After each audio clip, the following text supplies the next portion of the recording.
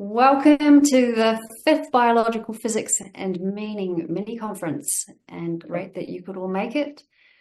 We are exploring inner peace and social harmony today, and our speakers will be presenting an overview to spiritual and human potential development that could steer conscious human-machine interactions and social contracts towards individual inner peace, self-responsibility and self-governance, regional and planetary peace, and social harmony. Our first speaker today is Shahar Shalom Yadin. Shahar is an ambassador of peace, systems thinker, and a lawyer born in Jerusalem, Israel. He has a Bachelor of Laws honors from the University of Papua New Guinea and is a doctoral candidate at the University of Southern Queensland in Australia.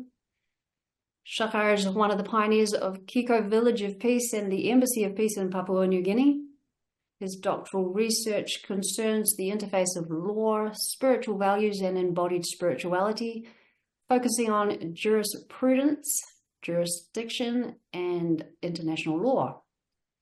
In his presentation today, Shahar will share aspects of his autoethnographic research into the peace propagation process, using metaphors from the life cycle of a butterfly and his own journey of spiritual and mental transformation. He will also construct the potential contours of a qualitative individual peace propagation process model, which will then be explored and examined using insights from ancient spiritual wisdom and modern science. So with that, Shahar, welcome. Nice to have you with us. Oh, hello, everyone, and thank you, Carrie and Embassy of Peace, for the opportunity to present, and thank you all for being present. Today I'm going to talk about this presentation, butterflies and the peace propagation process.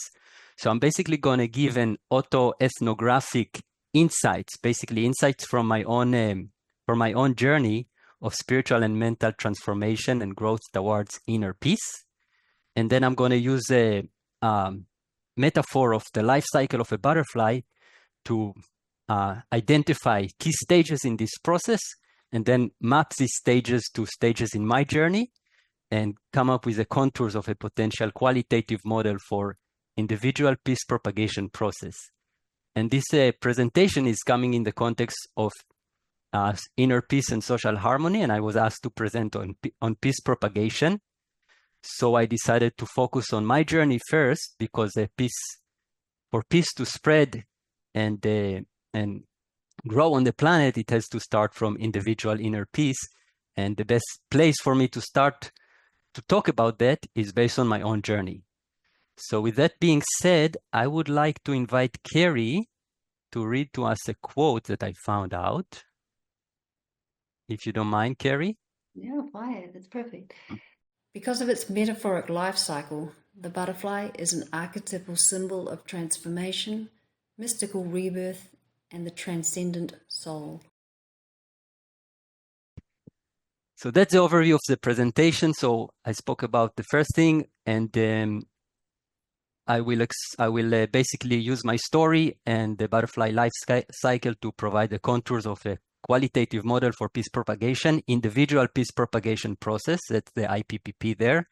I will explore various scenarios under the model and some interesting homomorphisms with other processes, and some insights from chaos theory, and some existing mathematical models of peace propagation and how they relate to what I'm going to talk about.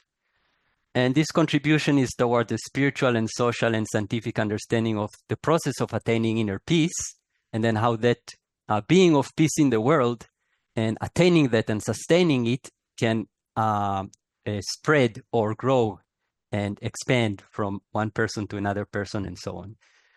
And that will help to shape, I hope, some of the ontological and phenomenological dimensions of inner peace and its propagation. And they're going to be a bit of phenomenology in this presentation. I think this presentation is best fitting within this paradigm. And some disclaimer, I'm not a scientist. I have a very basic knowledge of science, and I'm aware that I'm presenting to a community of scientists, and I'll do my best to make it as engaging and interesting to this audience as I can. And I have a very basic, very basic knowledge of zoology. So I hope that I'll get the terminology right when it comes to the butterfly. Okay, so this is a pictorial view of the presentation, really, of the whole model. And here on the right side, we can see the butterfly life cycle, basically starting from an egg to a larva or a caterpillar going inside of a cocoon, and then it comes out in what's called enclosing. It dries, it does its first flight, and then it becomes a mature butterfly. And here I selected 5 pictures from my journey that for me are indicative of those different stages in the life cycle of the butterfly. So this is, we can see already the names I give to those stages: incubation, chaotic exploration, that's basically childhood, teenage years, transformation and metamorphosis, that's my deep meditations and inner work. Wing spreading is starting to travel as a form of aspiring agents of peace or something like that. And then maturity and actualization, and this is me here in Papua New Guinea with a lot of children, and you know, hopefully one or some of those or all of them will be the next me's, so to speak, but on their own right and in their own way, and the cycle can continue and spread. So let's now explore each of those 5 stages on their own in my life and see what insights we can get from that. So the first stage, I call it incubation. That's basically in the butterfly life cycle. It's the egg. It's the egg stage. So the zygote is protected by an egg and a shell, and that allows it to develop into an embryo and finally hatch as a caterpillar. At this stage parallel my childhood, because I was also in my recollection of this experience, I had a shell of innocence and purity that protected me from the outside world, from the distortions, negativities, whatever chaos exists out there. And that's allowed me to grow as an embryo in my embryonic stage and also in my childhood. And I'll invite you to try to reconnect to that experience or phenomenology in your memory of being a child, and how you are kind of, at least in my experience, protected by this shell and bubble of really joy and purity and innocence, hopefully if you had a good childhood. And I was blessed also to be nurtured by a loving family in a community. And this is a picture of me in my 3rd birthday or something like this. The next stage, I call it chaotic exploration, and I borrow it from something that I'm going to talk about a bit later on. But this stage parallels the caterpillar time. So the caterpillar, it goes through a bit of a chaotic process in some respects. It's eating continuously, splitting and shedding its skin, and growing even 100 times its size. And this stage parallel my transition into teenage years and early adult years. And this is where, in a sense, the shell of protection of innocence got pinched, and I got exposed to the outside world. And that was a very disturbing experience in many respects. And it evoked a lot of curiosity and willing to know more and absorption of knowledge, but also a lot of confusion and perplexities. And for me, I remember the teenage, I experienced frequent shift in my perspectives of life. And I even explored different personas to explore my identity more and more. I adopted different personas. Yeah. Now, this is very important for my presentation. That stage of the exposure from the shell of being a child protected to being exposed to something out there in the world, which is quite disturbing in many respects. And that explains a lot of maybe the confusion and whatever behavior teenage often portray. It's trying to make sense out of it. And I call this in this presentation the phenomenology of nakedness. All right. And I borrow the term nakedness, or I use it with reference to the stories of Adam and Eve in the Bible, where they, no matter what the metaphor really means, but they consume of something happens to them, and their eyes, they get exposed to a reality of the knowledge of good and bad, it's called there. And then their first reaction is to realize that they are naked, or to feel naked and to be ashamed and try to hide from the eyes of the all-seeing, all-present creator. And so that experience of nakedness, I kind of used, or that experience of nakedness, it's kind of describing to me metaphorically that experience of going from being a child to being a teenage, with now becoming more aware of that aspect of reality. Now, for me in my journey, there was some form of a dramatic or traumatic, even a tragic turning point that got to do with my participation in a compulsory military service and participation in an armed conflict. And I refer to Greek drama here, those terms, anagnorisis and peripetia. That's where the hero, that's the Greek, identified those stages in the drama, which are keys for the development of the story.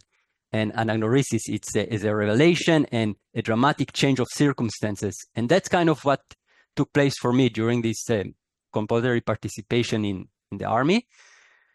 And that deeply disturbed my inner being. So that was a very disturbing event. And that event kind of sent me on a relentless quest to find answer to 3 questions, which is, what is peace? I want to find peace. I want to know truth. And I want to know the answer to the question of how comes there are wars in the world.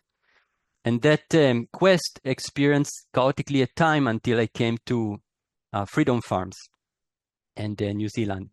And here in those 2 pictures, you can see that's very interesting. So I looked into some of the most ancient records that we have, and in both of our most ancient cultures, this is a Greek culture, Homer, Iliad, and this is the Vedas from Hindu cultures, the Bhagavad Gita. In both of those, the most ancient texts, we have the storyteller use the landscape of a war to put the hero in, and then the gods are playing with the lives of the heroes in that landscape, or using the events of the war to convey very important lessons about life, moral lessons and other lessons of wisdom.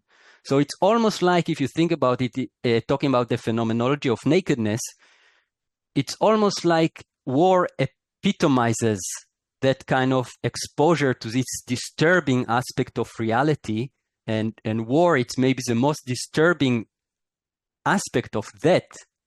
And that's what I got exposed to. So it deeply disturbs something in me. And maybe you can connect to your time as a teenager and see if you can somehow recollect similar experiences or feelings.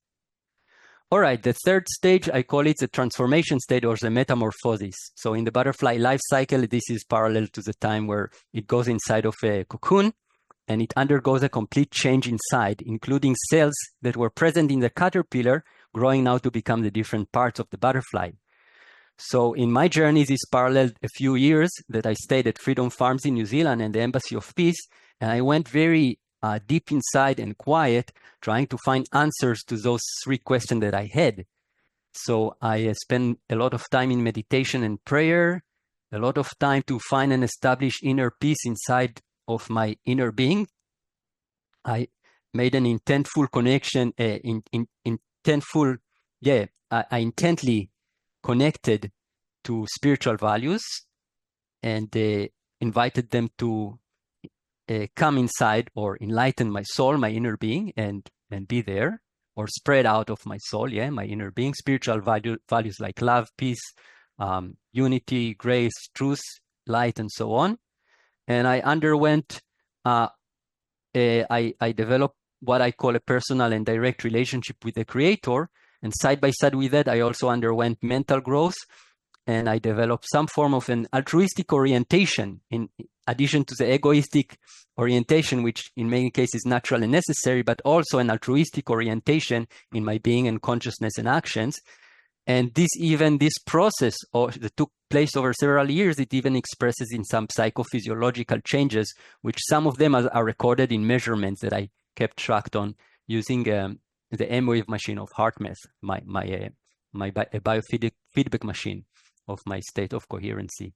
This is a picture that indicates or symbolizes for me this part of my journey. This is me doing deep meditation. And for me back then, I used a book called Paradise Landing, which is a book of prayers and values that many of you know, of course. And I used to put it like this on my heart, because that's back then I felt that this is what worked for me. Now I don't do it. And by all means, I don't think that this is the only way to do it or the right way to do it, by all means, no. But back then, it just how it was a means for me to connect to the values. All right. So I was doing this for many hours a day, basically. And in that stage, I actually was able to maybe reconnect or reestablish this being of innocence and purity that I experienced as a child. And that was basically my biggest correction, or my biggest journey, was to refine that inner being of the child in me. But this time, having my experience of being exposed to the nakedness of the world, the ugly side of things, that's time to do it consciously. You're not anymore protected by this shell that automatically protects you as a child, but this time you have to develop that kind of purity and innocence and protection yourself, knowing already what you know about how the world can be and often is. And then after some years came a point in time for me to step out of that cocoon of Freedom Farms. And basically, like the butterflies that coming out of the cocoon, it hangs, it dries, it starts to have its first flights. And this is parallel to the time when I left New Zealand. And I started traveling as an aspiring kind of agent of peace or ambassador of peace, however you want to call it doesn't matter, in places like Australia and Papua New Guinea and Hawaii. And now I had to learn how to sustain and uphold this inner being that I found again and developed during my times in the cocoon, but this time in an environment which is outside of the cocoon, and in different environments and interacting with different people. And I had to experience living in faith and relying only on God's grace, or the grace of the greater hand of life, to provide for my daily needs, which it always did. And in that, I had to grow in my capacities to bring values and peace to people, and how to keep on sustain and nurture that being while interacting with people and trying to be of meaning and value and peace in their life, a presence of value and peace in their lives. And throughout all this time, I continued to contemplate my higher call as an ambassador of peace, and that naturally, as a result, I guess, of my persistence and commitment, it naturally transited into the fifth phase in my proposed model, which I call maturity and actualization, which is when in the butterfly life cycle, it's when you have a mature butterfly and its main role is to reproduce. And it's kind of interesting that in doing so, it also helps plants and flowers to also reproduce by carrying and spreading their pollen. All right, and this stage kind of parallel my time and work as a form of ambassador of peace or something like this in Papua New Guinea and other countries, and it's ongoing. So this is the last maybe few years of my life. And in this stage, I was able to actually touch the life of a considerable amount of people and somehow support them to find inner peace and establish them. If, of course, it's based on their commitment too, but I was there for people. And I was able to privileged to touch the life of many people. I mean, for me, I consider it a considerable amount of people. And in Papua New Guinea, I started also connecting to people up the highlands and working on facilitating, together with local people there, a peace propagation process up the highlands over there. And this is going really interestingly and amazingly in many respects. And I also started to commence the work of articulating some of the lawful and legal considerations associated with people who devote their life to benevolence and altruism. And this is basically the topic. Basically, this is the topic of my PhD, which I've just started half a year ago. So I'm starting to get very deeply involved in that now. All right. So these are the 5 stages that I propose as the contours of these qualitative models of individual peace propagation process. And here, this table can just put some order for us for a second and revise the stages. So the butterfly starts from an egg, caterpillar, cocoon, coming out of the cocoon, mature butterfly. In my journey, it's my childhood, my teenage years, the maybe inner time I had, the retreat. It's like a retreat, transformation. Inner transformation, and then starting to travel in faith, getting out of the cocoon, and then being like a mature form of a butterfly. And this is some of the timeline, you know, that's interesting always to look at the time dimensions and how long do those things take, does these things take.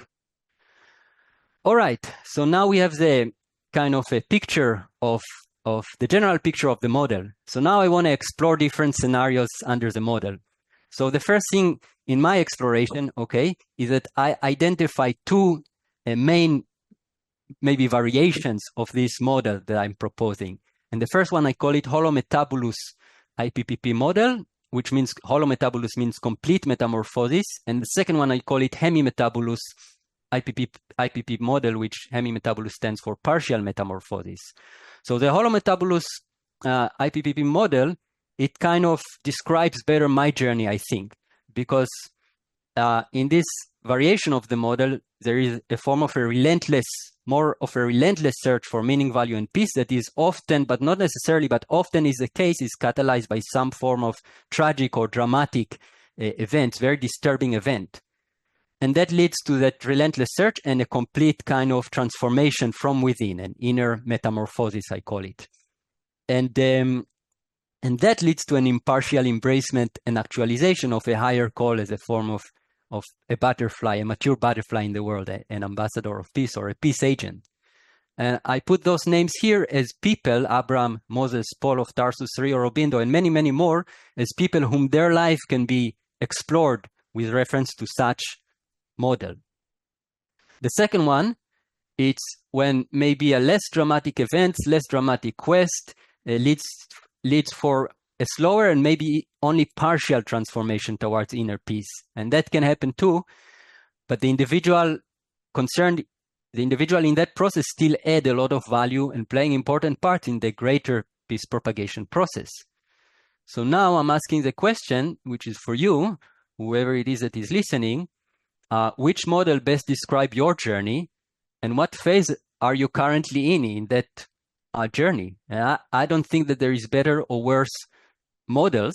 I think both are very important and play a complementary part. But you can somehow try to relate those models to your journey and see where you are. And if it resonates with you and if it describes somewhat of a something of your journey.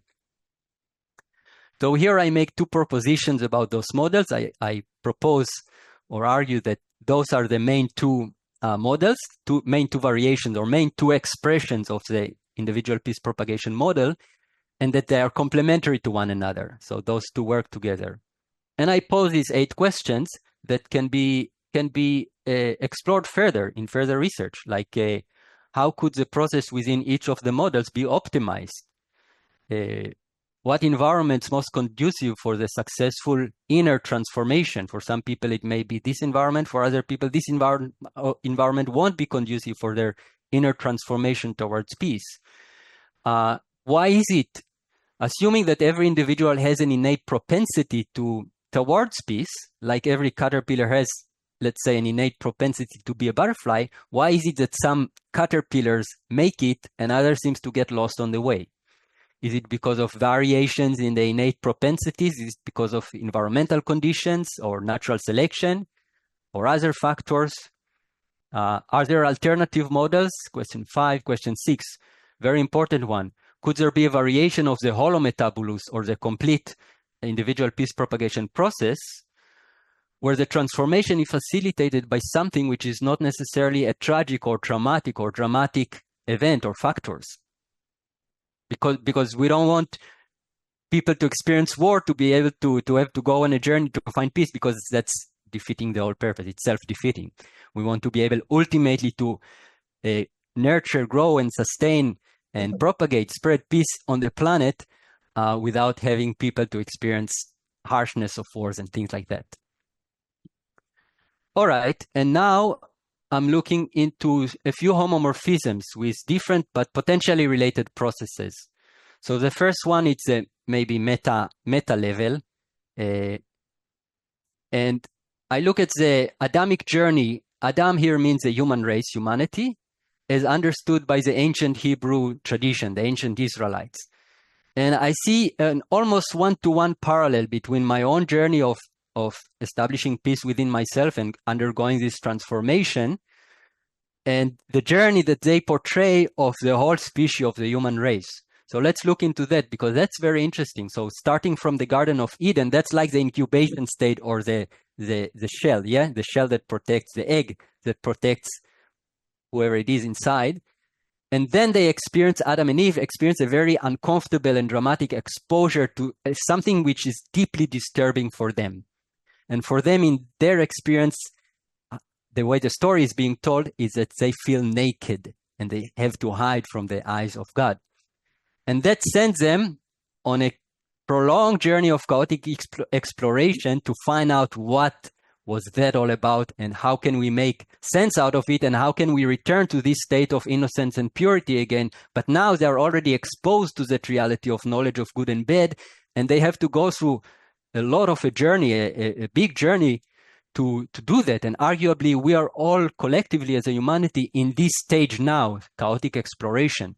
But then in the stories of the Israelites, God quite forcefully in that story takes a branch of that humanity called the children of Jacob and kind of coerces them, pushes them, forces them to undergo a 40 years retreat transformation. So this equivalent to a cocoon, yes, a time in the desert equivalent to a cocoon. And for them to find inner peace and holiness, and then get out of that shell, of that cocoon, of the desert, and be those agents of peace, or butterflies for the whole world that spread peace. But their metamorphosis was incomplete, as we know from the story, and so the process is delaying and delaying and delaying, but with a prophetic promise that one day we'll get there, a peaceful and holy humanity where everyone has this inner connection towards that higher being that enable them to really know how to behave, know what's right and wrong, and have this peaceful, harmonious life. The second homomorphism, it's not one-to-one, it's with the cycle of creation of knowledge and meaning. So now it's talking about brain dynamics and consciousness, and this is where I borrowed the term chaotic exploration from. So this is based on the work of Freeman and Joshua Davis here with us, Robert and Florian Skubeler, who is here with us too. And the way I understand it, and they can correct me later on, but it starts from a baseline state of the brain that is interrupted with a signal. And then there is a phase where the brain tries to make sense of that phenomena. And that phase is called chaotic exploration and this is just milliseconds really, that the brain doesn't know what to do with it. And then at some point, a realization takes place, an aha moment that facilitates or opens up a new phase called chaotic integration. Okay, that's what it was about. And then integrating that signal into the brain. And then after that integration finishes, it's a return to baseline, but with new meaning that has been created and assimilated. So you can see some form of homomorphisms here with the chaotic exploration.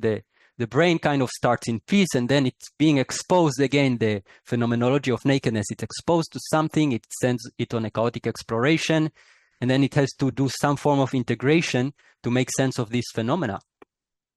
Now, it's possible, and Davis and friends pose this question in this paper, that over time, a sequence of such cycles of creation of knowledge and meaning, each one of those is again just maybe a few seconds, over time can result in the development of a new cognitive map. And so we are interested in the process of peace propagation or individual inner peace. And so maybe a sequence of spiritual experiences or meaningful experiences over time somehow help to shape a new cognitive map that is more conducive to host a way of being in the world of peace. And Joshua's making here an interesting connection to the work of Panikar and speaking about spiritual experiences and how the persons who undergo these experiences then have to find a way to recollect them and then integrate them and articulate them and express them finally in language and culture. So how a spiritual experience can be very disturbing at times and very kind of out of the blue, but then the person who undergoes it have to do the work of making sense of it in his or her consciousness and being, and then even transmit them into culture and language by a form of expression and integration. And ultimately, this process should happen harmoniously, or we would like it to happen harmoniously. So here I kind of sum up these isomorphisms or homomorphisms in this table. All right, so here's we can start from the easy one. This is a Adamic journey from the Garden of Eden, chaotic exploration. That's the exposure to the tree of knowledge of good and bad. The Israelites are taking to 40 years retreat in the desert, and then they enter the promised land as potential agents and ambassadors of peace to all of humanity. But because the transformation was incomplete, then we have a lot of delays, but with a promise of prophecies of peace, a complete peaceful ending, yeah, a happy ending at the end. And then we have the cycle of creation of knowledge and meaning. So yeah, you can look into that. And the spiritual experiences, yes, so living a kind of a normal life, so to speak, in quotes, yeah, and then having a pure spiritual experience, having to retrieve it and interpret it within myself in a way that could make sense to me. So that's now I'm developing a new cognitive map, and then having to learn how to express it in language and culture and integrate it. So now this experience or this being of peace that I establish within, or whatever it is of that nature, this Garden of Eden that I reestablish within, now through my life, I express it and integrate it through my existence, through my words and actions within the context of the general society of culture, language, and history and geopolitics, or whatever it is that I do, PhDs, whatever it is, it doesn't matter. These are just means of expression. And this is how I propose peace propagates. The only way for peace to propagate is from within out, from the individual outside. So here in this graph, I forgot to show, that's taken from one of the page pairs. That's the cycle of creation of knowledge and meaning in the brain. You see the signal is introduced. This is time of chaotic exploration, aha moment, integration, and return to baseline. And this is a picture by a Dutch artist called Bos, which is from quite a long time ago. And you can see here, I'll tell you what it represents for me. There are a lot of details in the picture which are quite profound. It's amazing if you can find it, look into it and explore it. But to me, this is clearly the original Garden of Eden. And this represents two different extremes in our chaotic exploration, trying to restore this state of peace and holiness and purity and innocence. In here, though it looks great, these people are mainly self-indulging in pleasures. So it's not that great, actually. And here it may look good, but not really. There are a lot of weird stuff. And although he painted it almost 500 years ago, probably, you can see here things that are almost like AI and computers and phones and I don't know what. It's very, very interesting, the details that he created. And yeah, and good things too, but a lot of weird stuff. So as for me, I don't necessarily want this reality, and I don't want necessarily this reality. Both are pretty chaotic for me and not necessarily the ideal of peace. I want something more like the original Garden of Eden, but with some of the good things that exist here and some of the good things that exist here. So I think both kind of portrayed in this picture the chaotic exploration journey of us as Adamic race or humanity. Okay, now, because I speak about butterfly, and the butterfly is featured in one of the key concepts of chaos theory, and if we're talking about archetype and this type of things, phenomenology, archetype, Jungian archetype, then that maybe is not by accident. So I thought it's interesting to explore chaos theory with reference to this presentation or this exploration, yeah? This model. And so we can look into that. I won't go too much into it. I'm not an expert, but I have very basic understanding. But this is something to, you know, stimulate our interest and maybe lead to further exploration, future exploration.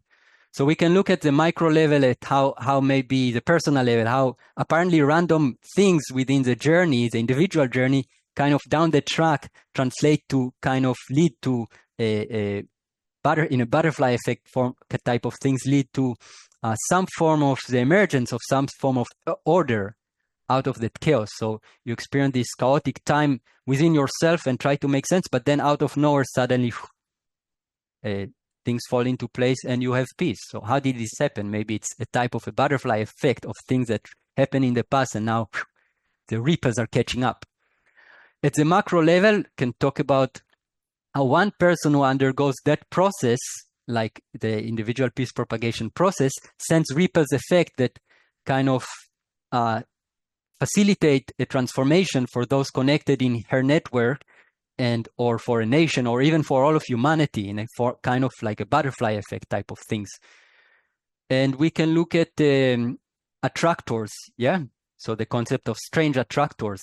What type of, in the individual level, what type of attractors exist within this process in the different stages of, and particularly in the chaotic stages of the process.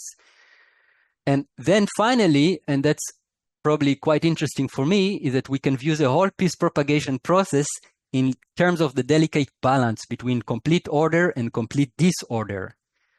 And peace represents complete order, and complete disorder is something that we don't want to represent and we don't want to imagine.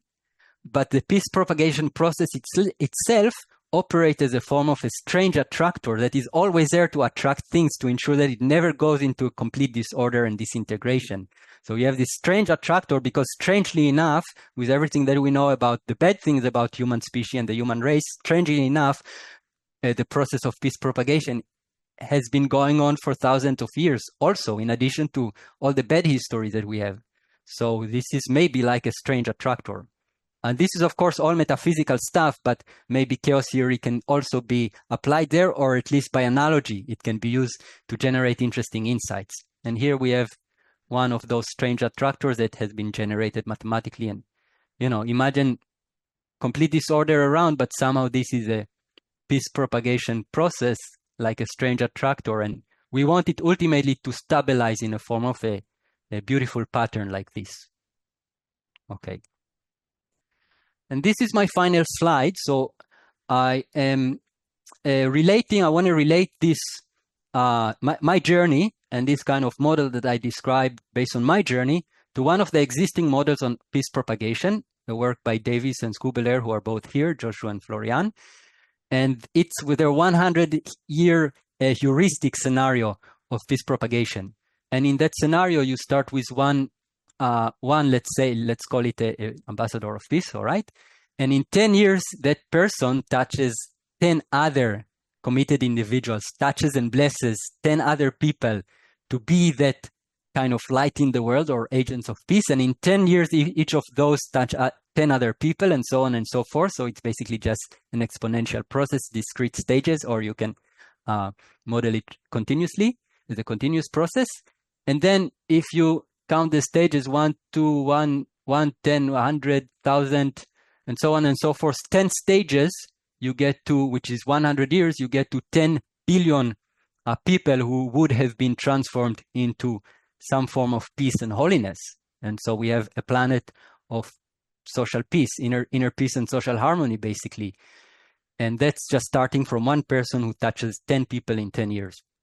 Now, I went back to my journey and I tried to quantify my process, putting numbers to some of those things that I experienced, or some of the processes in my journey. And I came up with 13 years as a time that took for my transformation. And I came up with 3 as a number of people that, let's say, I touch, and now they kind of have transformed to be that kind of, let's say, agents of peace in their world, in their environment, in the world, and in their environments. And then together with Joshua, we inserted those numbers into the model.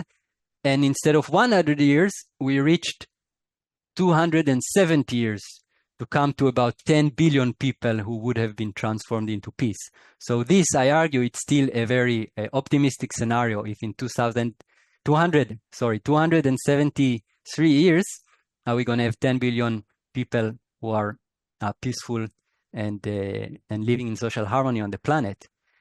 And this brings me to the end of the presentation. Here are some references. Okay, so you can look at some of the papers here.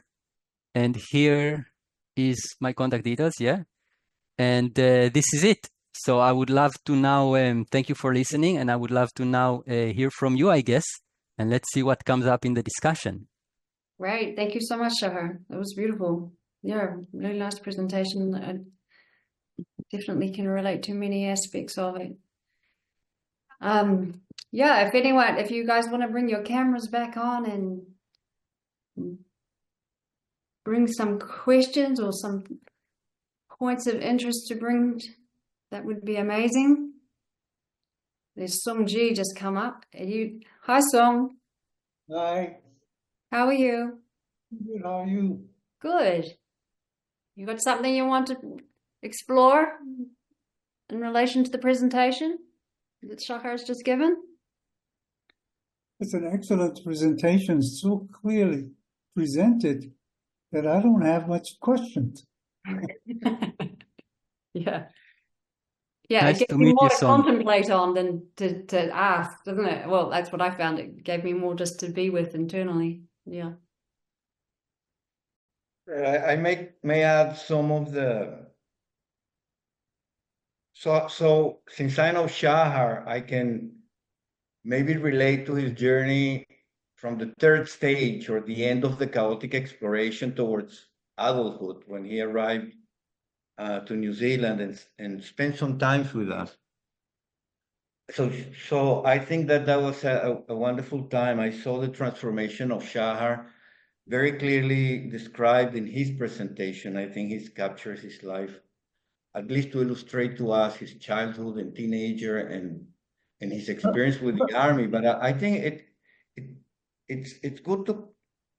So I can tell you a story that was very significant for Kerry and I in New Zealand in 2006, and somehow Shahar arrived to our lives after a set of prayers that many people were, in New Zealand of our group was holding in our hearts to find in the context of the conflict that was taking place in the Middle East, who were the people who were really ready to grow and if there was a people who that life and the creator or themselves within themselves could bring closer to us so that we could share. And after many meaningful events on that year, that was 2006, suddenly after a while, Shahar arrived to us and we were sharing about biblical stories. And one of them was a story of, I think in the New Testament, where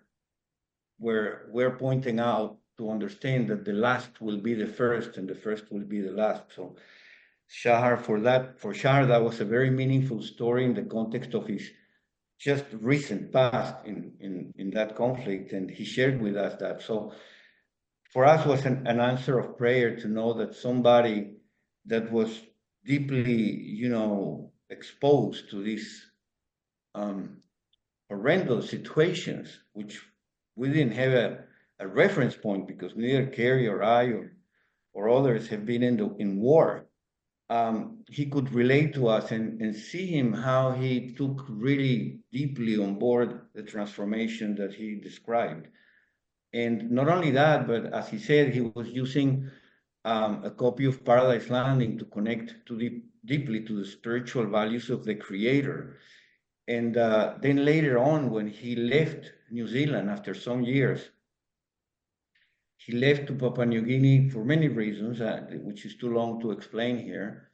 And he ended up connecting with the people of Papua New Guinea so well, and particularly the natives of a certain area remote, and far from Port Moresby, and even I remember having conversations with Shahar where he was telling me how he was using and presenting the values in Paradise Landing to the kids and the mothers and the parents of the tribes, and all that process of deep conversation with the communities there started in the context of a country which is a little bit mixed up between the different denominations of Christianity and a little bit of Judaism and some other tribal understandings, to try to bring together a form of spiritual connection, direct line with the Creator and the universe, which is not tainted by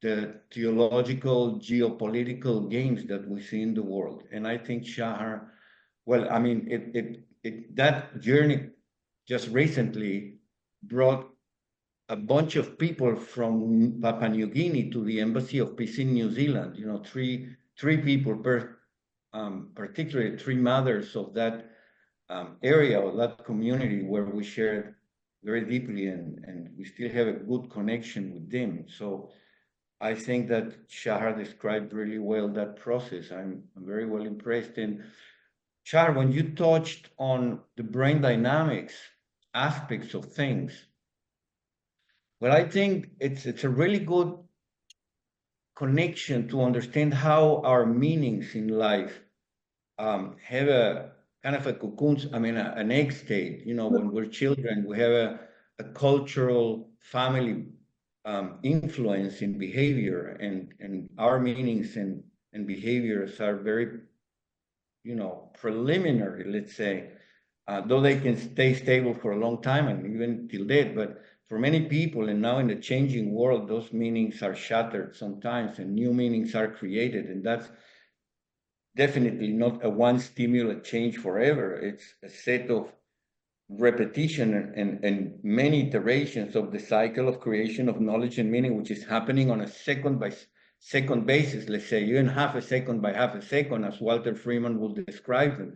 You know, the meanings are recreated in our brains, but particularly those meanings that are, you know, very significant to us, and the values that they represent to us, that may actually, in the form of memories, being recalled, and then with new experiences shape and develop our understanding of reality. So I think that was a great presentation. Thank you, Sharon.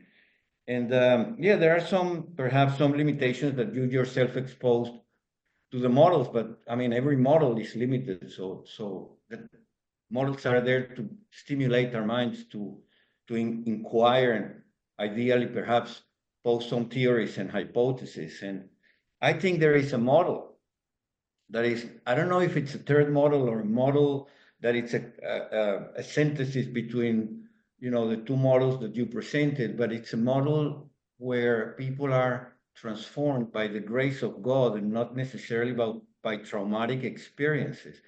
Though I think when people seek for a connection with God, like Jacob, let's say, in the desert, and he has to wrestle with the angel until he sees the face of God.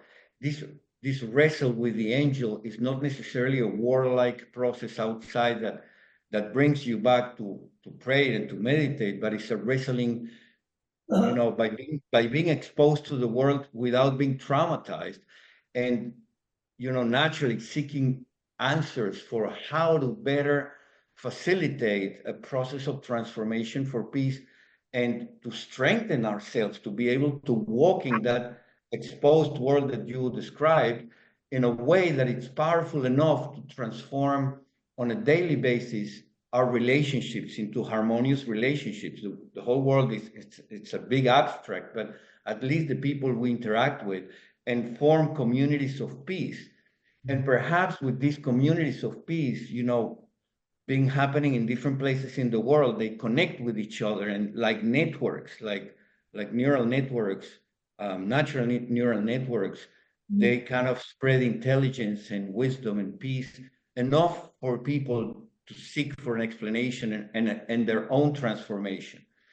And so I think that, you know, that graceful transformation, it's, I think, a transformation that happens via the families who are harmonious, via the families who are open and allow dialogues between families, and via the individuals who, you know, gracefully have their struggles in life to understand life, but then they are illuminated by the grace of the Creator or the higher intelligence of the universe, depending on the metaphysical framework of the viewers and the readers of our work. But and that transformation eventually leads to a person who can be, you know, conceived as an ambassador of peace or a peacemaker in the literature of the ancient wisdom.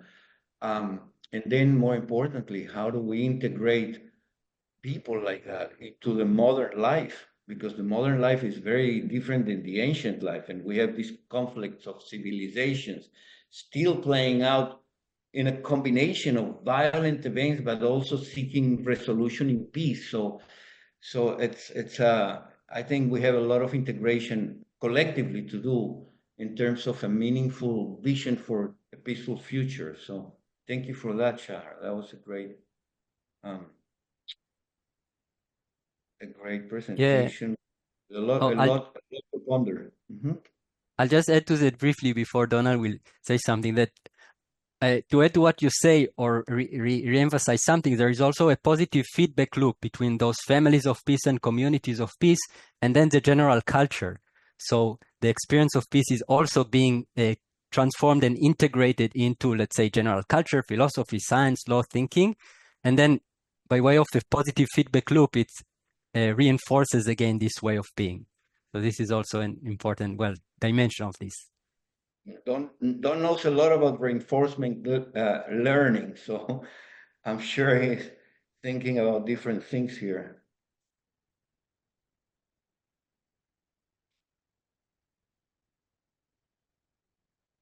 We're not hearing you, Don. For some reason, your audio is not playing. By the way, while he fixes that, he posted to all of us a link to the picture that you described. Thank you. Yeah. Yeah, and so you can probably hear me now. Yes, we can. Yeah, okay. So yeah, I mentioned that the Garden of Earthly Delights is in the Prado, and if you're ever in Madrid, I recommend to go see it. It's huge, and will blow your mind. And I think it'll wind up having you want to spend all your time in the left part. But anyway, it's a pretty amazing painting. I think you would really enjoy seeing that. And we spent half a day in the Prado, and it felt like half hour right after actually seeing it in Barcelona. But my question, so two new words for me out of your presentation, hemimetabolous, holometabolous. And I'm new at it, so I still had to have those staring at me on the screen to say them correctly, hopefully. I'm curious whether these map to cycles in multiple spiritual traditions. So you spoke about mainly, I think, the holometabolous mapping to the Jewish tradition, and then briefly you mentioned how the other one also can manifest. And I'm curious whether that it seems to me that might be a universal theme, and that if you've been thinking about that or plan to write about that, that's one thing in academia. Sometimes you hit on something and it becomes a gravy train. So you could write one paper and then suggest the next one and the next one and the next one, and before long you've got a machine producing the implications of an idea. And I have not seen this idea before, so I like it. I think it has legs, and I'm just curious, have you explored that with regard to one, both of those themes, and two, with regard to multiple spiritual traditions? Yeah, the homometamorphosis and hemimetamorphosis is quite confusing, I think. Yeah, in my insight or experience, these two processes are universal, so they're not unique to one culture, by all means, no. And in fact, most likely in every culture you'd have both, because in my propositions, in my maybe what I'm proposing, that they are complementary to one another. Both are important. But it will be extremely interesting to do what you say, which is to look into the different spiritual models, so to speak, that exist in different cultures and see if there are parallels there. And that would be a very interesting work. I do think you're onto something. I do think you're onto something. I can add to that, Shahar and Don, that in the ancient Israeli wisdom, which develops to the Zohar for example, or Sefer Yetzirah, we have those forces playing out very clearly. In the Tao Te Ching too, we have yin and yang playing very clearly. And also, so to stay for a moment in the ancient Israel like world, we have a side on the tree of life, which is the side of mercy, and we have a side which is the side of justice. So there is no mercy without justice. And of course, the whole tree of life is kind of tilted to the side of mercy. Mercy has the last word. So we always try to solve problems via the loving and kindness and merciful way with light and understanding. And that plays out in, at least in ideally what should play out in international law and politics. I mean, we have to exhaust this diplomacy before we decree war against anybody. So that's more on the side of mercy. And when that doesn't happen, then justice enters the realm of correction, which are hard corrections for all of us. You know, we're not exempt of hard corrections in humanity.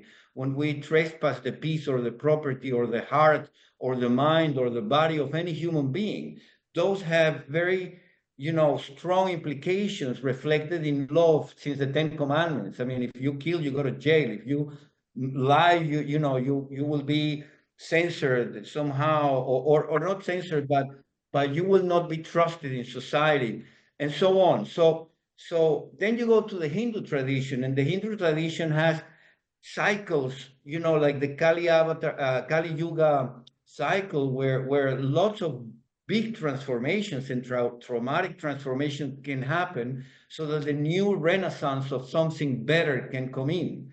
If you think biologically, I mean, turning a caterpillar into a butterfly, it's a very traumatic transformation, I would imagine, biophysically. I mean, you're destroying structure to create new structures in that sense. And so and I really like that you hinted, Shahar, at the default is not, that we need to destroy to create and go through pain to create, but in occasions, like in the flood in Noah, destructions will happen if human beings are not paying attention to journey through a more graceful path. So basically, this brings us back to our attentional system, awareness, how we pay attention to reality.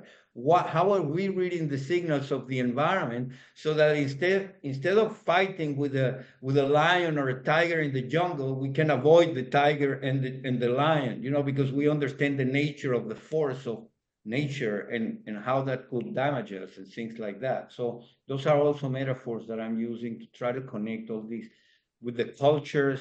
And there are many symbols in different cultures, like forces of nature and hurricanes and tornadoes, that are sent to humanity or we experience because we need to shift paths. Now, pain in our bodies, it's an exception mechanism. So it doesn't kick in half of the day for you to find peace half of the day. Pain, if you put your hands in boiling water, it will kick in to save your hands. So pain is a warning to the body to remind you that your body is not where it should be.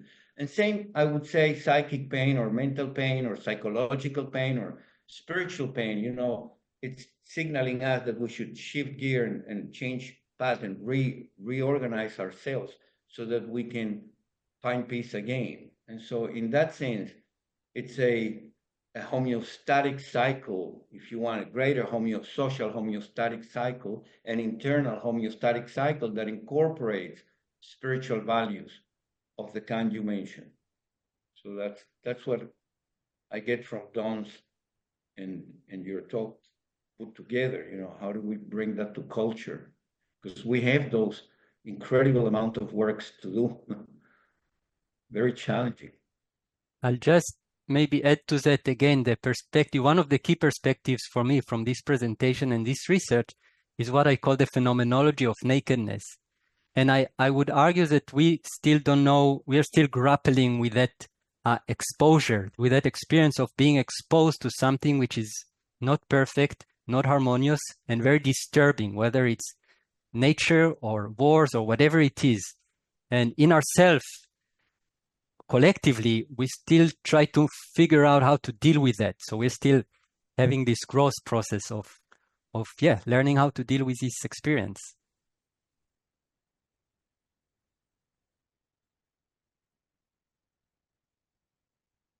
Fantastic. Anyone else want to bring something forward?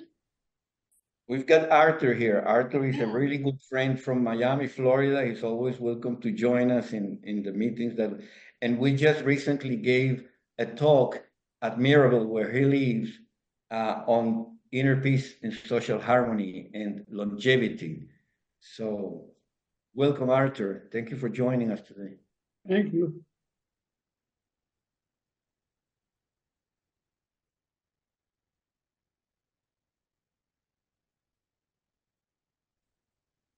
I just posted a couple of things that are relating kind of to that interaction between what Shahar was saying and anyway, the other side of metamorphosis is in Franz Kafka's Metamorphosis, and that's the dark side of metamorphosis. And then Ram Dass suffered a stroke, and he wrote about, well, he gave a video about that in a documentary called Fierce Grace.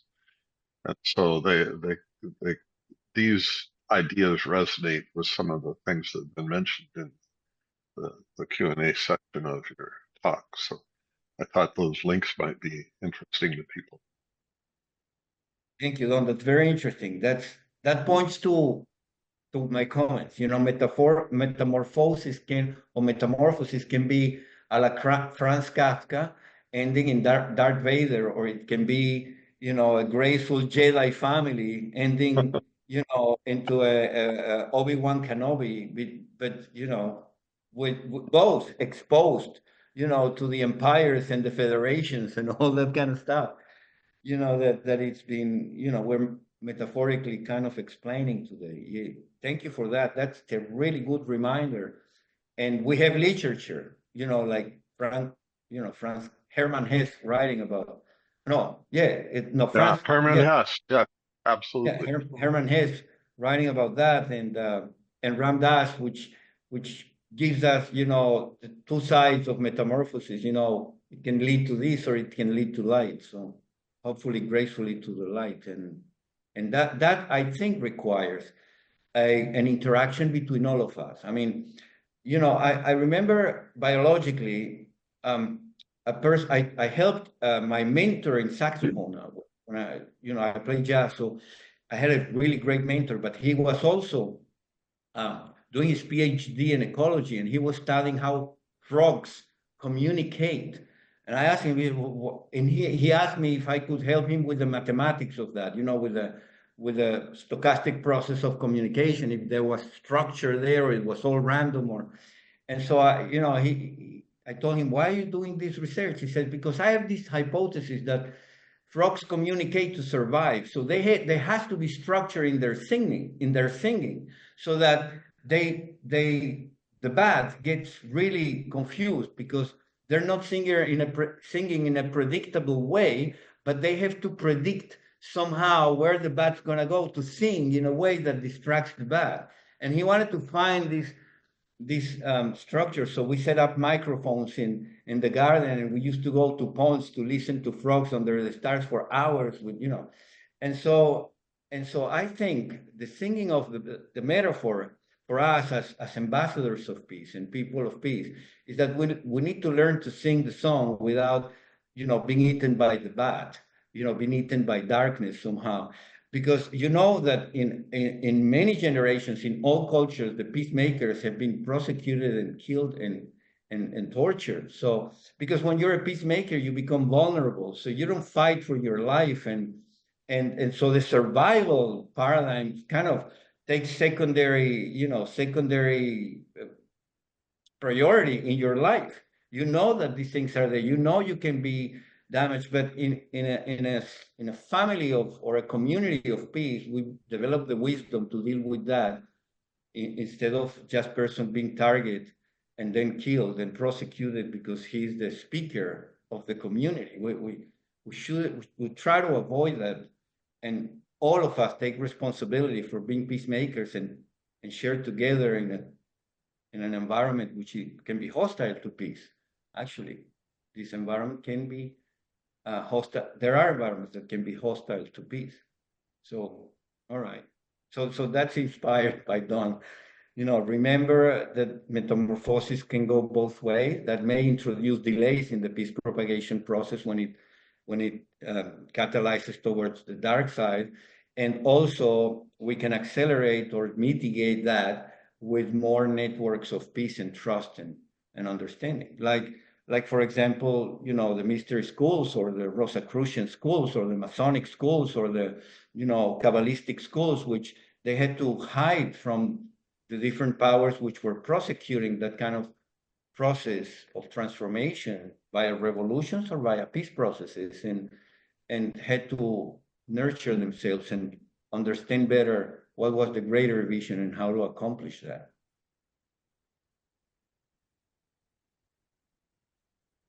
Well, School of Mystics like St. Francis, who knows?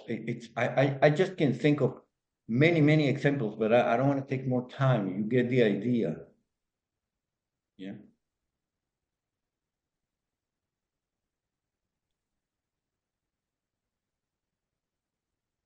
Okay, so something for me with the metaphor with the butterfly shahar, I like the beauty and the simplicity of it. I think bringing the peace propagation model to something so simple, because like the task of bringing peace to this world can be somewhat, like Joshua's often said, it's an overwhelming task if you focus on all the parts that need to be done. But to bring it back to how you brought it to your journey and to see the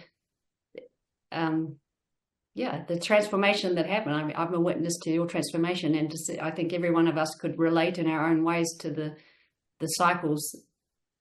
We can see those reflected in different aspects of our lives, and it also reminds me of the title and of Don's talk where he said there's reason to be optimistic. I think with the butterfly, that whole thing is like, it's happening. Yeah.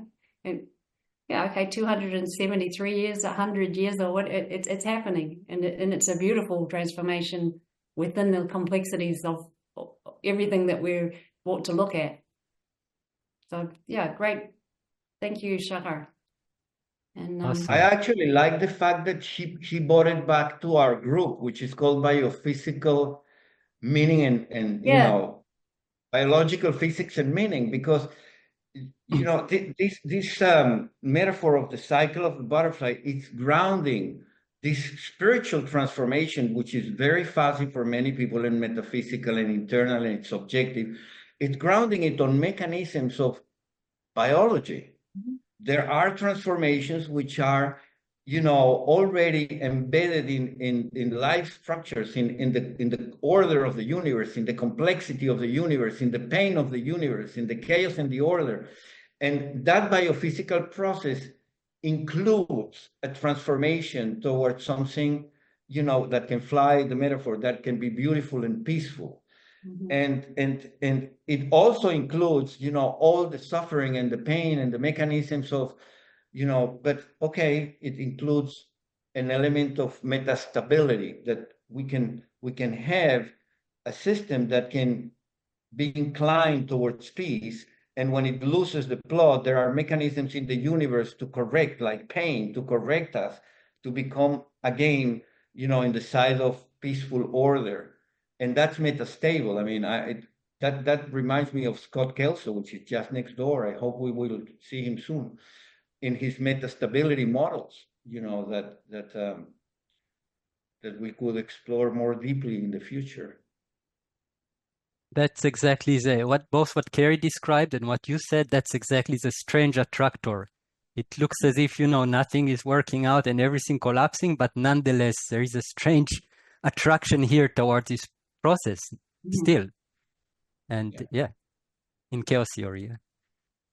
Well, you're home with this language. I mean, here, a lot of us have delved into that very, very deeply. So, all right. Okay, if anyone has any last thing to bring, otherwise I think we'll get ready to move on to our next presenter. No? Okay, Shahar, thank you. and we're going to move on to Florian Schrubler. Flo is an ambassador of peace with an academic background in political studies and a research interest in social dynamics as well as heart rate variability and neuroscience. His presentation will explore the possibility of an economy based on actions of kindness with the aid of systems dynamics and systems modeling. Human interactions based on such a currency of exchange, actions of kindness, are considered, together with previous work on inner peace and social harmony, toward the manifestation of the ancient dream of planetary peace and the peace propagation process. The dynamics of a small community are explored where soft variables like quality of space, understood as the spirit and the atmosphere of the community, become very relevant, even more than resource availability. New tools and mental models are provided to complement and integrate other related models to describe complex community dynamics. So that's actions of kindness as the foundation for human flourishing and abundance. Thank you, Kieran. What I would like to introduce you to is the idea of an economy which is based on actions of kindness. And the idea is that, of course, as humans, we are not independent of one another, and we are interconnected. And so the question is how we can take care of the needs that we all experience, which we are unable to fully cover ourselves in most cases. And the current model proposes an idea where there is a form of accounting where people do things and get some kind of account in form of money or in forms of hours or whichever way it works. And therefore they take care of their needs. And the alternative that I would like to propose here is to have that kind of exchange happening via actions of kindness, where there is no record being kept of who is doing what for whom, but people are doing the things that are born within their heart and with their own goodwill and their own desire to do something good for someone else. And so I will start with oh my gosh, that didn't work like that. To introduce so what are actions of kindness? And so of course, at first, as the name already suggests, that would be an opportunity to do something good for someone else. And of course, in this doing good, the real need of the person who is the receiver needs to be considered. An action of kindness cannot be something which is just, the idea of something good, while actually it's not for the other person. Yeah. And so we can conceive that as an unconditional act of love. And it always must have a positive impact on the person who is the receiver. And of course, the person who is providing the action of kindness will have some kind of positive benefit themselves because they are enjoying that act of doing something good. However, that's not the prime motivation. And those actions are fueled by spiritual values, and they can be conceived as an inspiration by God's Spirit. Now, since, as Kiri introduced, there is a connection in the model with we're using system dynamics in order to illustrate different points in dynamics. And so we can conceive actions of kindness creating feedback loops of happiness and inner peace, which is based on the interaction of the two people, and from there growing outwards, where the two people is the person who is providing the action of kindness is enjoying that act, while the person, of course, who is receiving the action of kindness is enjoying that as well, both from the fact that someone is doing something out of their good nature, and also that it is something which is of genuine benefit to them, which then may reinforce itself, but also may inspire that person who is the recipient of the action of kindness to do the same for someone else. And so we can imagine a outgrowing process of feedback loops, of positive feedback loops. Now, within that model that I'm going to present, there are some key variables that we paid most attention to in regards to understanding better how such an economy would affect a small community, which is the framework that we use in order to introduce it. And of course, at the center, we got to have people, because that's of course, where everything begins for us. And we will need resources in order to make things happen. And then something which we will call a quality of space. And the quality of space we found here, where we kind of like drew a lot of inspiration from our experiences at the Embassy of Peace, and we will see later in the simulation, is something which is vital and central. Then we have the kindness that is being perceived by the other person, and we have inner peace. And so these five variables you will see also in the simulation being modeled. Now, I'm just going to give you briefly two definitions here for the quality of space, which is a state variable. And it basically quantifies the experience of the environment that people have, that they are immersed in, and in relationship to the other person and in relationship to themselves. And we could describe that something like the vibe that we have talked often about in the group. Then we have perceived kindness, which is again, it's a state variable, and really what it describes is like the kindness that the person is perceiving as the consequence of the action that is being performed by the other. Now, this is the systems dynamics model that we use in order to describe this this idea. And we can see up here, I don't know if you can see my cursor. Can you? Yes, we can. Yes. All right, perfect. So we see up here actions of kindness, and we have you can also use the laser point if you want. Yeah.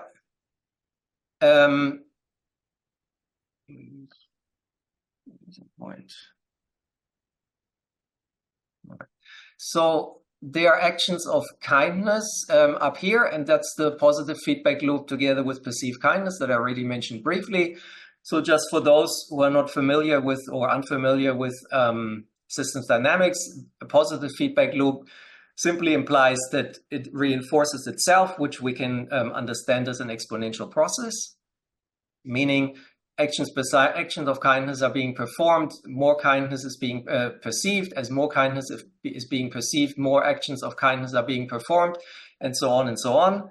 And you see those little pluses here in green. That simply means that whatever this variable here is doing, or this element here is doing, this element is going to behave in the same manner, meaning more actions of kindness, more perceived kindness, more perceived kindness, more actions of kindness.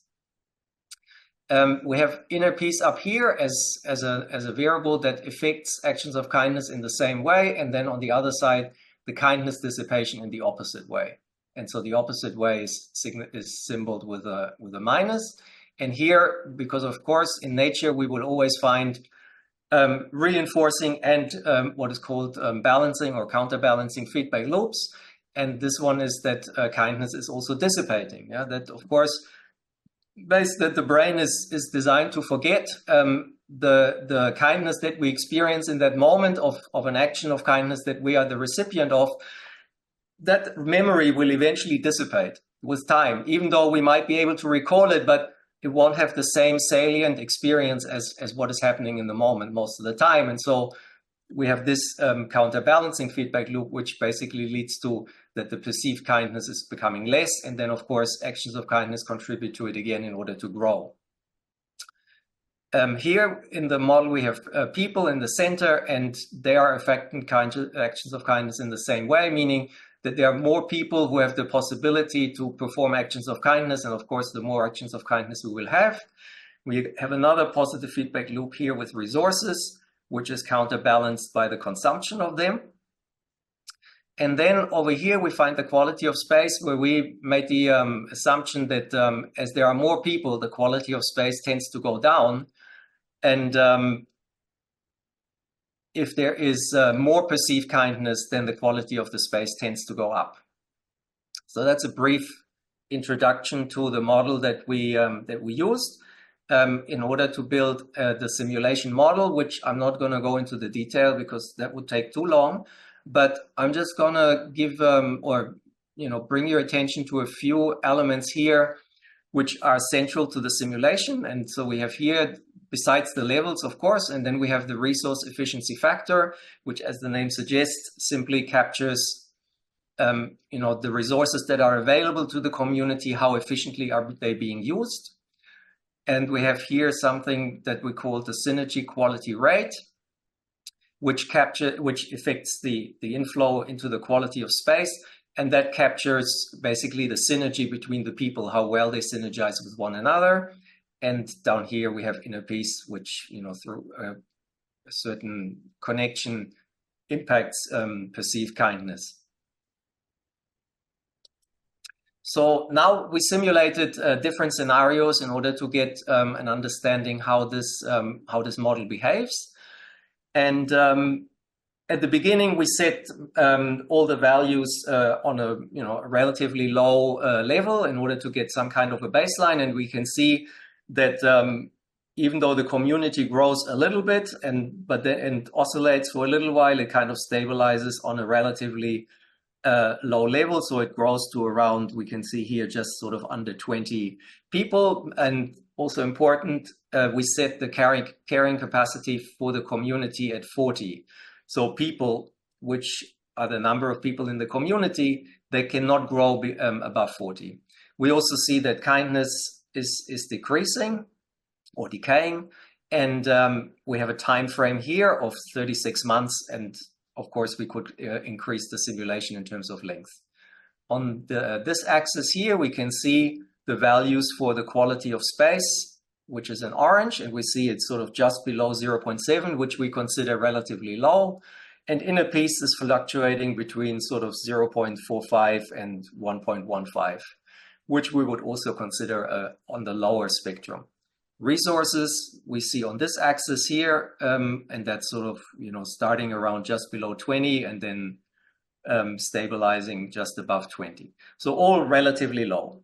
And so we use that, like I said, as the baseline in order to compare it with other scenarios. And so in this one here, we left inner peace at the same value. We increased resources significantly, and we also increased the quality of the space via the synergy quality rate that I showed you earlier. And what we can see now is that even though perceived kindness at the beginning is relatively low and strong fluctuations or oscillations, it then eventually grows and stabilizes on a relatively high level. And so we can see that in this case is mainly a consequence of the quality of space, because of course we left inner peace on the same level. And we can also see that the community grows not to its full carrying capacity, but very close to it. So here we basically did the opposite. We left quality of space in conjunction with the synergy rate low, as well as resources, but we did increase inner peace significantly. And so we can see again, the perceived kindness is going up. However, in this case, the community grows to a smaller number. And this we could conceive because the synergy between people is low, that for many people, even though those ones who are there, inner peace is high, but those ones who arrive, they may not find an entry point, let's say, or an easy entry point. And unless they already embody high levels of inner peace, it may lead them to leave again the community. And so the community stabilizes sort of on a medium level. In this model here, we did increase both inner peace slightly, and we increased the quality of space significantly while we left the resources low. And here we can see again, the community now can reach its carrying capacity, which is 40, since both inner peace and the quality of the space are high, and perceived kindness very quickly reaches a very high level where it slightly oscillates. And similarly here, we see a same or a similar result in regards to the perceived kindness. However, because the synergy quality rate is low, as you can see here, 0.7, the community once again cannot reach its carrying capacity, even though the resource level is very high. And so this scenario here finally is a summary of the previous two that I introduced to you. And we see medium levels of inner peace, high levels, quality of space, and high levels of resources, which of course would be somewhat of an optimum. And as we would expect, the community is reaching its maximum. All right. So there are some conclusions that essentially we can find that the quality of space and inner peace are the main contributing factors for the growth of the community. And these are all, like when we find high levels of quality of space and inner peace, it's always accompanied with high levels of perceived kindness.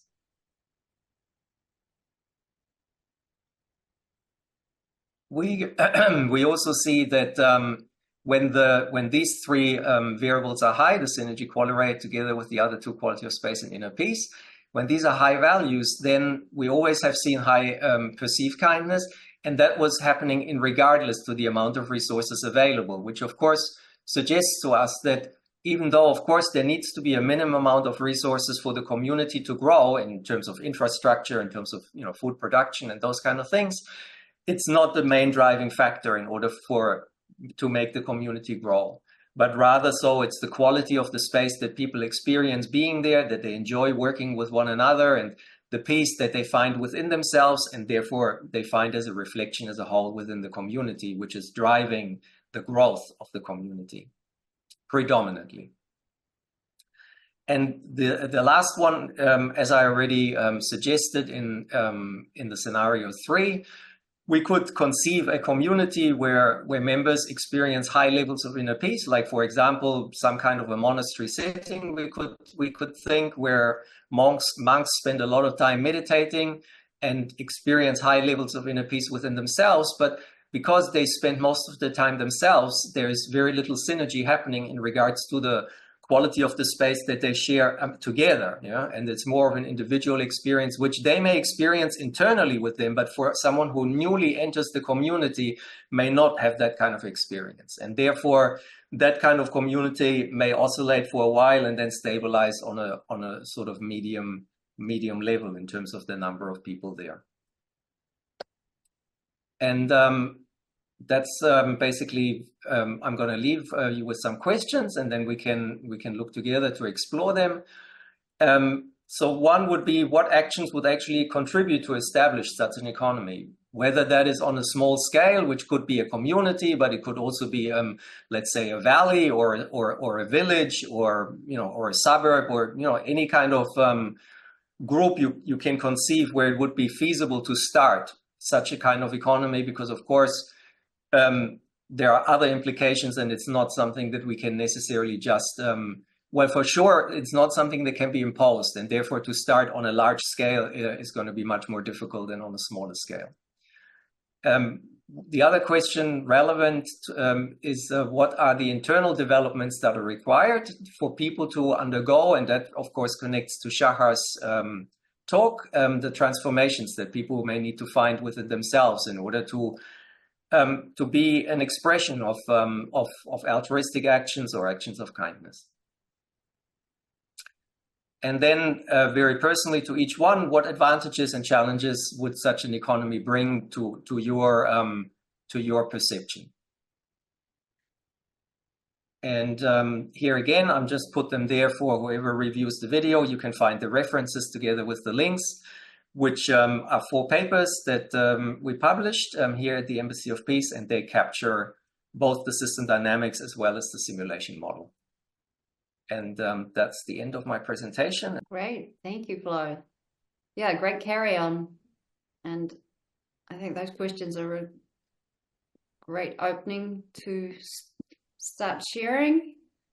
So anyone who wants to step in to... I'm curious about the synergy. I'm just curious if you could say something more about synergy and maybe examples and what the mechanisms of achieving the synergy are, how you know it's happening or know it could be improved when you look at a community. Synergy, I would describe synergy as when two or more people come together and we get a greater result than we would expect just from a linear process, you know. And of course, that's something which has to do with many different factors in regards to the skill set on a very practical level, but also how well people are able to connect with one another on a more deeper level, yeah, and that's sort of a spiritual, emotional kind of dimension. And of course, that's nothing that we can control per se. However, via an inner peace growth process, where we start to embody values such as love and grace and truth and light and unity, of course, we're going to have a higher disposition to connect with people well on those kind of levels, yeah, and therefore be able to experience a greater level of synergy. And that's reflected in the quality of space, because people, of course, it feels, we all know, it feels great when we work together with someone where we can see how it is just flowing and moving, and things are happening that we know by ourselves we wouldn't be able to do, you know? And so that improves the quality of the space overall for oneself and for the community as a whole. See, Don, that's a really important question, and I think the model that Flo presented gives us a lot to think about. What I can say about your question, Don, is that this is not just let's say, a family kind of like each other type of community we're talking about. I mean, we're talking about villages where people actually, like let me give you an example. A synergy manifested in the community that we're part of because centrally we share the same values. You know, we all have been exploring in different paths, in different times, until we met each other. We recognized that we had this inner foundation of truth and love and unity and synergy. I mean, and being willing to synergize, a commitment to inner peace. So the core values and the vision were kind of magnets for the synergy. And how did that manifested? You know, some examples. Well, some people were very versed in mathematical modeling, let's say, and some others were extremely good at gardening and building community and building structures, little houses, huts. Some other people had a very good grasp on political science, like Florian, and some others, you know, were connected with the art world, music and arts, and some others were connected with physics, quantum physics, and things like that. So all these diversity types of people, men and women, who were brought by life by resonance with values that we saw in each other, suddenly derived a common ground, which was the value structure and a vision to bring, you know, people like, you know, would say, well, I don't know what I mean, I had a vision, for example, Cali, I just want to dedicate half of my land, which is a huge amount of land, to the work of peace. And so it wasn't just, you know, our skills that we were sharing. It was just land. And you can even equate that in a smaller scale to what happened with the founding fathers and mothers of the Republic of the United States. Because they shared, according to the stories and the documents, they shared everything that they had as their hearts allowed and their physical restrictions allowed, to actually come up with a vision of a new world and try to come up with a new version of governance away from the tyranny of, you know, the Kingdom of England, for example, or Spain, or the European kingdoms. And so the question was, well, why these people had to break away from something so stable like the Kingdom of England in terms of, you know, political stability and things like that? Because they were oppressed. They were feeling that their quality of life and the quality of space of the community was diminished by perhaps the tyranny and the scarcity of resources for the subjects of the kingdom. But they were sharing some values which were really important for them to share, and they ended up being organized by life by these core foundation values. And those values are very well stated in the Declaration of Independence, where made with equal rights by the Creator to the pursuit of freedom, happiness, and justice. And okay, there are more values there, but that was enough to organize the community, to hold it together with a vision for a better world. And a little bit like, what brought together after 2,000 years of wandering around the world, what held together the Israelite people in a vision of return. I mean, it's values that resonate with each other, with a prophecy or a vision of peace and return that keeps everything that seems to be disintegrated together still invisibly. So really, I think the core values that we share are the driving force of the synergy together with the vision that we uphold as possible for the future. And all right, so I imagine every corporation has some form of corporate values and vision. So those are the magnets that I think invisible forces that foster synergy between us. We recognize in each other a greater possibility, and we stick together until we make it happen.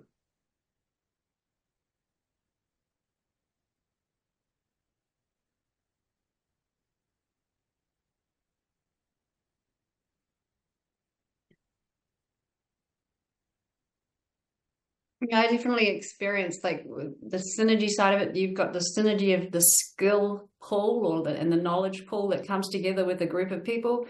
But I also know that in the experience, say just at the Embassy of Peace, in that willingness to synergize and to work together for a shared vision and values, the growth process internally, the expansion internally of who you know yourself to be, it expands.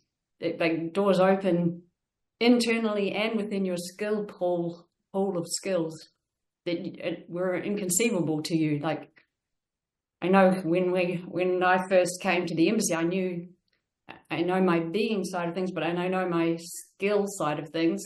But now after this, we've been on this journey for the last 20 years, my skills have gone in places I never, ever imagined. And that's got a lot to do with synergy for me as well.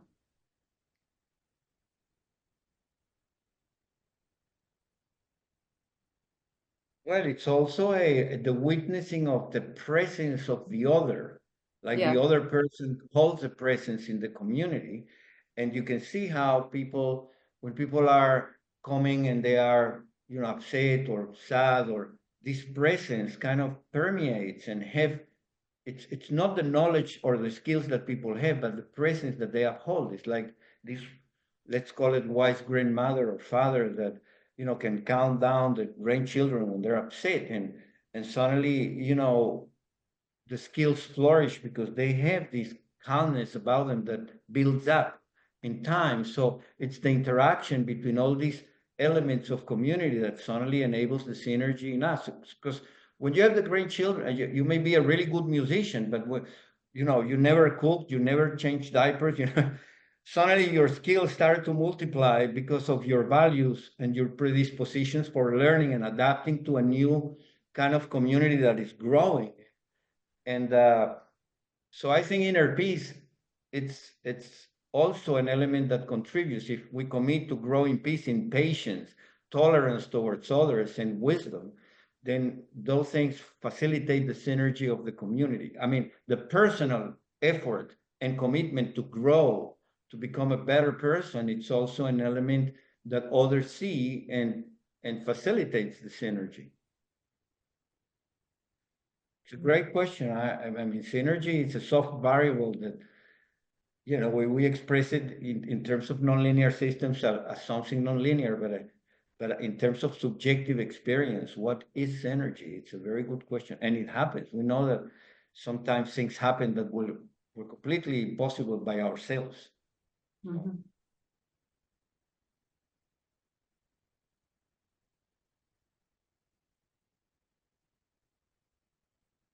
I hope that does justice to your question, Don. Yeah, that does fit really well. It gave me several ideas. Well, both while you were talking and while Florian was talking, several synergies arose.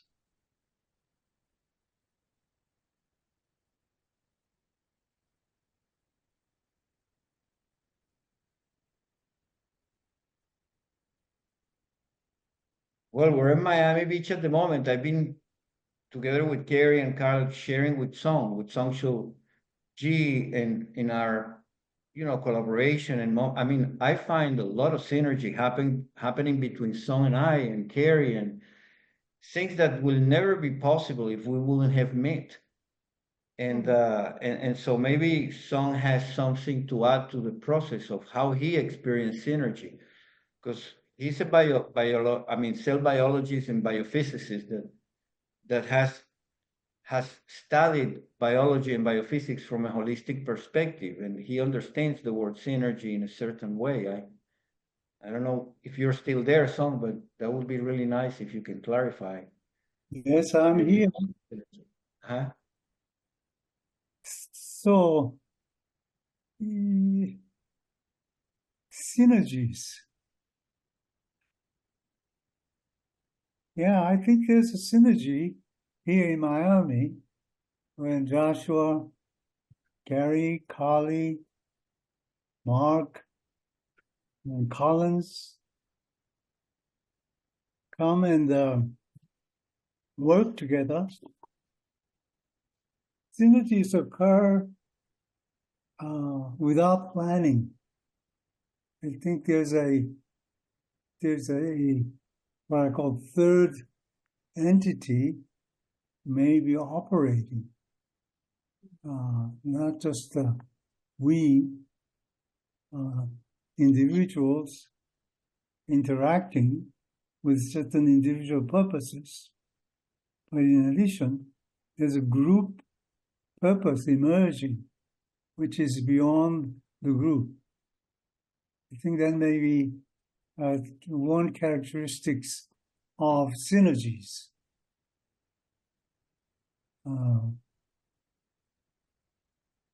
There are things that happen in our life which are not planned, beginning with our birth itself. So it's not new that things happen to our life beyond our planning, goal, and objectivity. And that's what I've been experiencing.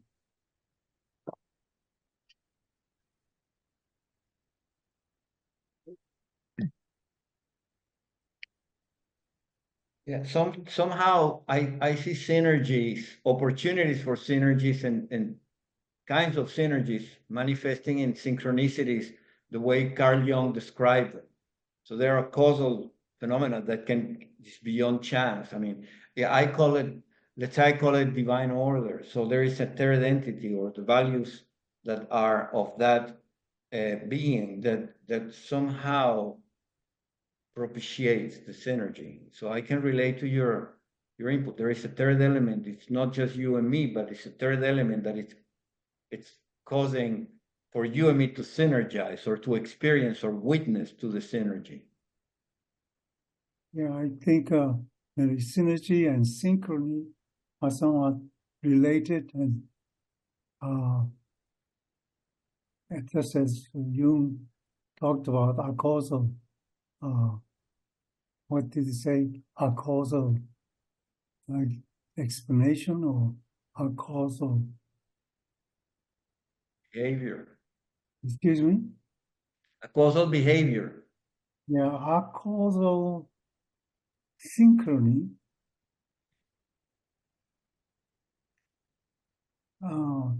There are things happen that beyond our understanding. That's why, as I understand Jung's synchronicity is. And so in synergies, there are things, synergies that we can account for. But there are synergies that we cannot.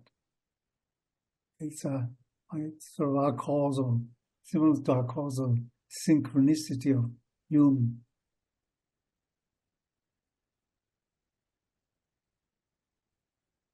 Yeah, I see that. It's kind of the behavior that we enact that leads to meaningful events that were not planned beforehand, but they were very meaningful, and they kind of organized a new set of actions. And those events themselves, and they were beyond our individual control or collective control. It's I can see that too. Yeah. Yeah. The meaningfulness, that's right. Some things happen with a great meaning, which were not expected or planned. Mhm. It's like sometimes too, like you witness to it in the coming together of everybody, you know, like you come together and then you witness, wow, there's amazing synergy and synchrony happening. And other times you can also, it's also for our volition to ask to be shown. Like, if I think about how everyone ended up, like you were mentioning Carly and Steve's earlier, Joshua, back in 2006, there was this, in the summertime, Joshua and I were in the South Island and Carly and Steve were in the North Island, and suddenly it was like, oh, we were so happy being in the South Island, and then suddenly it was like, oh, we've got to go to the Carly and Steve's. I'm feeling Carly and Steve's. Both Joshua and I independently, but came together within the same day and said, wow, we're feeling Carly and Steve's. We've got to go. The next day, someone showed up and says, I'm feeling Carly and Steve's. I've got to go to Carly and Steve's. The next day, Colin calls up and says, I'm going up to Carly and Steve's. And then someone else says, ring and said, I'm going to Carly and Steve's. I just feel I need to go there. And do you want to come in the car with me? Yeah. So it's just, we all witnessed to the synchrony and synergy happening, moving us to Carly and Steve's. Carly and Steve didn't know. They never asked anyone to come. We all end up there this summer, and up to 30 to 40 people a day showing up through different synchronies, and then the synergy of us being in this tiny little house together, people sleeping on the deck. It was summertime, so people just finding places to sleep because there were so many of us just bought there, and it was like, okay, here we are. Why? All of us, Florian showed up at that time, yeah, from overseas, yeah, you came from Germany then, I think. And I already was in New Zealand for a little while, but yeah, but like that synergy of us coming together then, and we're witnessing to that. It's not like us humanly thinking this is happening and this group of people are going to come together, we're going to find these people. We watched it happen. And then at the same time, we're showing different communities around the area and how they were brought together and how they were focusing on, we're going to do this, we're going to do that, we're going to do this. And they were like put a lot of energy in physically making something happen. And they went through cycles of like 5-year burnouts where the communities collapsed because they focused on physically making something happen. And we were like, wow, okay, we've been showing all this at the same time. Now what? Why are we here? We knew Carly had been given a vision that the land was for God's peace and truth and people to gather.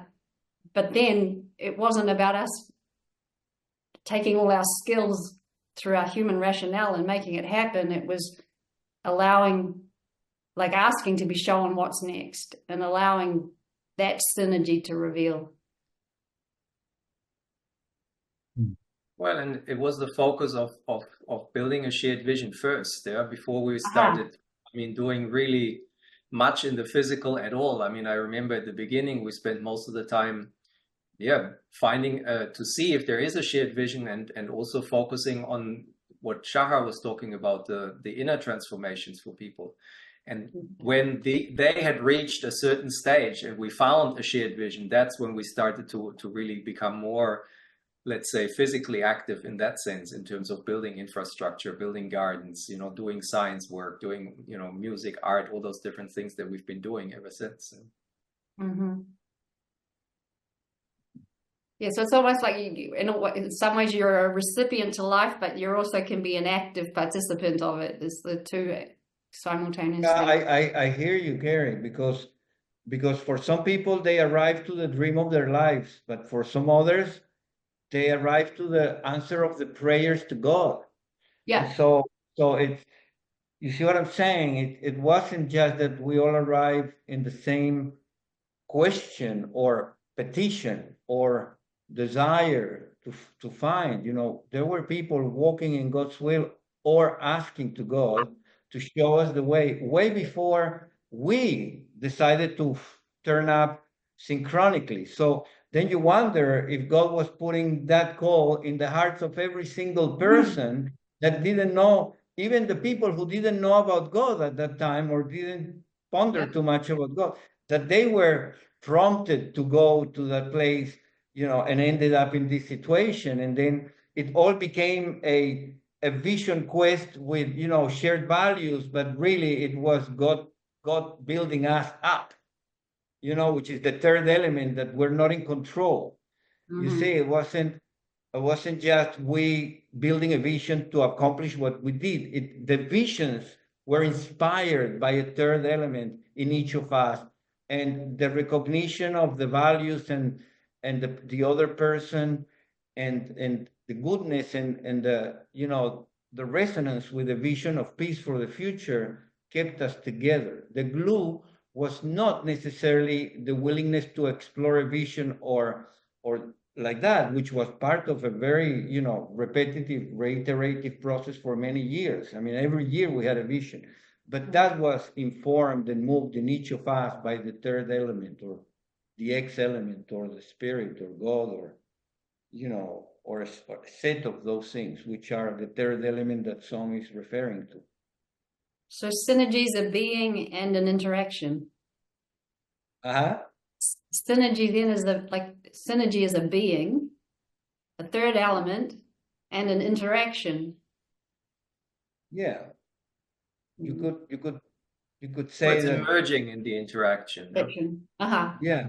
But you could say really in a way that the creator could utter the words, and has uttered the words of a kind of, I am the synergy. I am the spirit which will bring things together. I'll bring your families together. You see what I'm saying? The spirit is the quality of being synergy. It's an attribute. It's not a thing that we can teach in schools. We can only be in the synergy of things and hope that many people will get it by firsthand experience also. We can describe it like that intellectually, or you know, in storytelling or in mathematics, but at the end of the day, I think synergy is an experience. Yeah. It's the experience of the being of synergy, of being in synergy with synergy itself. Yeah. Well, Don, you set off an exploration with your questions. Well, that's what questions are for.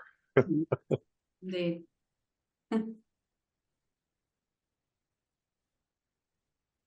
Oh, anyone else? Yeah, I was just going to say, because it was in 1998, while I was on a vision quest, that I got the vision that the land where the Embassy of Peace is now was God's land to gather people, you know, to share in God's truth for goodness and peaceful humanity. And at that time, I didn't know Joshua, I didn't know Kerry, I didn't know Flo, I didn't know anyone. And then just, I'm a witness to how this has all come together. Because in 1999, I met Joshua, and then later I met Kerry, and then Shiloh and Flo and everybody else. Because me on my own, I would never have been able to do it.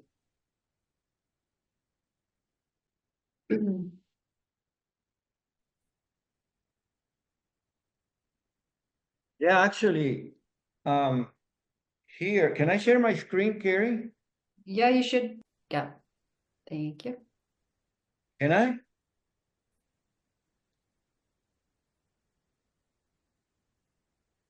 You have the right.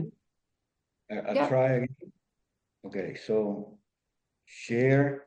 See here, what I want to share, just I don't know, to share with Don, part of the revelation that I wrote a long time ago has a value called synergy. It's called I am the synergy. And that's like, God answering my prayers, revealing to me his character of being synergy, or his value or attribute of being synergy. And I just want to read what the poem says in the third element of the poem, which is the answer from heaven. If you see it, just stop me, Kerry, because it's not synergy. Look at that. So here, can you all see this one? Yes. Yeah. So here it says, I am the synergy which emerges in the relationships from being to being between all the parts of my existence. I am the spontaneity which is derived of that additional energy which expands consciousness. I am. So this is what the third element that you're describing, which I would call my creator, or my father in heaven, or mother in heaven. And the petitions are there. I don't know what synergy is. I'm asking God to show me the synergy of his being. I'm thanking God for showing me the synergy and the opportunity to see all those qualities, and then God revealing the synergy of his being in daily experience. It's a witnessing process. That's what I was referring. So, all right. So that anyone can download from the internet, and it's actually an appendix of my master's thesis in cognitive neuroscience. It's a foundational value-based, revelation to understand how to live in harmony. I don't think I could have ever find the things that I found without having a relationship with the source of all life. I cannot imagine how would that have happened. It was not just my individual human intelligence that led me to this. It was something way beyond my comprehension as a human that gradually revealed itself and brought all these things together to put a master's thesis in cognitive neuroscience with a personal revelation of values. I mean, as a systems engineer, that would not enter my mind. As a decision analyst consulting banks and oil industries, yeah, I was a good person, but those things wouldn't enter my field of attention and consciousness unless this transformation, this metamorphosis, this element of God, bringing me to his, to give my full attention to that for a long period of time. I mean, to my life, 8 years, non-stopping, just, what would you like me to do every day? From babysitting to writing papers. I mean, you name it. It wasn't just a planned journey. It was a witnessing to something very extremely beautiful and powerful. So I like that poem on synergy.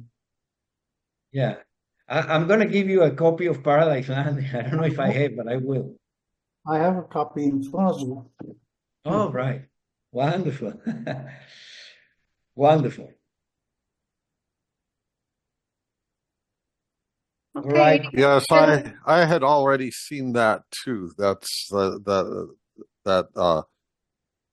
thing that you just showed. I've reviewed that a couple of times. Really like it very much. Yeah, I think I gave you a copy in one of our meetings, in one of our conferences here.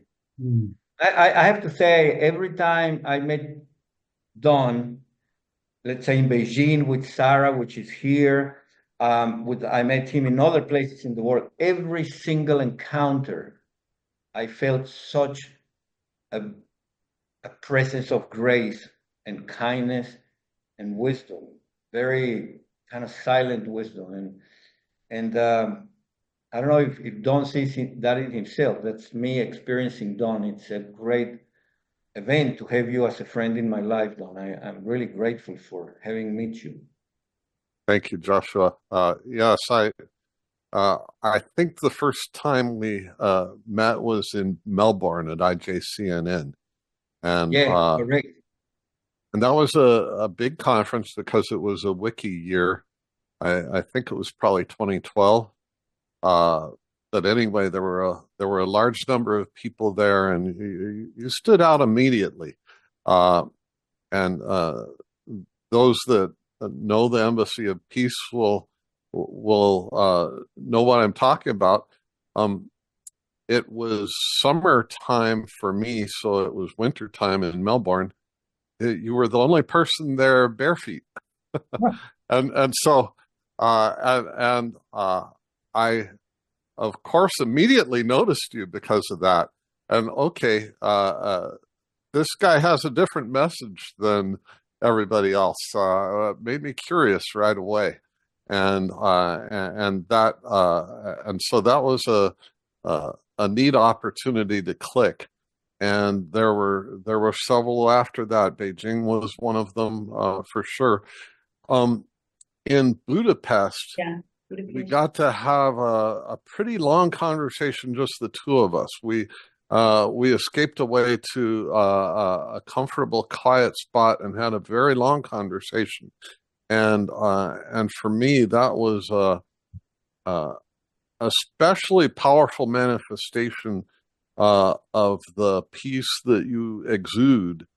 And to me, there was a feeling of peace and unity in that conversation that was like in a very small list of life-altering encounters. I would say would be a good way of describing it. So there's been a few mentors in my life, and you definitely are part of that group that has helped me to move forward in that combination of thought and spirituality. So, and particularly that event in Budapest, in addition to all the other ones, most recently when I had the delight of having you visit here in Rolla with the group of the four of you who are here today. So that was really wonderful as well.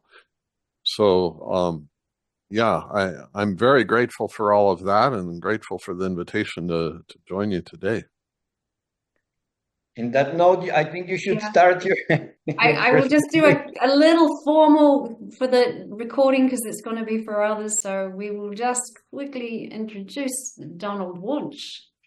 He is the Mary Kay Finley, Missouri Distinguished Professor, Director of Kuma Institute Center of Artificial Intelligence and Autonomous Systems, and Director of Applied Computational Intelligence Laboratory, Missouri University of Science and Technology. His key research contributions are real-time design of unsupervised and reinforcement learning and their applications. Don is going to speak today on AI, a force to disturb and enhance inner peace and social harmony. Can AI be a force, or AI can be a force to disturb or enhance inner peace and social harmony? His talk will discuss reasons for this and why long-run optimism is warranted. Welcome, Don. Thank you very much. Thank you all very much. This has been a fascinating conversation, and I hope to be able to make a positive contribution to it. And I would like to share my screen, although I don't have any slides, but I'm sure I'll drag something else into this screen, but this is my screen background, and I'm sharing this. This is exactly 1 year to the day since my father passed away at the age of 88, and so I'm dedicating this talk to his memory. And this shot of him is in I'd say around 2007 or 2000, right around then, at the White Sands National Park in southern New Mexico, just at sunset, and a windstorm kicked up, and this is. I took this photo. This is one of my favorite photos of him. So this talk is dedicated to his memory, and it fits well with the way this kicked off Shahar's talk about growing up in a loving family and the metamorphosis effect and the various turn points in life. And so I want to share an image that I pulled up in just because I wasn't fast enough to clip his slide, and I'd love to have a copy of his slides, but there's the two types of processes. He gave the figure of this one, and he gave the words contrasting them. So this abrupt process of a lot of change, and I hope that you can see that well enough. I can make it bigger if you have trouble seeing it. And then this process of more gradual, gentle change. And one thing that I would like you to notice that he alluded to, but that I think is something that I want to amplify and riff on, is that this is a cyclic process. So you never come to the end of the process. It continues. And so one thing that I don't often share, but I think this is the right place to share that, is that I am still exploring in the process of what I want to be when I grow up, and so that's why this metamorphosis process resonates so much with me, and another aspect of it that I want to emphasize is paradox. And so I gave Carrie the title AI, a force to disturb and enhance inner peace and social harmony. And I think that she asked me, "Oh, did you want to say or?" And I said, "Oh no, leave it and," because it actually is part of the process that our peace gets disturbed and gets enhanced. Our self-assurance, our self-confidence, our feeling that we really know can get shaken and then can get recovered. And that is part of the process. And so I think Shahar covered that beautifully in the analogy of the Jewish mystical and historical experience. And so I have an annual Christmas letter that I send out, but I was thinking about maybe sending it out at Hanukkah this year. When I was at National Science Foundation a couple of years ago, I found myself receiving emails from a circle of other program directors emphasizing Jewish topics, and to a batch of Jewish program directors, and I was the only one that wasn't a Jew. And I took this as great serendipity that they thought to include me in this group, because I've been a lifelong Catholic and very dedicated to my faith. And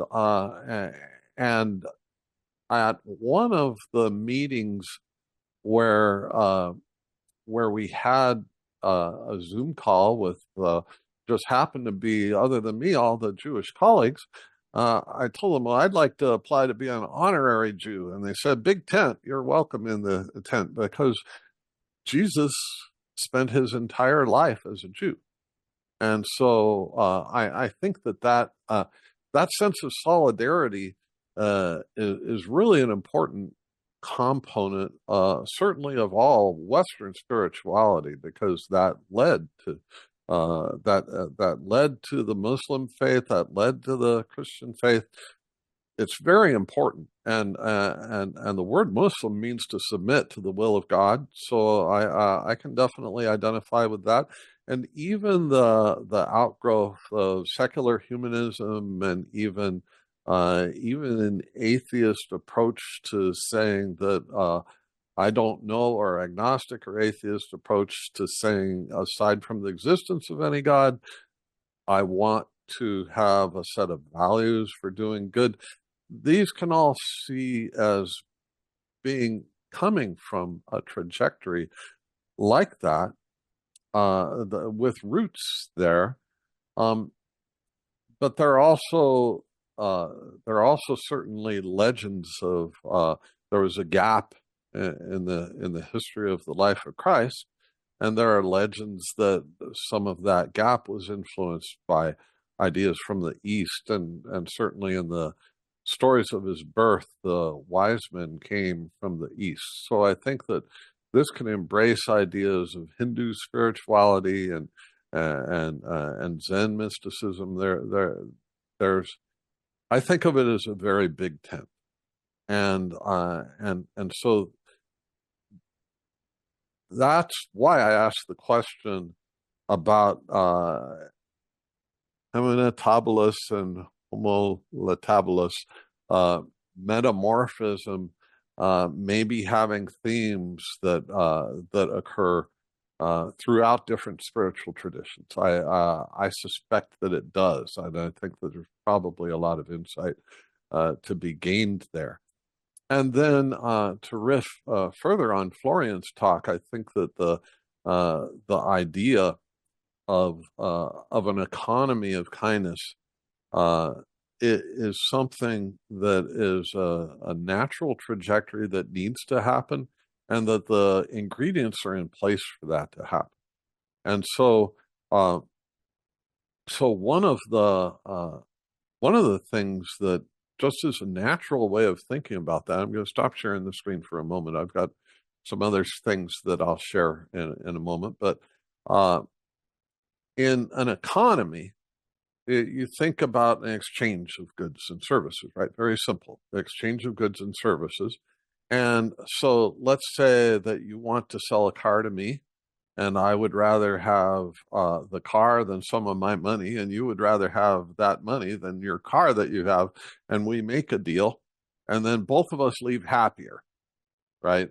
And this is exactly a positive feedback loop, right? As these things continue to happen, then to the degree that that can happen with high levels of efficiency, with high levels of trust, then these things can accomplish an increase in mutual happiness, mutual trust, and this can be a source of synergy.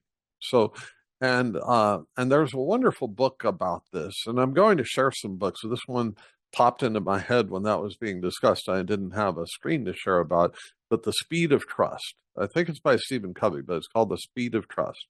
And he quotes Berkshire Hathaway of when he did, I think there was major investment in Walmart, or it might have been a takeover of another company. I think it was a major investment of Walmart, like several $1 billion of investment in Walmart.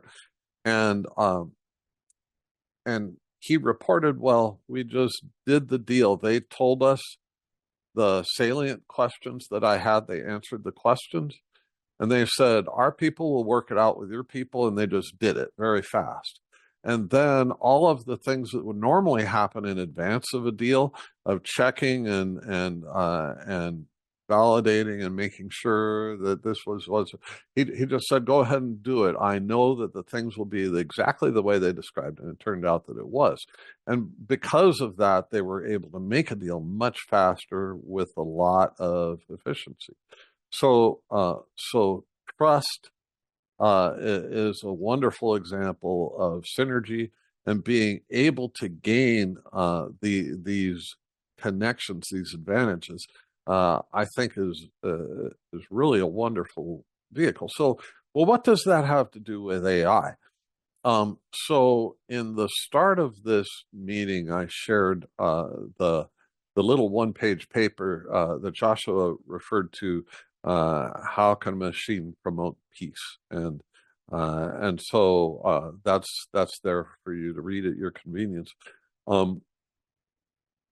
So this is a source of optimism in my mind. As you have better measures, better sensors, better communication, then you get a vision of things that you don't otherwise see. And so Galileo had a telescope, and we started to realize things by looking through that telescope that we didn't realize before, like craters on the moon. It makes it easier to see moons orbiting other planets, things like that. So with a pair of binoculars, you can see moons around Jupiter, for example. So, but that is what helped Copernicus to see things in theory that were invisible in theory before, because you had to get away from this heliocentric approach to astrophysics, and say, no, there's something more important, right? And so as we get the ability to see things, to observe things, to sense things, and we get feedback into the human thought processes, we begin to understand things better, and that inexorably can lead to improvement. Okay. I said AI is a force to disturb and enhance inner peace and social harmony.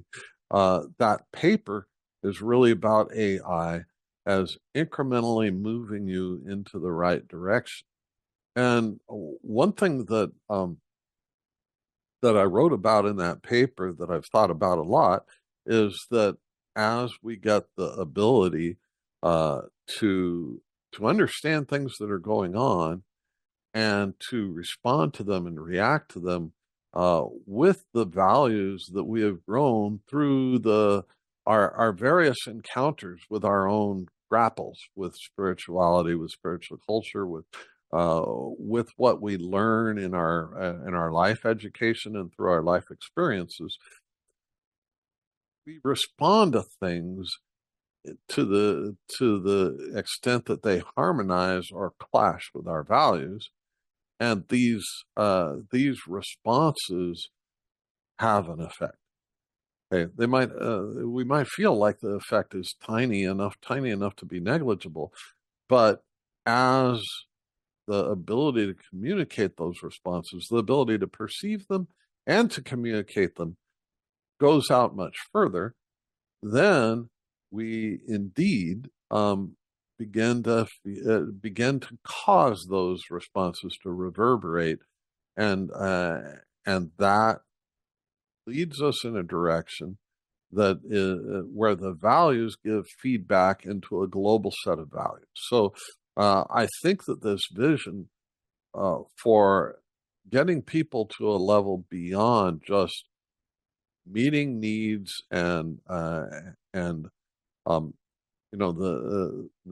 Zen concept of this is to say that our selfish desires interfere with our ability to achieve internal peace, and so to be able to move forward from these things is enhanced by the ability to observe what is going on in the world around us and to communicate our reactions about that. And so when I think about the effects of war, I never entered the military. We didn't have a mandatory military service by the time that I was a teenager, but we did have a mandatory registration for the draft. And I was struggling with whether or not to obey that requirement. So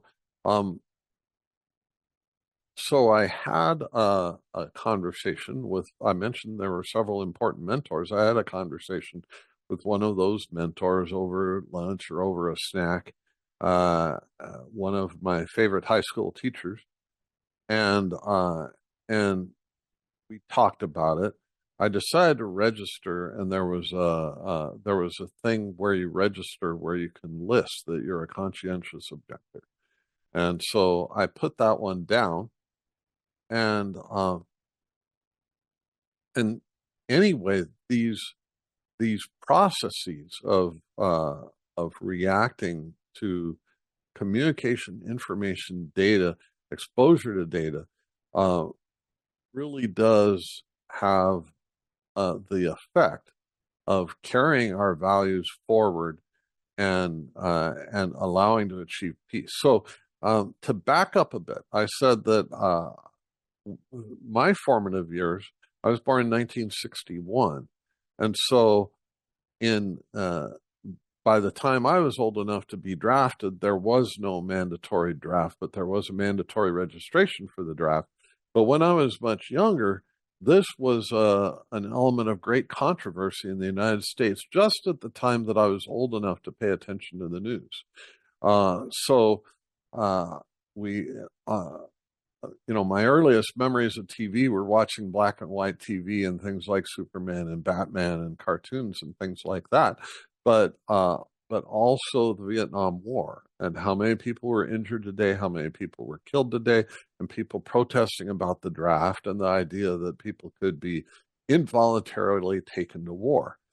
And I remember waking up when in the middle of the night from a nightmare when I was very young. It had to be probably younger than 7, maybe younger than 6.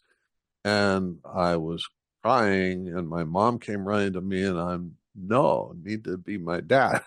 So she had to get my dad out of bed because I had dreamt that my dad had been dragged off by the government to war and was taken off to this horrible war going on.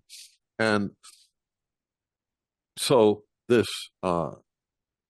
concept of war being this incredibly destructive and wasteful thing that did a lot of harm and needed to be overcome.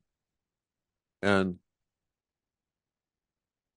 now during my time in high school, I was thinking about this and how much I wanted to see an end to all war. And this is really quite a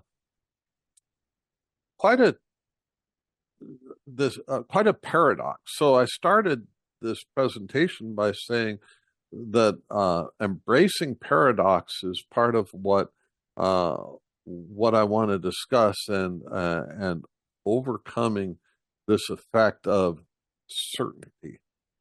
Okay, so I'm going to share the screen again.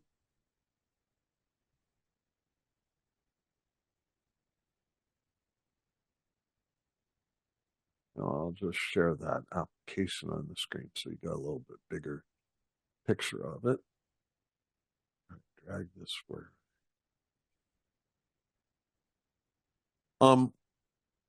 This is the guy that got me to go to that high school. And so you talk about the stages of metamorphosis, and I'm kind of jumping around at different stages. I'm starting at the stage that I am now. I'm jumping back to the little kid. This was pre-high school when I met this guy. His father Sharp, we all knew him as Padre. And I remember meeting him when I was serving as an altar boy, and my mom told me, "You're getting a visiting priest today. And all the young guys like him, and you're going to enjoy meeting him." And okay. I was a friendly guy, and I liked all the different priests that would show up. And I heard this roar, and it was his motorcycle. And he came in, he was wearing a headband, and he didn't look like that. This picture's taken in his 80s, he was this stud, really. He had long hair. He looked like Jesus during his preaching years, but he looked like a really buff Jesus, and very confident. And so he said mass, but then not long after that, I saw him.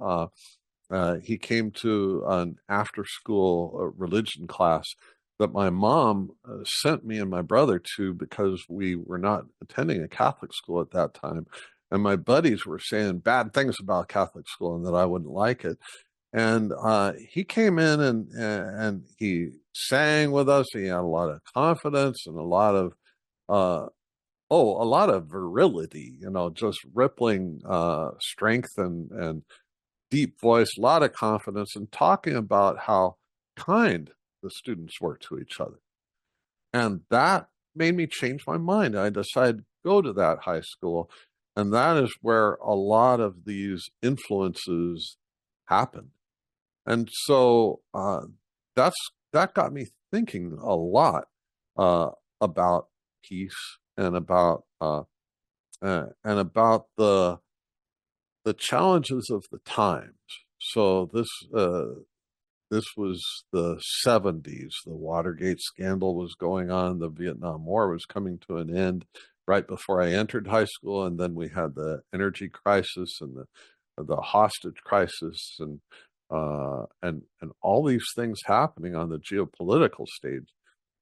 And I just wanted to kind of check out of the whole thing. Well, fast forward a couple of years, and I wound up working. Albuquerque is a major military town. I wound up working on the Air Force Base, and I mentioned to my boss I was working in an optics research lab, and I'd become fascinated with optics, and that's why I was working there. And I mentioned to my boss, well, I'm working on this military base in an optics research lab, but I want you to know that I'm an active pacifist, and so there's I feel a bit of tension about that, and I just wanted to let you know. And he referred me to this book, Eric Hoffer, The True Believer. And basically, Eric Hoffer's thesis is that people are very certain, actually are easily manipulated. And that a certain amount of uncertainty is like an inoculation against that manipulation. And I didn't feel very accepting of that message, and I still would say that I resisted a lot. But over time, the more that I experience, the more I think that he's got a point. That, but I'm also sure that I disagree with it. I'm simultaneously sure that I agree with it, and that's what I mean by paradox. That one of the greatest events of my faith life was debating with a brilliant scientist, Bart Costco, who loves to bait those with faith and poke holes in their faith and debate with them. And he's a master debater.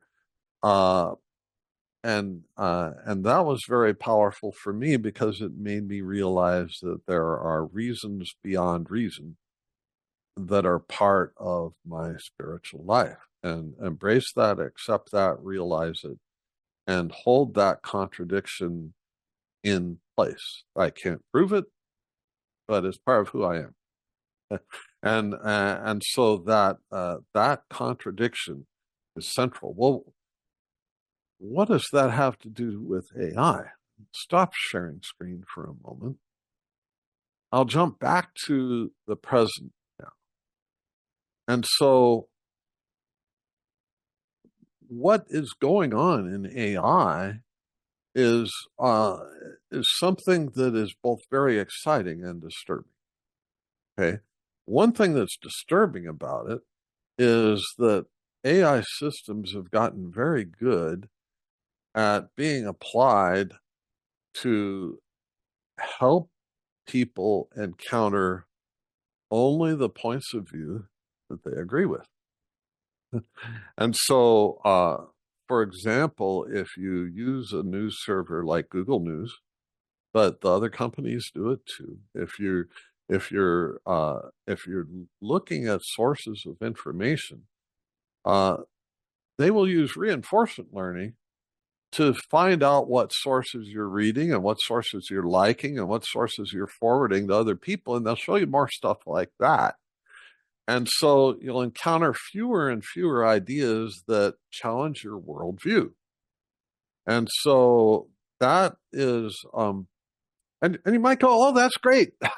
I like it that way. I'm reading stories that I like, and these stories that are just garbage, that just are nonsense. And what is that person thinking? And they're just crazy, and they're misinformed. And not only that, they're deliberately lying. And you don't see very many stories like that. And so it's relaxing. It feels good, right? But that's actually the opposite of what philosophers have determined that we need to converge to a better thought process. And the philosopher that I have in mind is Hegel.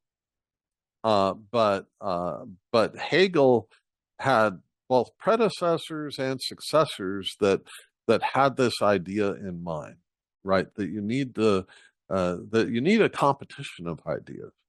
Yeah, and this competition of ideas is what is called the Hegelian dialectic, and it is thesis, antithesis, synthesis. And so I had a really neat opportunity this year. I went to AAAI, the Association for the Advancement of Annual Intelligence annual meeting was in Vancouver this year, and there was there was a really neat workshop. So Michael Littman and Charles Isbell are well-known researchers and educators in AI, and they won the Outstanding Educator Award, and they had a special long invited presentation for the conference, and the room was standing room only. It was jam-packed. And they had this scintillating, wonderful presentation. And then they took questions and answers, and Michael called on me first, and I told him, well, in this question, I said, the Hegelian dialectic seems to be broken, particularly in American culture, but I don't think this is just an American phenomenon. And so it seems like there's not a lot of listening to opposite opinions. And AI seems to be making it worse. And is there a way that AI could fix this problem? And so I just emailed this guy on Friday, and I clipped the email. I'm putting it into I'm trying to put it in the Zoom chat right now. It's not letting me. All right. I'll do something about that. I know what the problem is, so I will fix the problem. Tried to fix it. Okay.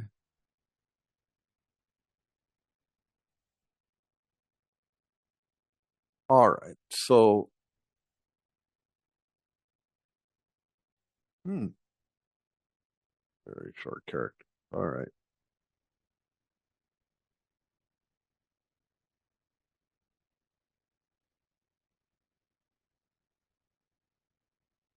Huh.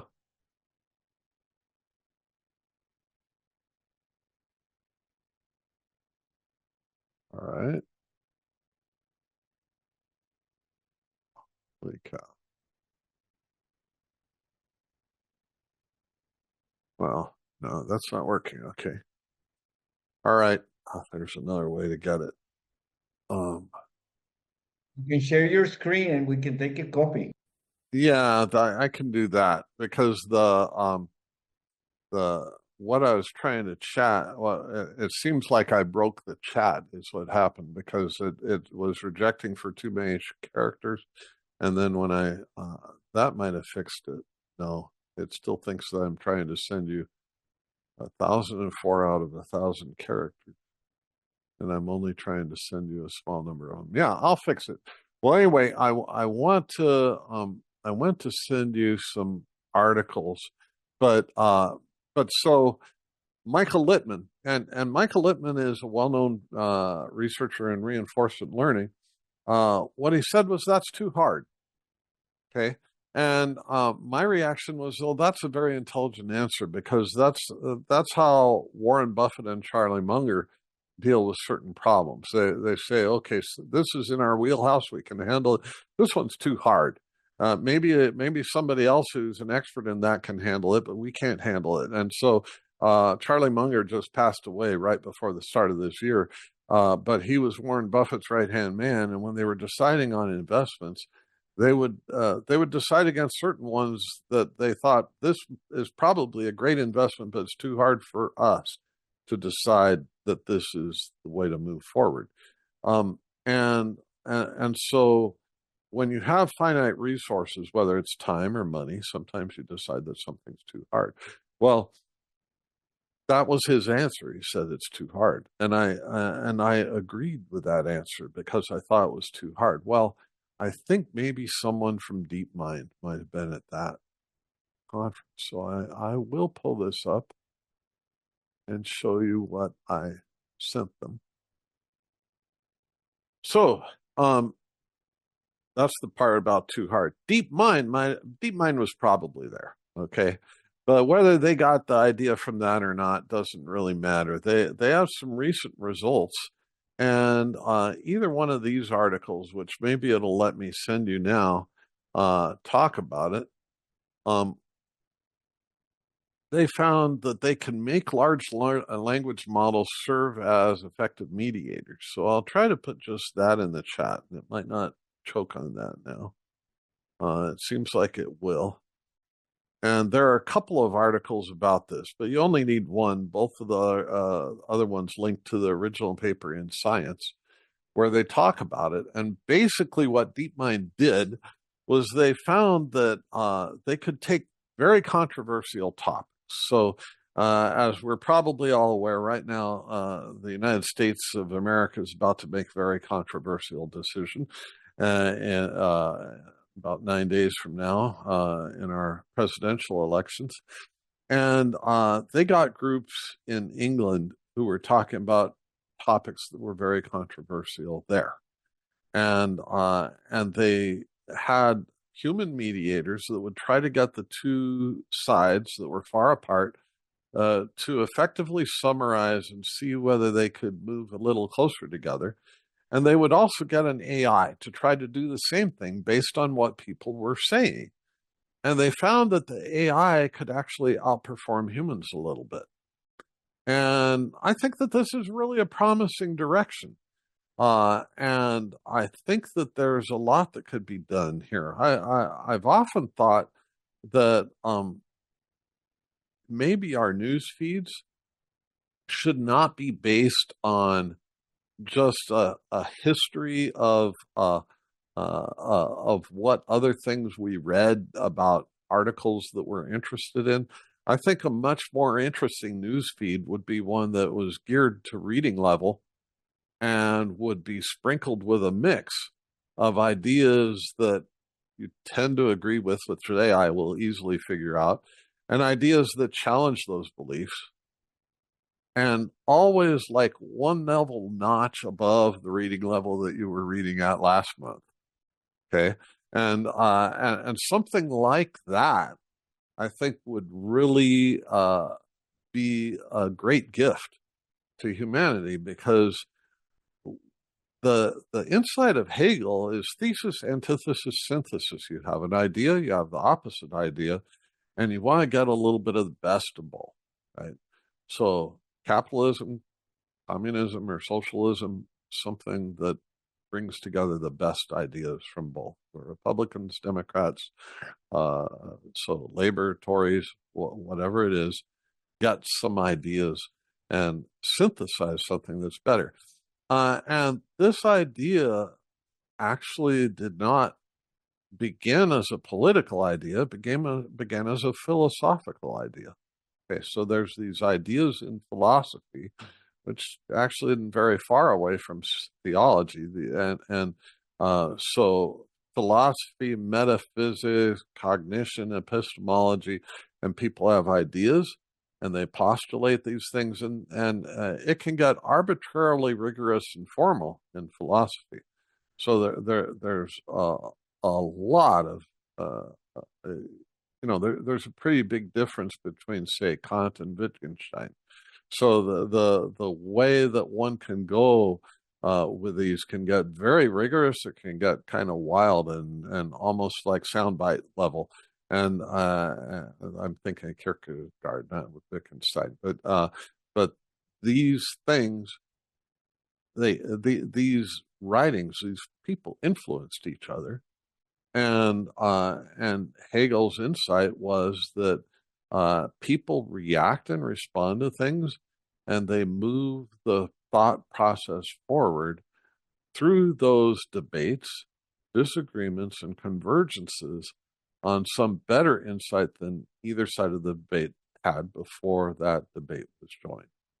And then that made its way into politics, but also made its way very profoundly into mathematics.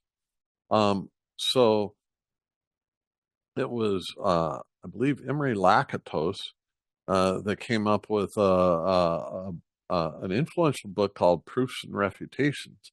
And so the idea is that somebody will come up with a theorem, and then somebody will go, well, now it's not really a theorem. Here's a counterexample that invalidates your theorem. And so then they would have to refine the theorem. They would, so refining, say, the assumptions that went into the theorem, and so on and so forth. And so there are great examples of this in the foundations of mathematics. For example, Russell's paradox was a way of crashing down the idea of founding mathematics on set theory. And so Russell's paradox was about the set of all non-self-swallowing sets. So a set you can have set theory. You can have a set that contains itself, a set that doesn't contain itself. Like the set 1, 2, 3 does not contain itself. The collection 1, 2, 3 is not a member of the set 1 and 2 and 3. But there are sets that contain themselves.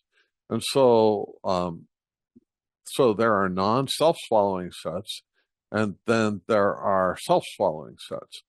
Well, what about the set of all non-self-swallowing sets?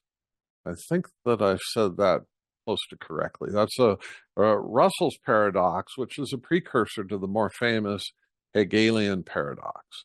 And the Hegelian paradox collapsed the idea of building a consistent theory of knowledge, which is pretty important in AI. There's another thing that is close to that in AI called the halting problem. And so the idea of proving that an algorithm would halt. But the Hegelian paradox says that provability is weaker than truth. So that in any formal system, you'll be able to come up with things that are true, but cannot be proven to be true. And so that's really a big paradox. And so again, back to the theme that we started with, embracing paradox. That's an important thing about how AI is going to manifest and is already manifesting in the progression towards peace. So I'll give you an example of that paradox. So I spent 2 years at the National Science Foundation as a program director. And during about the middle of that, Jeff Hinton, who just got the Nobel Prize, came to give us a distinguished talk. This was all on Zoom. And when they got to the question and answer session, there were several, and I came up with a question and comment because he had said that that he was mainly concerned about AI weapons. And I didn't say it quite the way that I wish that I'd said it. I said AI weapons are already here. It's a homework problem. I wish I'd just said that, don't you think the cat is out of the bag? Don't you think the genie's out of the bottle already? But it's pretty obvious. So it's not difficult to make weapons that are automated. And they already exist, and they have even already been used to kill people. And so an example of that, the first example I'm aware of in the United States was there was a sniper in Dallas, Texas. And he had gotten himself into a building with an automatic rifle, and he had found a good perch, and he was just, he had already killed several people. And so they needed to go and get him. And they could have gone in with several humans, and he probably would have shot a couple of them before getting shot because he had an automatic rifle. But they did have a robot that that was designed to get into spaces where it was dangerous to go. And so they put explosives on the robot, put the robot into the room with the guy, blew up and killed the guy. And so he stopped shooting people at that point. So that's the first case I know of in the United States where a robot was used to kill people, and it needed some AI because it needed to navigate. I think they might have had some telemetry helping it. It was several years ago, but it certainly had machine vision tools, and it had, I think it had an infrared sensor on it, so it could look at the image and the heat signature of the human, make sure that there was just one human in the room, and it shot that human. Well, it didn't shoot that human; it exploded near that human. That's both a concerning story and a success story. There probably would have been several more people killed, and eventually the shooter would have been killed too if this had not happened. He had plenty of targets down below. It was a crowded area, and even if the very next thing had happened would have been the cops entering the room, he probably would have gotten one of them. So the number of deaths was reduced by this weapon, but it was an AI weapon. They're here. They already exist. And so to say no AI weapon should exist, let's pass a law to prevent that, that ship has already sailed. It's like saying that nuclear weapons should not exist. Well, they do exist, and it may be the case that mutual assured destruction is the reason why we've had 70 years without another nuclear weapon being detonated. So it's quite possible that these opposing powerful forces with very dangerous weapons have been a force for peace, despite the fact that they're also a terrifying force for war. So paradox, and I'm not saying I know the answer. In fact, I'm emphasizing that I don't know the answer, and I'm saying that it's healthy to embrace an idea that we don't know the answer. And I find myself very resistant to that because for most of my lifetime, I've been rewarded for knowing the answer, right? And you go into academia and you get an A, and your parents tell you you're a good boy, and then you get older and all that. You got rewarded for knowing the answer, but you also got punished for knowing the answer. If you think you know the answer, then you're less motivated to listen, particularly when an idea is the opposite idea. So that there's a book by Mustafa Suleiman called The Coming Wave, and it has about 10 different ideas for how the world can deal with the growth of AI. And I devoured it. It's a fascinating book.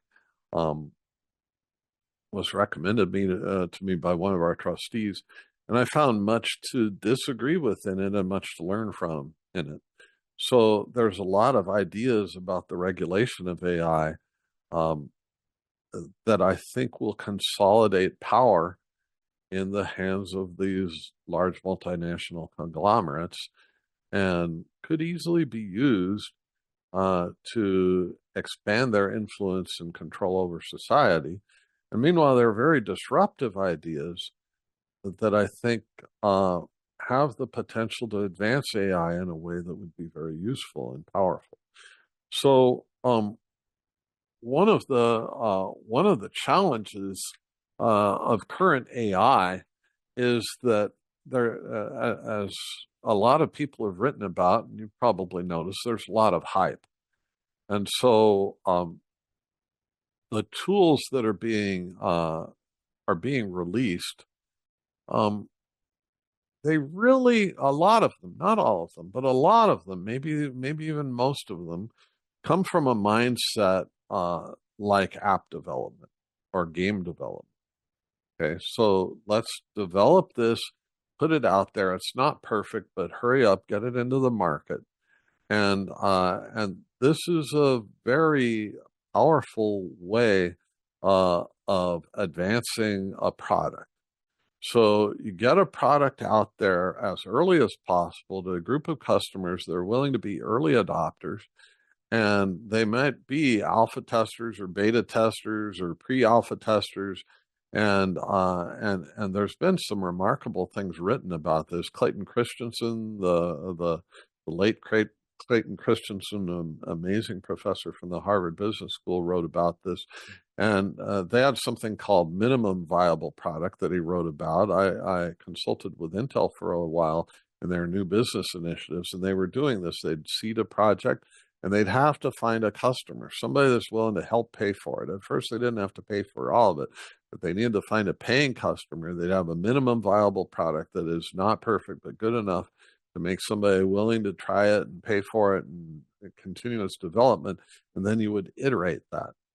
And that is, that's an idea that lends itself to entrepreneurship and is a way of thinking in the AI community. But is it the only way of thinking? And I would argue no. And so one reason it's not an only way of thinking is that I mentioned that I had worked on an Air Force base. I wound up working for Boeing outside of after my bachelor's. I got a bachelor's in applied mathematics.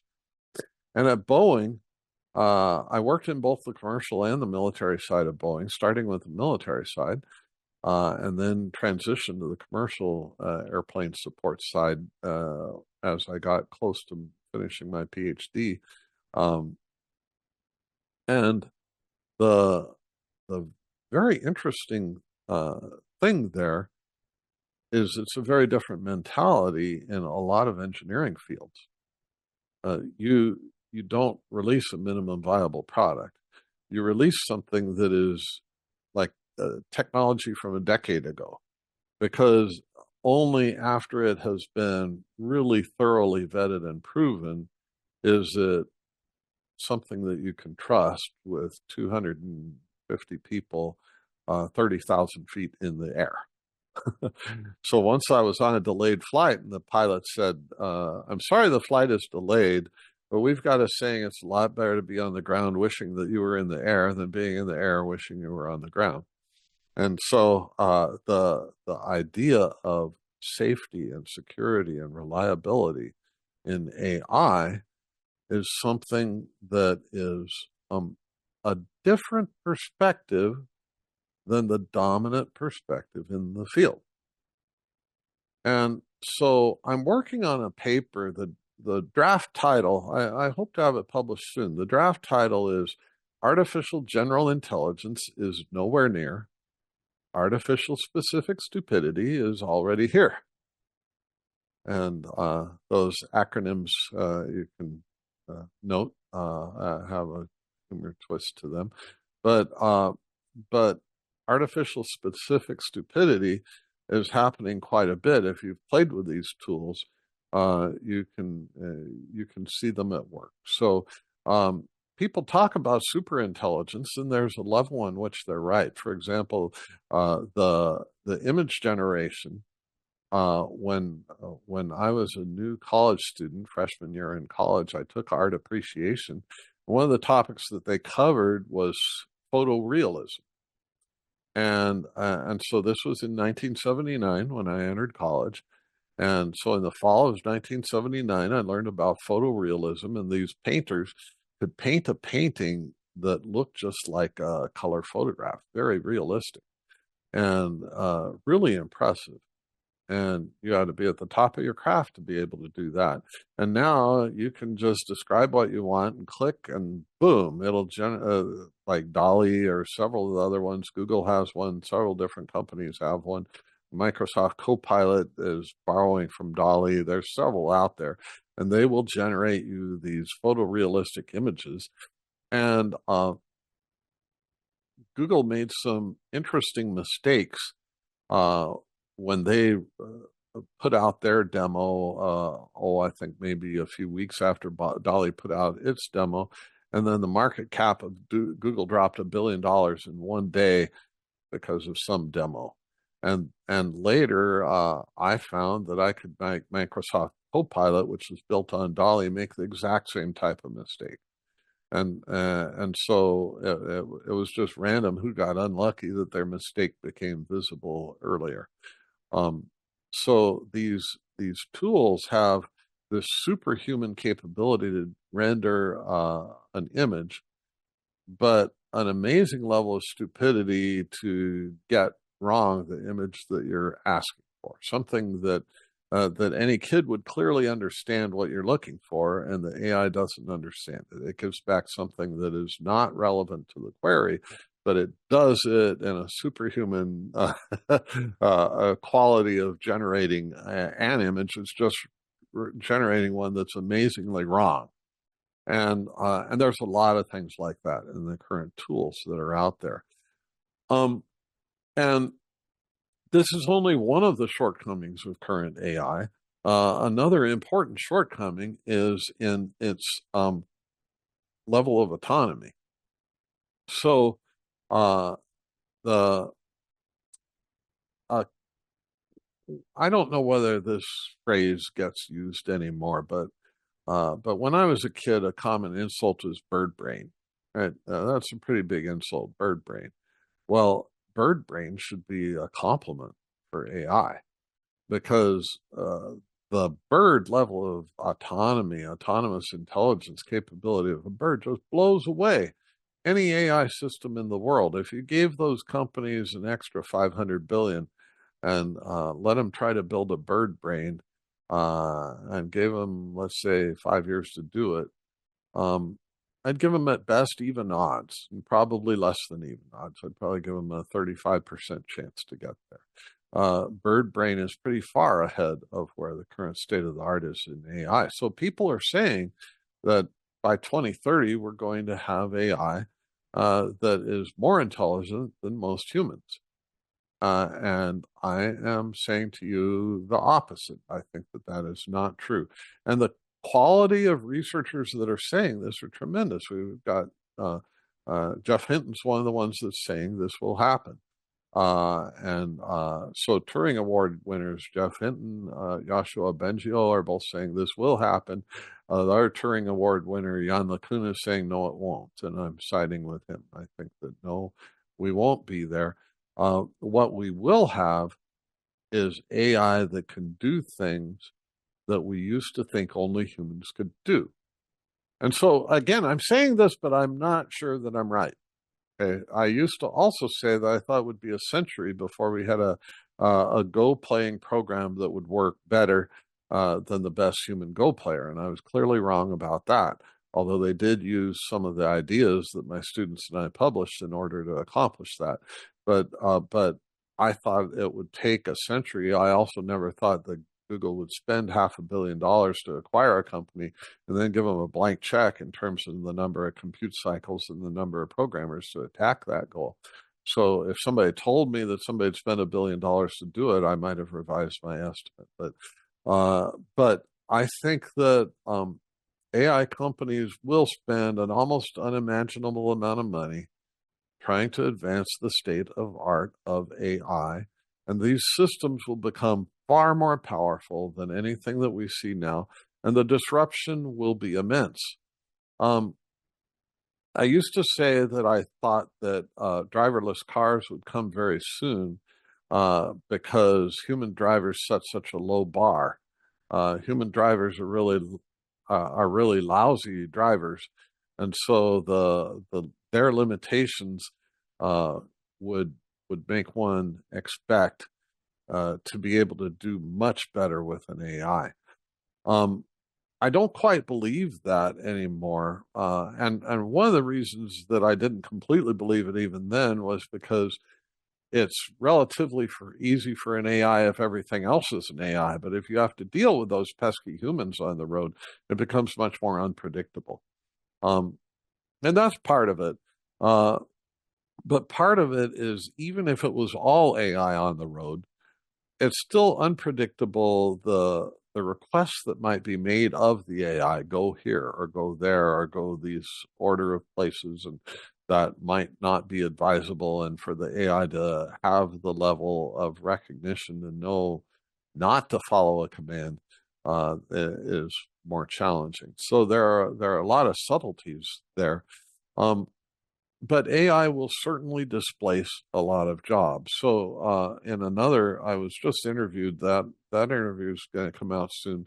And I pointed out that AI may take over the job of something like hedge fund manager. You've got somebody paid a 7-figure salary just to choose between stocks. And if an AI can do it better, why not give the AI to the job and save paying that person a 7-figure salary? But people will not probably trust an AI to be a babysitter. And so there are jobs that are now maybe low paid that are safe from disruption of AI. There are jobs that are high paid that might not be safe from disruption of AI. And that's very different than the first phase of the Industrial Revolution. So people are saying that AI is a new industrial revolution. I think that's true. And it'll be very different than the previous one because it's harder to predict which jobs are safe and which jobs will be disrupted. But what is not hard to predict is that AI will become a more powerful tool, and that's a two-edged sword. And so it'll be more powerful at doing things that people want it to do. And so as we have this growth that is the beautiful vision of the Embassy of Peace, of expanding the willingness of people to pursue peace in themselves and with each other in the community that they immediately interact with, and also extending out beyond that community to people they don't even know, and to communities, and to responding to events happening in the world. Then I think that AI has a lot of promise to help us move in the right direction. So there are challenges that that society faces, that nations face, that the world faces, and there are ways that AI will help raise the level of awareness, that'll help raise the level of communication. For example, on one side, it has become exponentially cheaper to spy on somebody than it used to be, and that's mostly not a good thing. Sometimes it's a good thing. Mostly it's not a good thing. So the AI can track us quite easily. And part of this is pre-AI, just the fact that we have these mobile devices. These things have reduced the cost of spying on us by a factor of about 10,000. But one thing we can take cold comfort in is that from the point of view that those are doing the spying, we're pretty unimportant people. So our anonymity is a source of protection. If we were billionaires, we'd be more attractive targets. Or if we were political leaders or military leaders or whatever, we'd be more attractive targets. But we're pretty unattractive targets. We're just not that interesting. But AI is going to reduce the cost of spying on us, because the hard part now is deciding who to spy on. It's easy to spy on once you know who to spy on, but deciding who to spy on, our anonymity is our best protection. But AI will allow to choose factors, okay, political persuasion, geographic location, all sorts of things you can imagine that might be chosen to set different types of targets. And in a sense, that's already happening with marketing, right?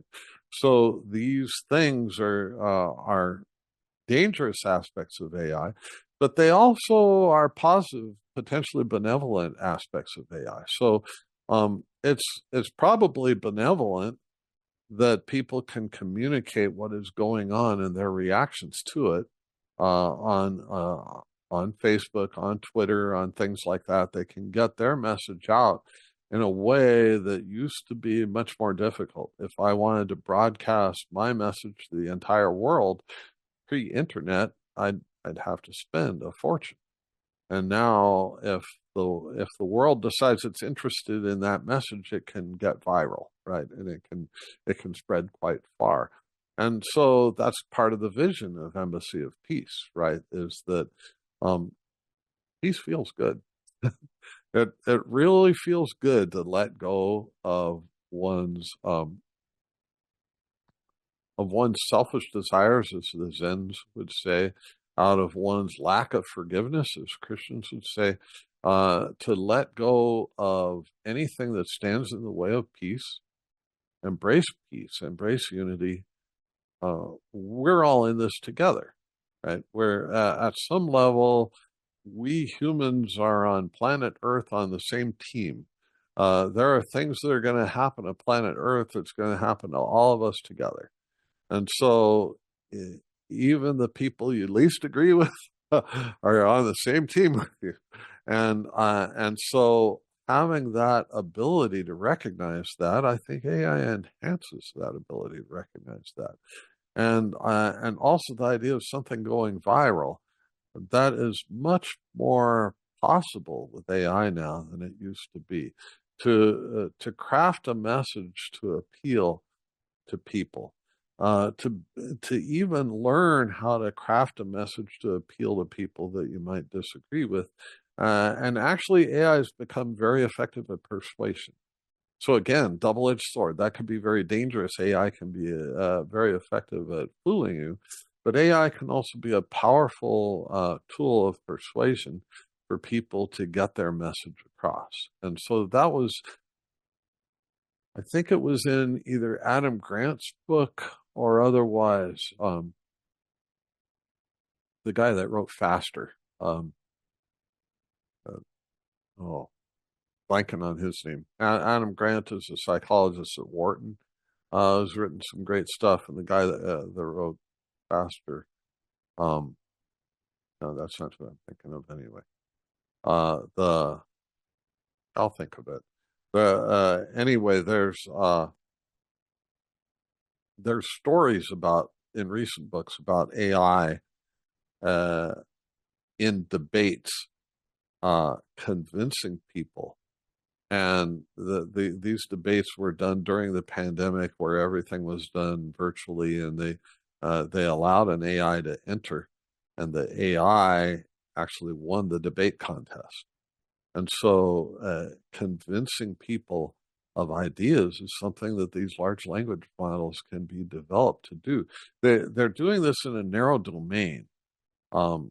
So I talk about artificial stupidity. There's things that you can design an AI to do. It needs the human input to go do it. But then when the human input is directed it the right way, it can do it very well. And particularly powerful is reinforcement learning with human feedback. So I think that I am encroaching on the other's time. I do want to share one more screen real quick. And let's see. I just want to tell you about a favorite book. Well, two favorite books. Okay. This one, The Mind's Eye. There was some, this came to mind when we were talking. Doug Hofstadter and the late Daniel Dennett wrote this, and I recommend it very highly. And there's a thing where somebody where there's an essay in that book where somebody is asking God to take away their free will and just make them a saint, make them do stuff, and so doesn't it count as free will if I agree to this right now and then you just make me do stuff? I want to be your puppet. Anyway, that and God's answer to that in this little debate was a very interesting one. And this book here, Conscious Mind, Resonant Brain by Steve Grossberg, this has been a huge influence on me, Steve in general in the field. And I recommend this book because it offers, oh, I thought I was sharing screen. I'm not sharing it. Okay, now I'm sharing it. Okay, so this book, Conscious Mind, Resonant Brain, I'd like to recommend. And the other one that I was recommending is called The Mind's Eye. I spelled the letter I. So those two I'd like to recommend. And this one, Resonance, is something that I think fits very well with this theme of paradox, resonance and reset. The idea that the brain is a dynamical system, and in any dynamical system, we learn in physics, we learn in differential equations. There's a phenomenon of resonance, and it's very important in a dynamical system. So, how that phenomenon can regulate learning has emerged as an important class of theories and an important class of neural net architectures. And this is something I work on a lot and I'm inspired by a lot. And so that book, Conscious Mind, Resonant Brain, makes the case for that. And I'd like to close by recommending it. Thank you so much, Don. Really very thought-provoking exploration there. Yeah. Very interesting. I appreciate being invited. I'm going to switch headsets because this headset keeps on telling me that my battery is low. So I'm going to switch headsets now. Mm-hmm. You can probably hear me. Yep, we can hear you now. Now I can hear you, I think. Okay, so I'm going to open up the floor for anyone who has some questions or things to discuss. Can I ask a question, Carrie? Go for it, Hal. Nice to see you. Thanks very much, Don. I'm very much intrigued by your presentation. Can you tell me, training artificial intelligences with adversarial artificial intelligences, how you would define the ground rules for the adversary and the intelligence to debate in an Hegelian context their different values, such as values that might be exhibited by the Embassy of Peace or some other group? That's brilliant. That's a brilliant question, and I'm going to make a note of it because so earlier when we were talking about questions and the long riff on the question about synergy, and said that's questions before. I think you taught me more by asking that question than anything I'm going to be able to say by answering it, but I think I'll say something in response to it. I found the paradoxical aspects. Oh, that too. I write that down too. Because this is so just in the question, those are brilliant ideas. I think I can imagine some new things that could be done that, to my knowledge, maybe have been done, but not to my awareness.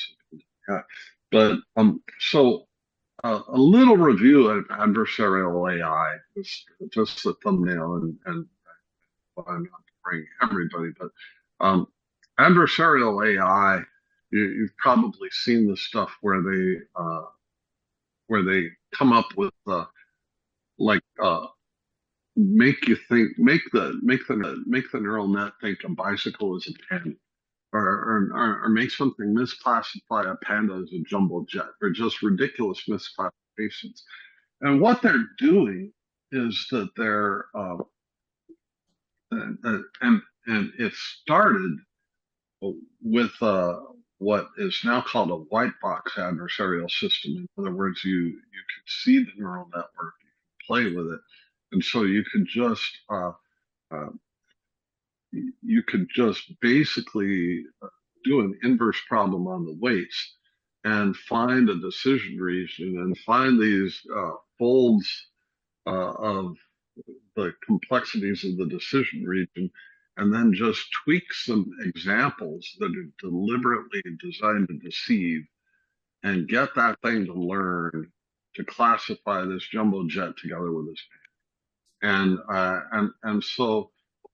And then one thing that you do with them is you have a couple of competing networks. You have something that is training to fool, and another one that's training to not be fooled, and they go back and forth.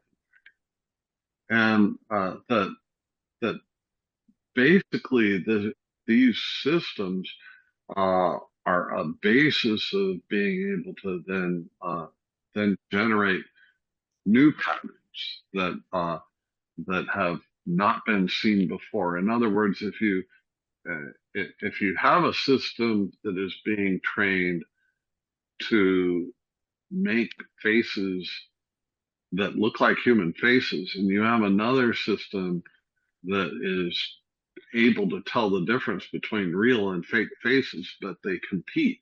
So the system that is trying to make the fake faces gets rewarded every time it fools the other system, and vice versa. So the system gets better at not being fooled, and the other system gets better at doing the fooling. Before long, you have this capability of generating. It starts out with the fake faces, but it can you can have the ability. Some of the early things that were done would be you would have a field of horses, and you'd say, make them look like zebras, or you would have a field in summer, and you could say make it winter. But now they're getting much more sophisticated.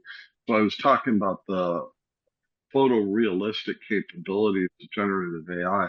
It all started with adversarial. So just to get everybody on the same page to address Hal's question, which was, well, what if you're using adversarial AI in the context of these opposing points of view?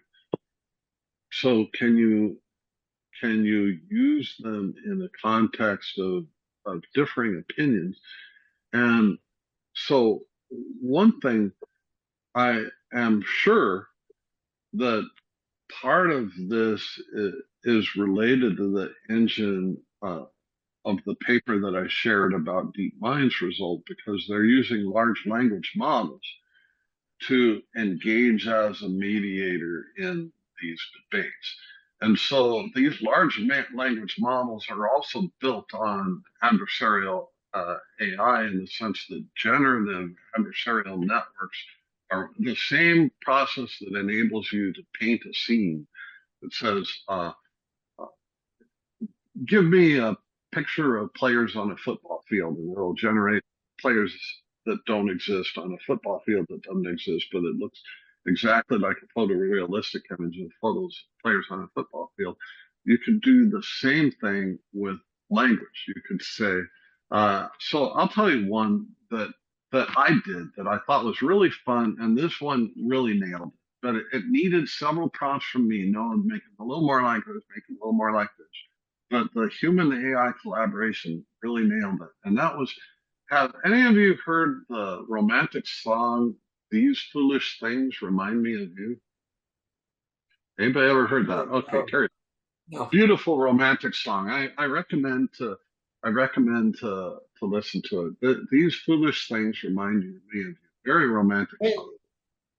And yeah. Well, anyway, I got the idea years ago when just something clicked in me about this song, and I thought, oh, a cool parody, like a Weird Al Yankovic parody, would be these stupid things remind me of you. And so a few months ago, I said, I wonder whether these generative AIs can do it. So I said, make a mildly insulting parody, not too insulting, mildly insulting and humorous parody of the song, These Foolish Things Remind Me of You. And I want 3 verses where the target is a male and 3 verses where the target is a female. And it gave me something that was pretty good, but not quite right. And I asked it a couple of clarifying questions, and it came up with a really good that could be set to music and played it. This particular tool was not able to set the music and play it, but I'm sure we played around with it to make it do that. But it was really pretty good. And so these stupid things remind me of you, like, like for the male, like asking directions when you're on the way driving, and female, like leaving pantyhose hanging in the bathroom or something like that. You know, mildly insulting, not but funny. It really nailed it. So these things can be done with large language models now, and so yes, I do think that that could be a next step from what DeepMind did. DeepMind had a mediator, and they would have humans in the loop, and then the mediator would come up with things that that captured.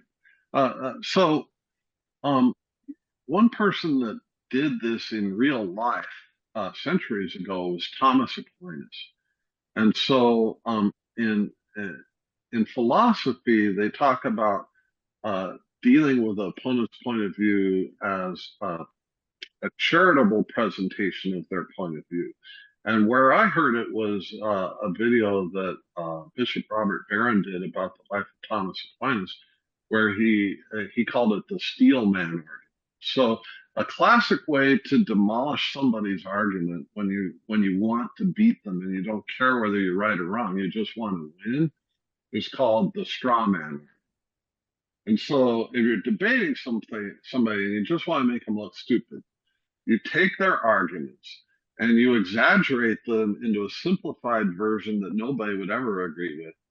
You associate them with this thing that nobody would ever agree with, and then you demolish it. You make them look stupid.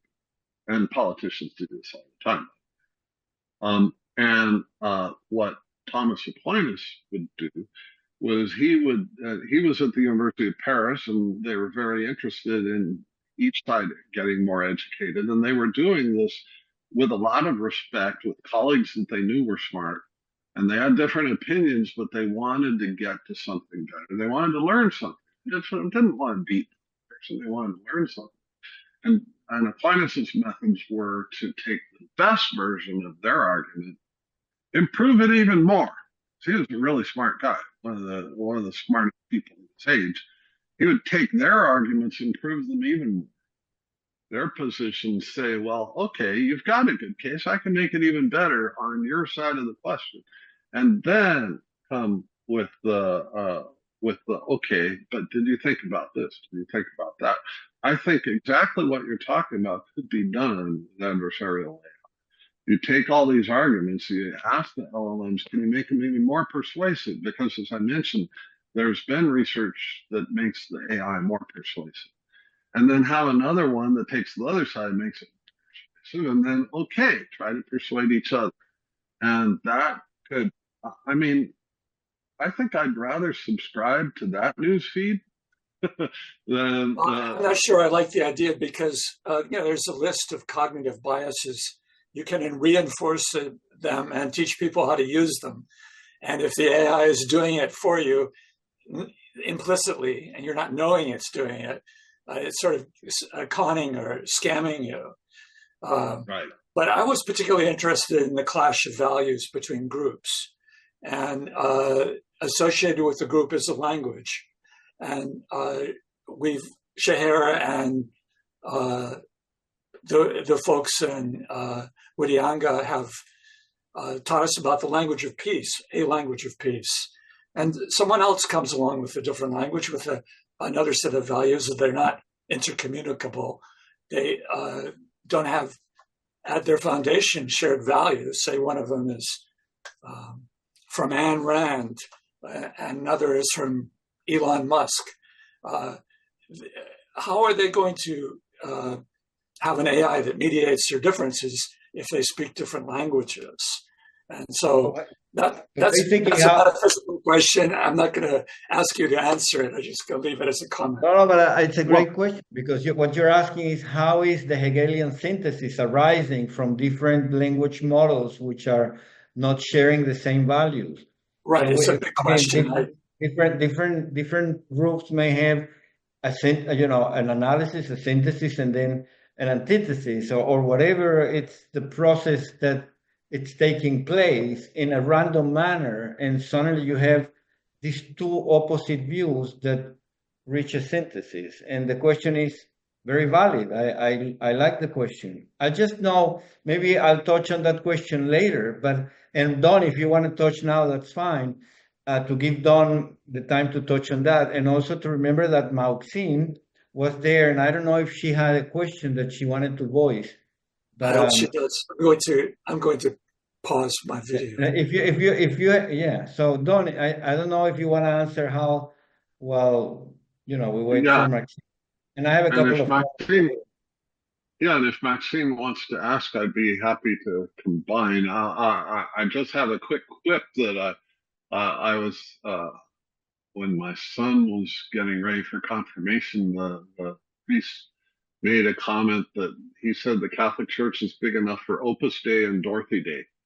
So Dorothy Day is a famous labor organizer and stays very conservative. So and I mentioned that my Jewish buddies, I told them I'd like to be considered an honorary Jew, and they said we're Big Tent, So I think that the Big Tent philosophy is part of the pathway to peace. That we need to, we can embrace ideas of people with very opposite opinions.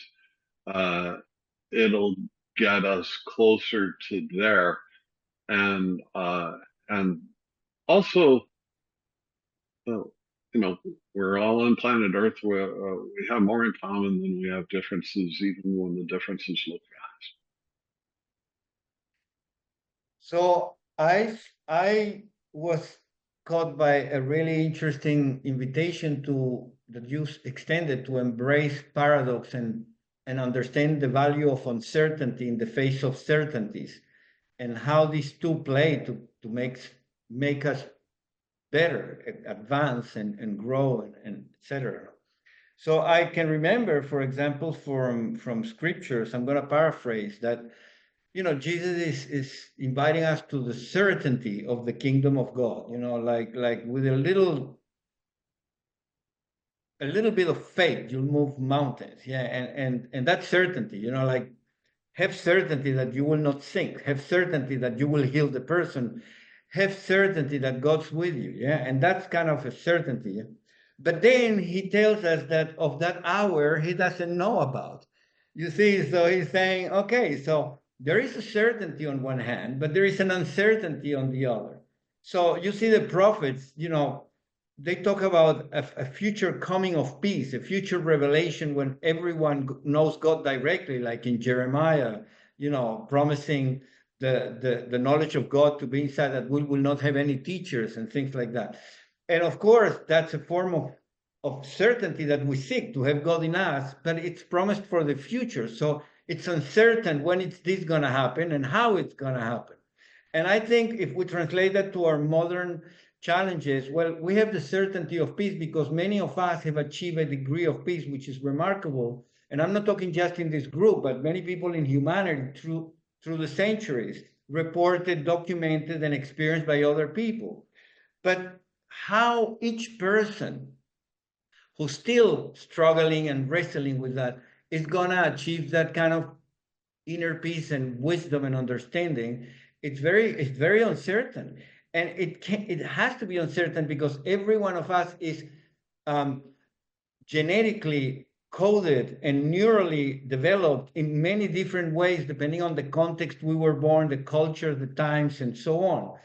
And so that means that every path, it's a very unique path towards certainty, with many uncertainties in the path, which are overcome with the promise that if we trust the process, which is uncertain, we will certainly arrive to a peaceful destination and a wisdom destination.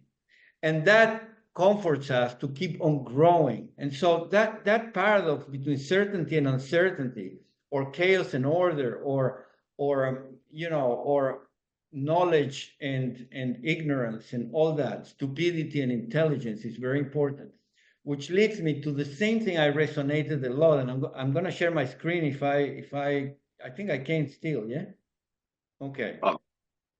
So in here, in this one here, it's a paper that I wrote for a Fettschrift of Henry Stapp on brain dynamics, quantum transactions, and how the brain develops meaning and knowledge from the perspective of quantum mechanics. And then I, of course, contrasted Henry with Walter, because Walter, the paramount message of Walter was that the brain it's not an information processing machine.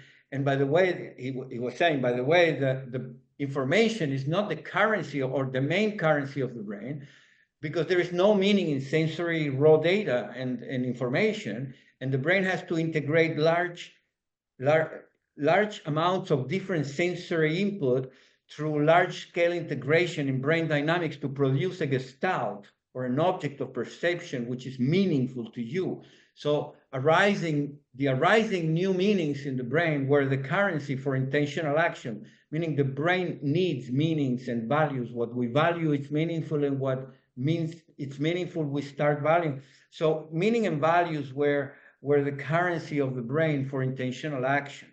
And of course, for me, that's a symptom of an intelligent system, a system that it's able to develop new meanings, which are beneficial for survival and for also aesthetic values and improving aspects of life. So then I wrote this paper, it's called Indeed, Quantum Measurement May Just Play a Part in Human Brain Dynamics that together with soul may affect human perception and conscious development. But then I asked the question of what in the world has soul to do with brain dynamics, Walter Freeman and Henry Stapp? And I answered that in the paper, but it leads me to okay, so this is where I think it was very meaningful, your term. Somehow it leads me to a term that I've talked with Paul Werbos, as you well know, Paul, the very fact that we can talk about the distinction between peace and its impostor, because I talked about the people who talk about peace, but they come in war, they say peace, peace, peace, but they mean war. And so there is the Embassy of Peace, but how do you determine that there are people who come in the name of peace and they're coming in war? And so there is an imposter there. And so I said, well, I was saying the very fact that we can talk about the distinction between, I defined the imposter a little bit before, but just the notion of the imposter.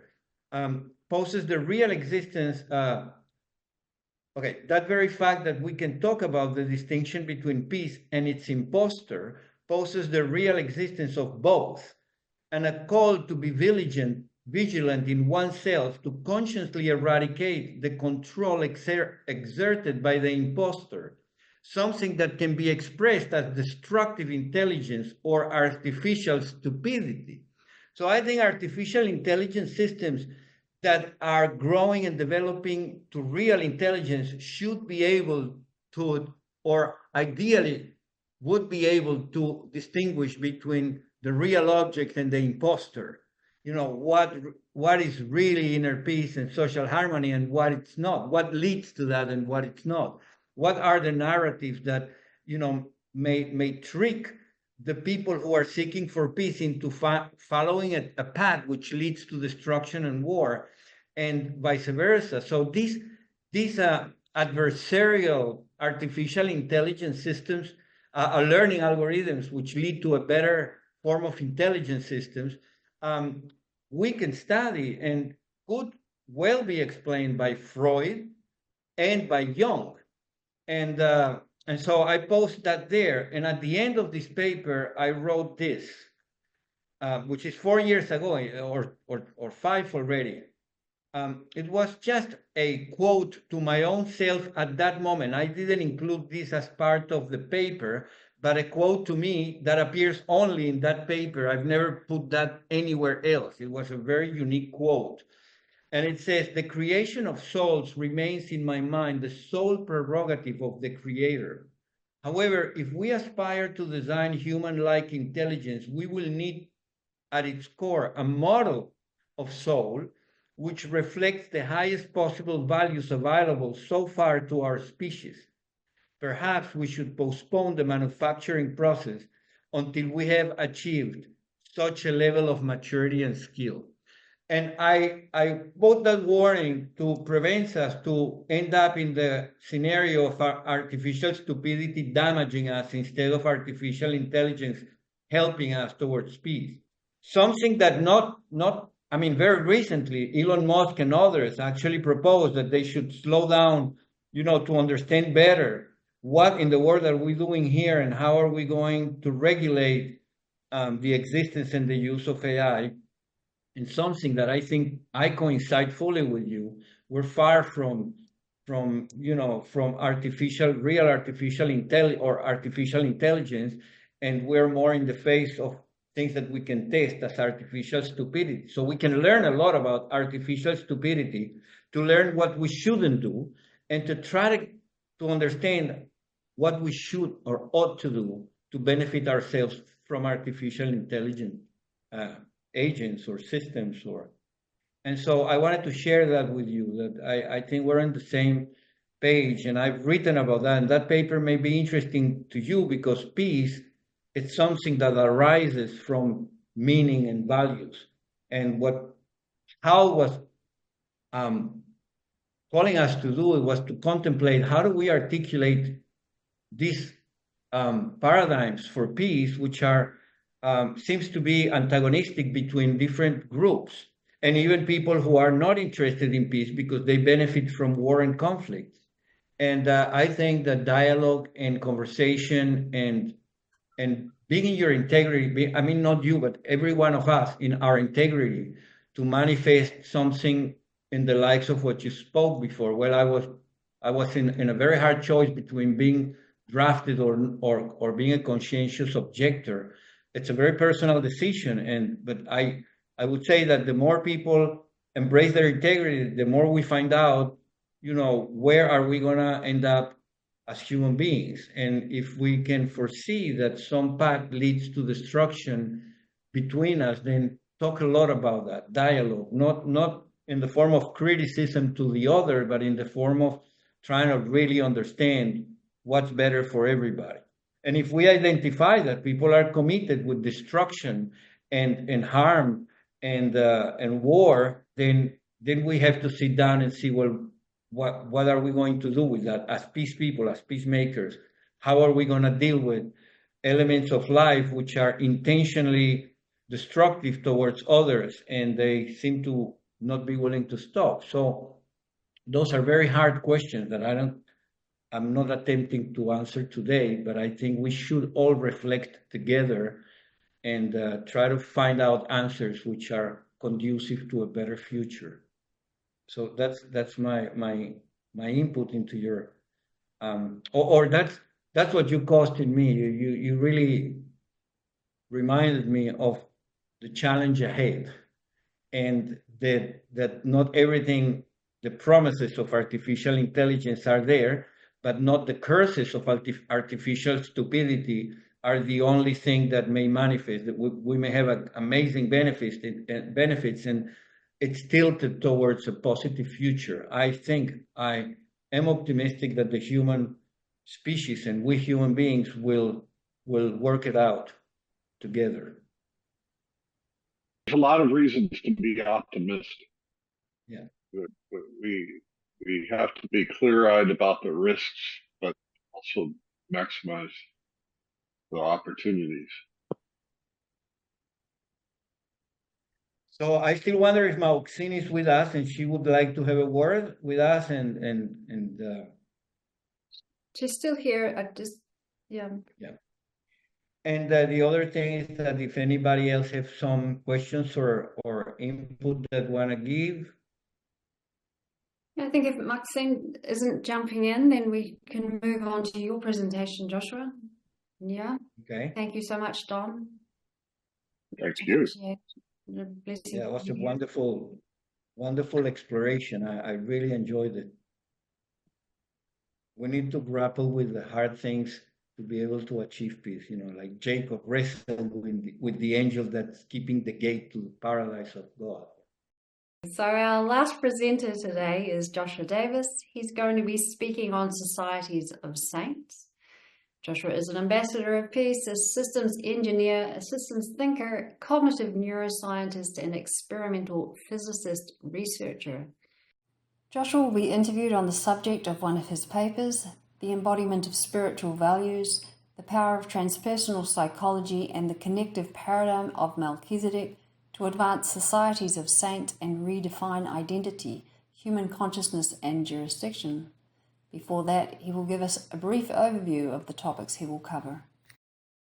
So the presentation I sent you dealt with was articulated. That conversation with Carrie, she asked me a bunch of questions, was based on this paper, which is in review. It's been in review for quite a while. And it's called The Embodiment of Spiritual Values, The Power of Transpersonal Psychology and the Connective Paradigm of Melchizedek to Advance Societies of Saints and Redefine Identity, Human Consciousness, and Jurisdiction. And this paper was drafted or crafted by Carlos Water, Grant Gillette, and myself. And so what in the world we mean by saints? That's a really good question, but I'm not going to touch that in the beginning of the paper. That could be a really good exploration in the times of questions and answers. And but I'll hint at what I consider to be a saintly living.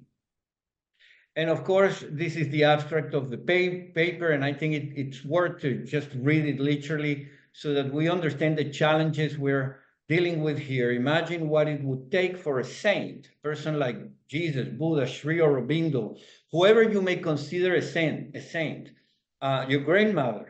Imagine what it would take for a saint or an enlightened human being to travel the world without a religious, national, or corporate identity as an ambassador or an ambassadress of peace. This would certainly require some miracles, and more importantly, the support of the people and their dignitaries. This article deals with the complexities associated with the kind of synthesis that is necessary to be achieved between modern science, ancient wisdom, and very important also, personal revelation, which is required to lawfully articulate the proper support for such human beings in the 21st century. Something that presents a very unique opportunity for the body of wisdom of transpersonal psychology to be made manifest in this present and future endeavor. Perhaps humanity will envisage the arrival of a collective plateau experience, a la Maslow, or if the reader prefers, a collective messianic windows to restore social harmony and environmental health via inner peace, individual inner peace.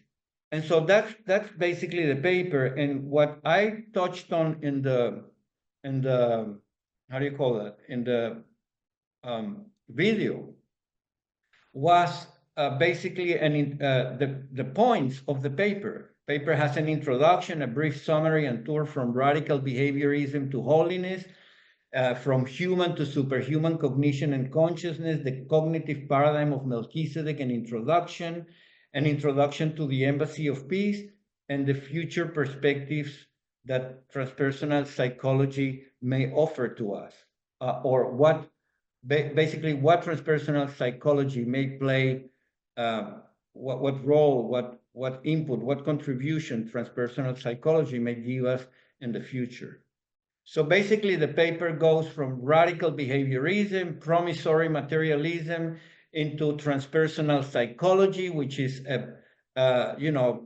breaking away from radical behaviorism. I'll explain that a bit later.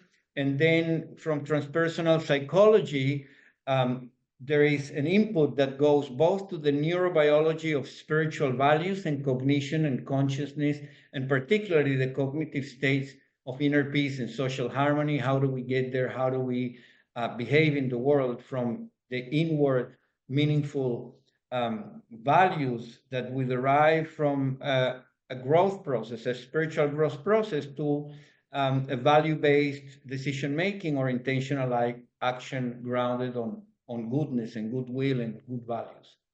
So the Embassy of Peace is something that emerges out of this process somehow, and it's colored by all this process from ancient times till, you know, the times of the scientific revolution and the times of the transpersonal psychology school and cognitive science, cognitive systems neuroscience, and how do we incorporate via the paradigm of Melchizedek spiritual values in cognitive science. And that's what I aspire to, you know, guide you today through a process that will end up here in inner peace, holiness, and social harmony.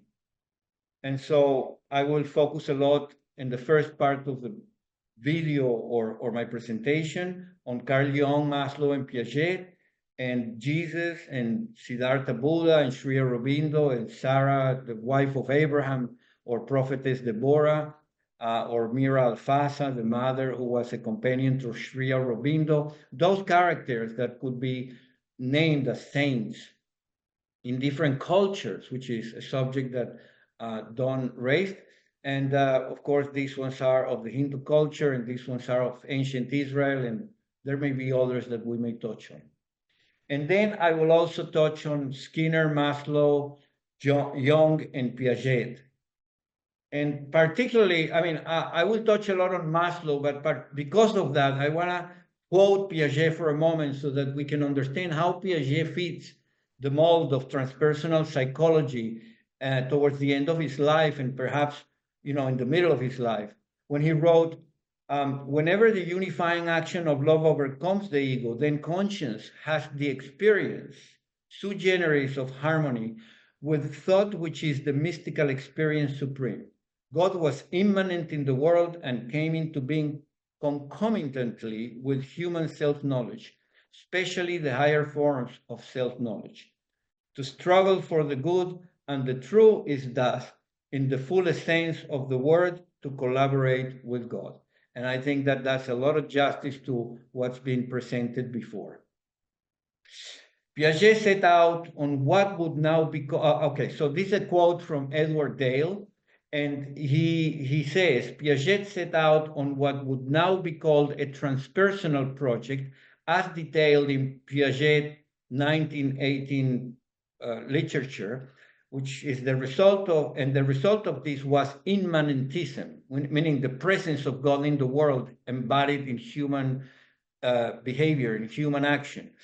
And that was called immanentism theory, and an exploration of the development of thoughts towards ultimate values or spiritual values that transcend both the individual and the limits of individual thought. So you see, Piaget was deeply embedded in those questions and had some answers to offer, even though he might not have finished his project, towards the end of his life, but he left a legacy there that it's worth exploring.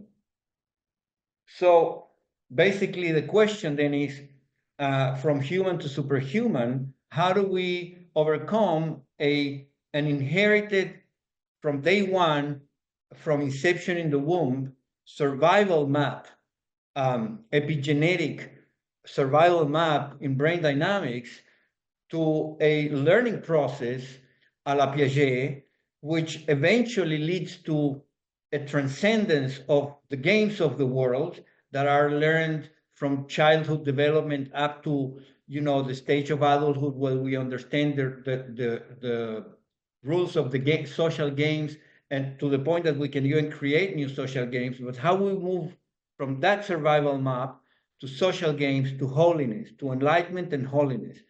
And then to do that, I will speak about the different kinds of values that I touched on in the Brain of Melchizedek in my master's thesis in cognitive neuroscience, which is a distinction between behavioral versus spiritual values. And of course, once I talked about behavioral values, spiritual values in my thesis, and how meanings are very important to intentional action, that all led to Aquinas, to Jean-Luc Merleau-Ponty, and for sure, the Freeman neurodynamics, and later on Vitiello's biophysics in collaboration with Freeman neurodynamics to tell us a little bit about how the brain is supposed to be an organ of the mind, or in symbiosis with the mind, or in some schools, the generator of mind, or in other schools, a consequence of universal mind. But whatever that may be, regardless of the metaphysical commitment, mind and brain, we will all agree, are very intimately related, together with meanings and values and decision-making and intentional action. So the transformation from human to superhuman is the overcoming of the reactive survival map into more high core aesthetic values, spiritual values, and what Maslow would call self-actualization, or plateau experiences, an embodiment, a continuous embodiment of peak experiences and being values.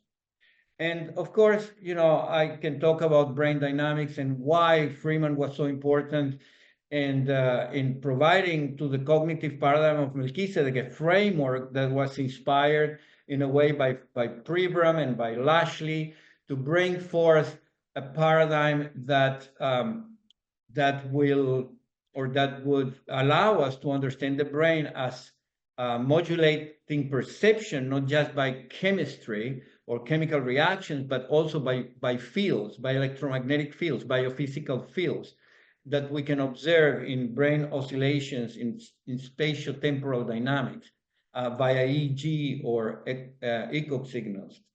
And then a little bit of psychophysiological coherence, which is a body of research that has been largely dealt with by the HeartMath Institute. Is the pioneering institution that dealt with psychophysiological coherence. And then behavioral and spiritual values. What are they?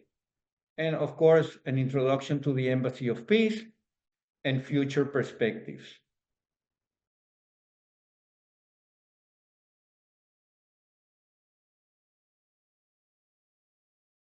Okay, hello everybody. I'm here in Miami Beach with Joshua Davis. And Joshua is going to be presenting on Societies of Saints today, based on a paper that he has written, and he's going to share with us about today. Hi, Joshua. Hello, Karen. How are you? I'm great, thank you. Nice to hear. So, we're going to talk about your paper, The Embodiment of Spiritual Values, the Power of Transpersonal Psychology, and the Connective Paradigm of Melchizedek. You introduce us to the possibility of advancing societies of saints and redefining identity, human consciousness, and jurisdiction. You also invite us to envision what it would be, or what it would take, for a saint or an enlightened human to travel without a religious, national, or corporate identity as an ambassador or an ambassador of peace. So, let's have a little overview of the paper. We'll go section by section, and you can introduce us to some of the core aspects of it. Yep. Yeah. So can you take us on a little tour from radical behaviorism? That's an interesting word for me. Radical behaviorism to holiness. Yeah. Before I do that, I just want to let you know that, and the readers and whoever is watching this video, that paper I wrote in collaboration with Grant Gillette and Carlos Werther. Yes. So Grant Gillette is a philosopher and neurosurgeon, or ex-neurosurgeon, so he's got a really good grasp on the brain and the philosophy of mind, and also what it means to be in the world with others. One of his important understandings of brain and spiritual values and the creation of knowledge and meaning is, I think it's, in terms of brain dynamics, it's grounded on Freeman neurodynamics, and we can appreciate that really well in his last book called The Neurodynamics of the Soul, which I think people should read carefully to understand more deeply the subject we're going to talk today about, from a transpersonal psychology perspective and brain dynamics and other things. Okay. So that's Grangulate. Carlos Walter is a psychiatrist, but he's also an ambassador of peace. I think if I'm correct in this, I'm pretty sure he's recognized as an ambassador of peace by the United Nations, and he's written. It's an author of many books on spirituality and embodied spirituality. He's a friend of the Dalai Lama, and he's got conversations with the Dalai Lama and other people all over the world, ranging from spiritual leaders to shamans. So he's got a very deep understanding on what constitutes spiritual experience and what also constitutes, in a practical sense, the life of an ambassador of peace. Now, this is a subject which is in, let's say, evolution. We still have to dig much more deeply into what constitutes an ambassador of peace and how to achieve a society that can live in social harmony, broadly speaking, not just small groups here and there. And to get there, what are the requirements for individual inner peace, meaning what individuals ought to work in themselves so that they can find inner peace, so that they can contribute to a world of peace. Now, in a higher state of consciousness, or let's say in a more aware state about being peace and how to achieve that and bring that into relationships, we also have many of the different, let's say, saints of all cultures that are recorded in different spiritual texts or religious texts. We have modern saints, maybe like Sri Aurobindo or other people. Doesn't matter at the moment who are they, but they are recorded texts about their lives and what they think constitute living a saintly, enlightened life. So that's important to take into consideration to understand more or less what could be the baseline status of an ambassador of peace in terms of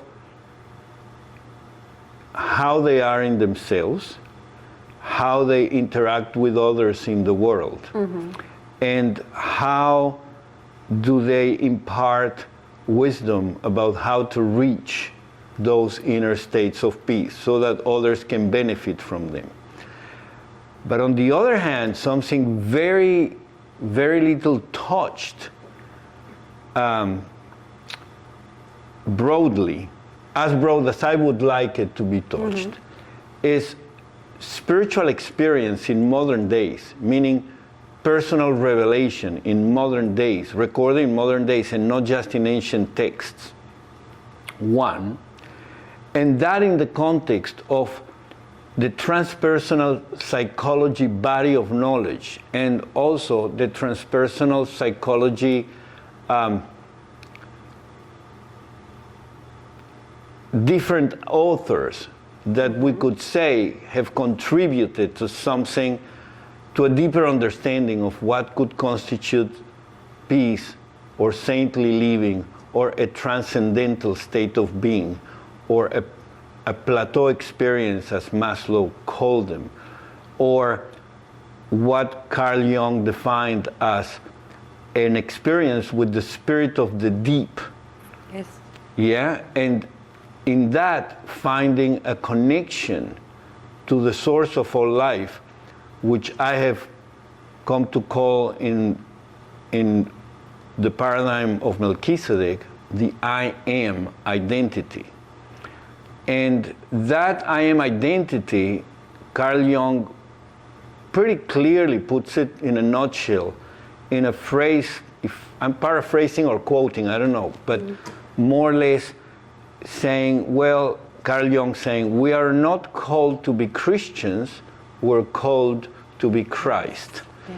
And that's what I call this the embodiment of spiritual values, which is an ongoing process, not just a spiritual experience that somebody has at one stage in life with an angel, Mother Teresa, or the Virgin Mary, or a state that it's an experience of, one time in life about, in whichever way people had it, doesn't matter. It's an ongoing state of an embodiment of spiritual values. And that, it's accompanied by a sense of identity, which is not anymore a religious identity or a national identity or even a gender identity or any kind of that biological survival informational type of identity, which I described more or less in detail, I think pretty in detail in some of my papers, and certainly in the Brain of Melchizedek as published as my thesis in cognitive neuroscience, a cognitive neuroscience approach to spirituality, let's say at this stage. So all these elements of transpersonal psychology, brain dynamics, and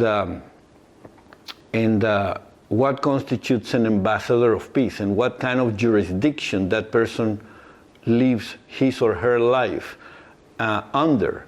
Meaning, are they like the prophets of old under God's jurisdiction? Is that jurisdiction, which is a spiritual kind of jurisdiction, can we build a bridge between that jurisdiction and the jurisdiction of nation states? And if that is possible, how do we articulate that jurisdiction so that the ambassadors of peace can become dignitaries, or types of dignitaries, representatives of the government of peace in a universal sense? Or, if you take it more to the scriptures, the Judeo-Christian scriptures, and representatives of what would be labeled the kingdom of heaven or the spiritual humanity and things like that. And by that meaning a connection with God. So are they nation states that acknowledge sovereignty under God? Well, I would say the first one in their foundation documents that comes to mind is the United States of America. And we are all, created equally under God's power to the pursuit of freedom and happiness and liberty. I'm again just paraphrasing principles of that Declaration of Independence or Constitution or the founding documents of the United States. If I remember properly, in the Constitution of the Commonwealth of Massachusetts, that I think is still in place, citizens have the duty and the right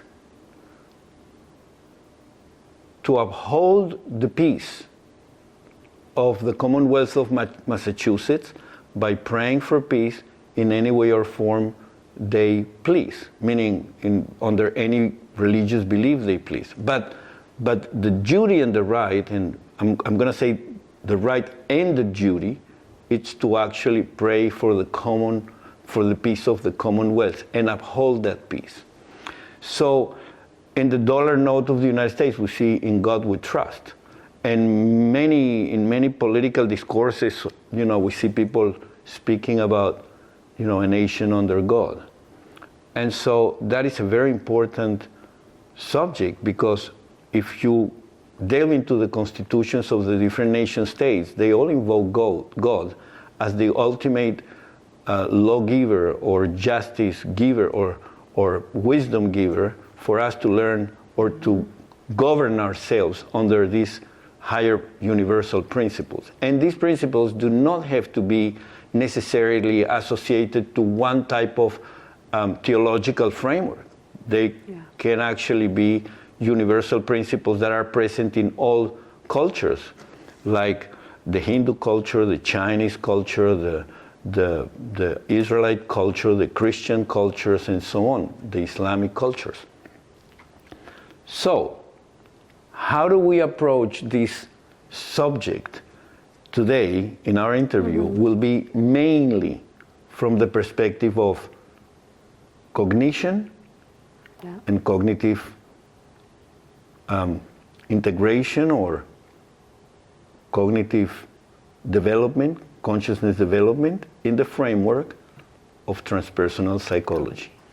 All right, so having said that, you know, and to introduce the viewers to this first attempt to go deeper into what constitutes an ambassador of peace, I'm going to try to be very succinct and simple, and the readers or the viewers are welcome to read the paper, and then we may do some more interviews on each subject Later. yeah, later on, because I think each subject deserves Yeah. a more refined exploration, but we cannot attempt such an exploration in an hour interview, or, you know. So let's do that, okay? Yeah, so the first section of the paper it addresses radical behaviorism to holiness, and you mentioned Skinner to Piaget, Maslow, Jung, as you've spoken of, and Hunt. Is there anything you'd like to elaborate? All right, so let's keep it simple again, okay? So Skinner proposed that there was no soul in the individual, that the behaviors of the individual are automatically respond to either pre-wired routines, survival routines of the individual, where every stimuli will have a sort of response or a collection of responses. That learning can happen, but still learning responds to stimuli and responds to preset behaviors, also combined with the learning process. So that meant that we're basically biophysical robots, you know, where you just give a stimuli to a human being and you expect they will respond more or less in a similar manner. Or if not in a similar manner, they will respond habitually to that stimuli in a certain way. Okay? And there is no soul there or metaphysical entity shaping behavior and learning. Is just something that the environment conditions the human being to do when a certain stimuli is presented. So this is a combination of routines which are, let's say, genetically wired or biologically wired from inception, together with Conditioning. Yeah, you know, brain conditioning. Yep. Good boy, bad boy conditioning, okay? That's to put it very simply, you know, for now, okay? So the question is, how do we go from a conception of the human being like that to an ambassador of peace, a God conscience or a creator conscience, ambassador of peace with soul and mind and agency and personal will, informed not just by the environment and others, but also by a source of wisdom or the voice of conscience, if the reader prefers or the viewer prefers, onto how to properly conceive plans of actions or intentional actions or make decisions based on values which are not just moral values or behavioral values, yeah, but there are also universal values accessible to the soul of each individual when we seek to connect with those essences and presences which are able or capable to override your behavior sometimes, meaning the behavior of a person can change because they met the love of their lives. A behavior that was not changed by police, by enforcement law, by judges, by counselors, by psychologists, by therapy, it was just a transformation that happened by love. Almost a phase transition in the individual that after that experience, they just changed their behavior. And that kind of values we cannot associate with reward and fear conditioning. They're not learned values. They're values that visit you. They're sort of visitations to the soul and the mind of the individual, and those visitations are transformative agents in the universe, in our life. in our existence, biological existence, that can change the cognitive map of a person for good, for life. Yeah. Okay? So, all right, so of course, in order to move from Skinner to such a transformation that it's agent-based and value-based and soul-based and meaning-based, yeah, and there is a mind there, you know, playing a part, shaping brain dynamics, then we have to move on from Skinner. And that happened, you know, the body of psychology, even though still influenced by the reminiscent teachings of Skinner, has moved on. And one of the groups of psychology, yeah, the currents of psychology that moved away from that understanding of the human being was certainly the humanistic psychology school and the transpersonal psychology school.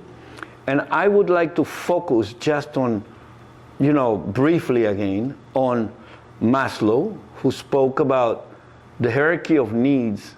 At the top of the hierarchy, you know, speaking enlightenment or transcendence or peak experiences or the plateau experiences or the spiritual human potential achievement at its height. Okay? He spoke about being values in some of the literature that he wrote. Being values being different than behavioral values. Being values being values, be values, yeah? I'm going to call them be values as he did, because then these values being spiritual presences and essences like love or truth, or meaning the values that you can find in your own being, and self-actualization. It's a process that happens from the bottom of his pyramid, hierarchy of needs, to the tip of the pyramid by the agency of these be values. And other experiences, like peak experiences, and then a more stable set of peak experiences on daily life, which he called towards the end of his life the plateau experiences. So you could peak, and then to a point where you... Yeah. So it's a learning, gradual learning process. It can be maybe for some individuals very fast, a deep spiritual experience that changes the whole landscape of cognitive landscape of an individual.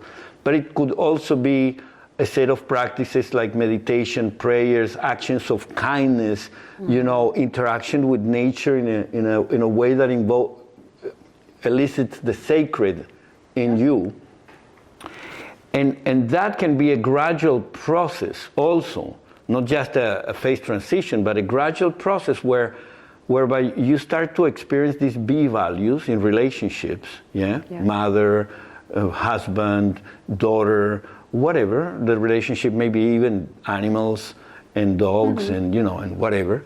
And then suddenly you start to experience a transformation of your psyche to the point that now you're a more kind person, a compassionate person, a person who seeks more deeply for the truth and doesn't accept just face value any beliefs like maybe the Skinnerian belief or any other belief. You just are questioning the scientific paradigms, trying to falsify those theories with a deeper sense of self and beingness. Yeah, and then of course I just gave you a little, you know, I just brushed an overview of Maslow.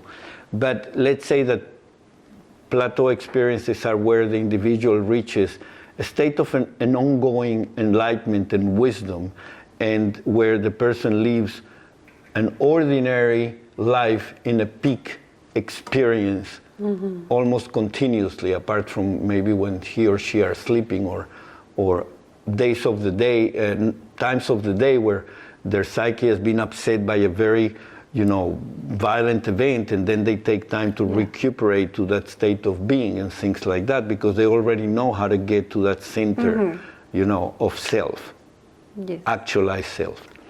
All right, Carl Jung, on the other hand, brought to our attention nothing new, because this was known to the prophets of old and the prophetess of old as divine order, perhaps, or states of enlightenment, but he brought into the psychology arena the concept or the idea of synchronicities, which were events that had so many elements of order to it that they could not be ascribed to just chance and probabilistic events. And of course, for some individuals, synchronicities happened many times during a week, sometimes during the day. So he was trying to record in his interactions with his patients, where these synchronicities were playing out and what they meant, to the point that he had, as his patient, Wolfgang Pauli, which was a luminary in physics, in quantum physics. And Wolfgang Pauli and him exchange a set of letters where they try to understand these acausal events in synchronicities in relationship to the quantum phenomena, which sometimes can be seen as a causal too in entangled photons or particles, or whatever the phenomenon may be, that you're measuring as entangled acausal correlations. Now, if I remember well, the book where all these letters between Pauli and Jung are written, it's called Atom and Archetype. Yes. Yeah, you remember the book. So I think that the reader who is more interested in the physics-psyche relationship should start there, because it's a really good interaction between two very serious scientists that somehow had a touch for the spiritual and the psychic phenomenon. Particularly Pauli, who was, sometimes feared to be near a lab because things will disrupt, in his presence. And there are stories about that, to the point that he was developing a kind of a fame, a fame like, being known being known for the Pauli effect. And of course, I don't want to spoil the readings for the viewers, but there is a lot of really nice reading about how to connect from the point of view of Carl Jung, archetypes, a collective unconscious and synchronicities, to more deep spiritual experience, which before Jung were the territory of, religious texts or spiritual texts, and from Jung upwards became the territory of psychology, and therefore of science, even though the hard sciences are still catching up with understanding how to incorporate in the hard sciences meaning and values in relationship to decision making, intentional action, and behavior. So we owe to Carl Jung a big deal of thanks and gratitude for doing that hard work, because that's not an easy task in the times of Jung, whom Freud, who was his mentor, to an extent said to him, "You're just full of, popcorns." This is not really, sound psychology. But then Carl Jung brought to his attention via some events and dialogues that maybe he should look deeper. And I think that this is so. Yeah. Now we have another psychologist who, of course, had to be mentioned on the area of learning and behavior, which is Piaget, who, I'm just going to brush this out too, but Piaget went from basic baby, blank canvas, in behavior, to learning behavior language via a set of accommodation, assimilation processes during life, from a place that the baby doesn't know anything about social games or how to behave in terms of community and social life, and through his life or her life this baby learns, and matures into learning more of how to behave when he's a toddler, and then when he's a kindergarten human being, and then when he's a teenager. And there are many rules that are, by accommodation, assimilation, building up a network of understanding of reality or social reality and behavior, his or her behavior and identity, and how he fits into his society or community, up till when the person has reached a certain mastery of the social game as an adult, and in the most advanced way, it's able to actually become a rule maker or create new games, social games, all right? But then Piaget goes even farther than that in some of his papers and literature, where he talks about the transcendence, states of consciousness, and I don't want to go deeply into that, but he speaks about how to reach that state where the prophets and the prophetesses reached, when they report a mystical union with God and a state of consciousness that transcends the social games, and it's more grounded in spiritual experience, ongoing spiritual experience. Let's call them more enlightened states than just the type of enlightenment that leads to good or sound social gains, okay? So these are more of a spiritual enlightenments that come and are described in some of Piaget's literature. And I think I have a set of references to the papers that Piaget has deepened his studies on that area and wrote about in the paper that we're exploring today. Okay. Yeah. So I just wanted to tell you that. So just to to wrap up this, without going into the philosophers like Combe and Hunt and none of that, because I don't want to go there today. It's too much. Yeah. But let's say, from the point of view of transpersonal psychology and humanistic psychology, maybe we should mention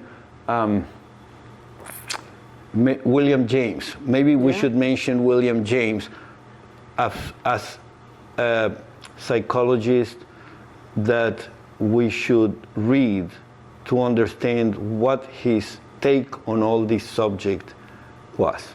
Okay?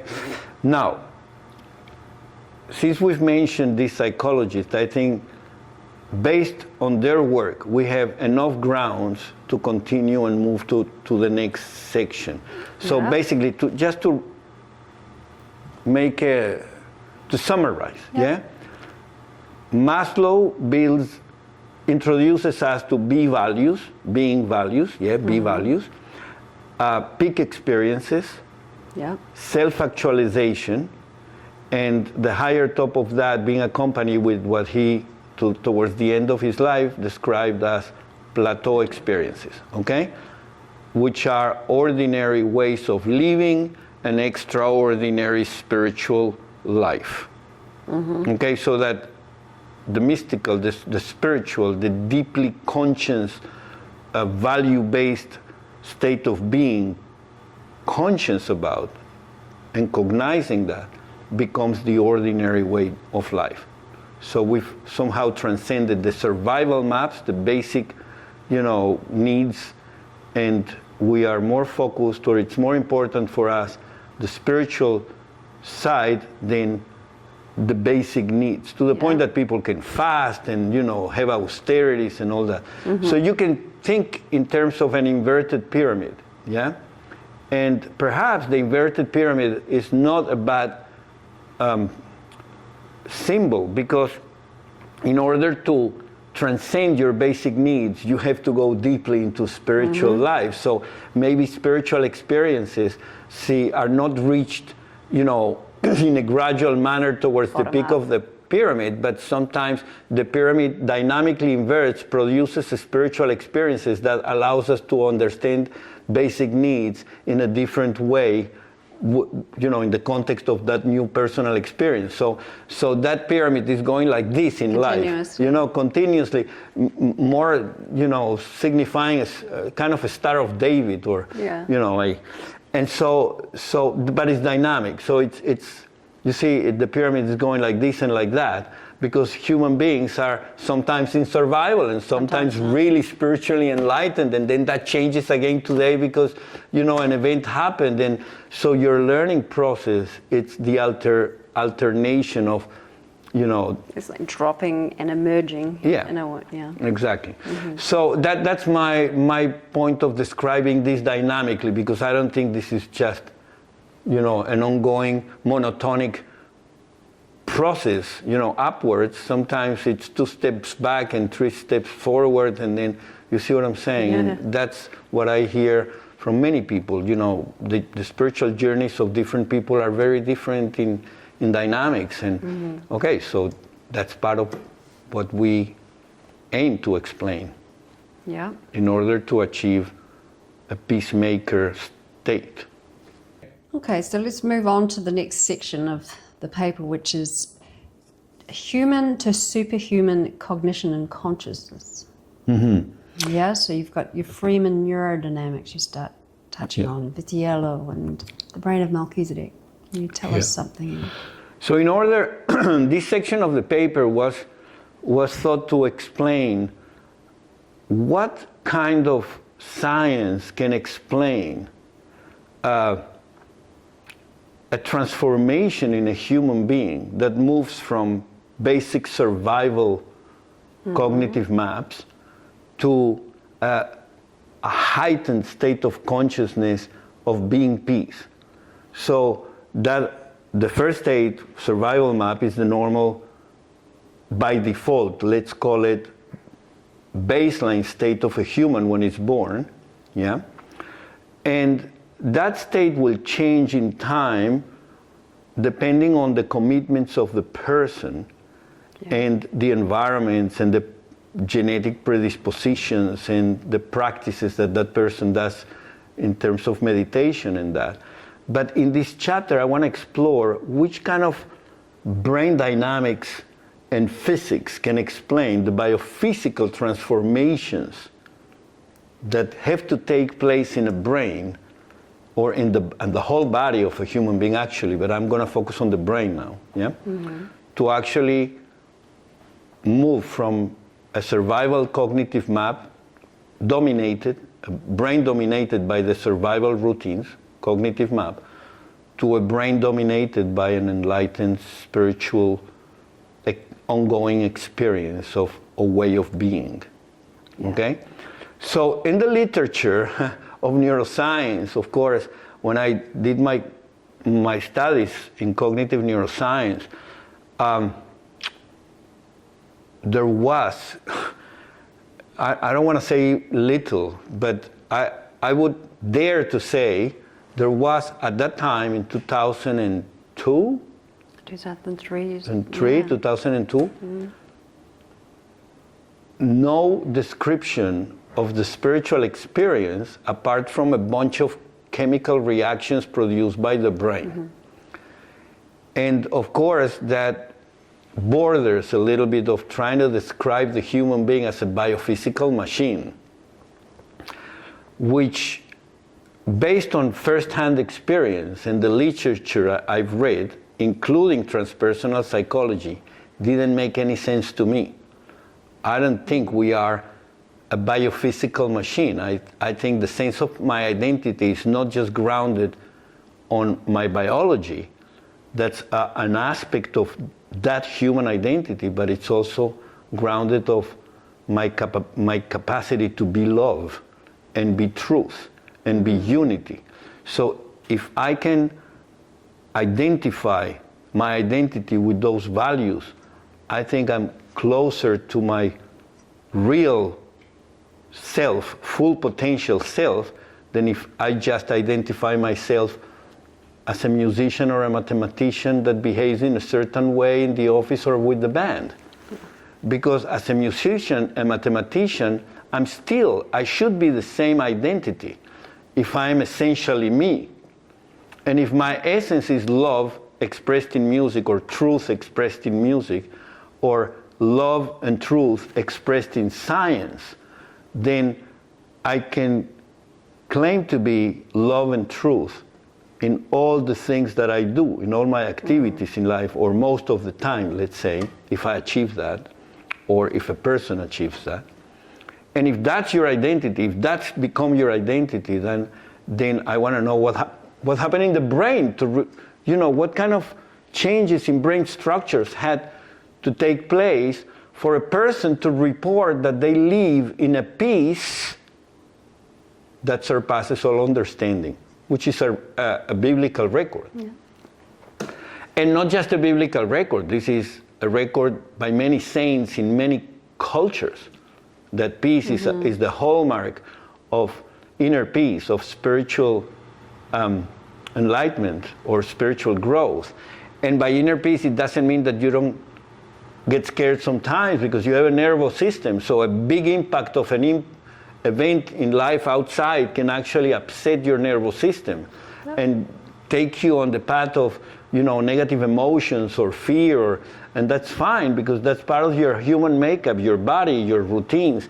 But how are you equipped and I equipped to deal with those events? Yeah. It's another completely different story. And so how am I equipped if I can restore myself very quickly to inner peace, as opposed to if I will spend 3 months in depression because of an event that happens, will make my capacity to deal with life and my decisions very different. Yeah. So the question is, if I develop a kind of brain dynamics that regulates my respiration and my heart rate variability in a way that they're synchronous, and I'm going to invoke psychophysiological coherence, which is a body of research ongoing.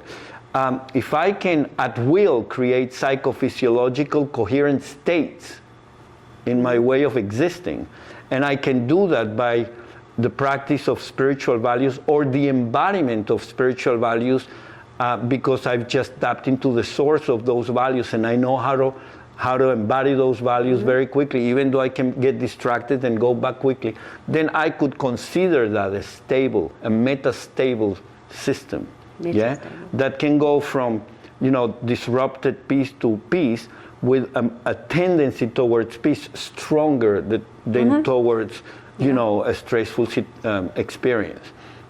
If we achieve that, then we can start to biophysically somehow identify what's the psychophysiological signature of a peaceful person or an ambassador of peace, And of course, there will be exceptions, because an ambassador of peace or a peacemaker hanging on a cross will surely show, apart from miracles that we could not explain, but surely shown as a human, signs of extreme stress in the body.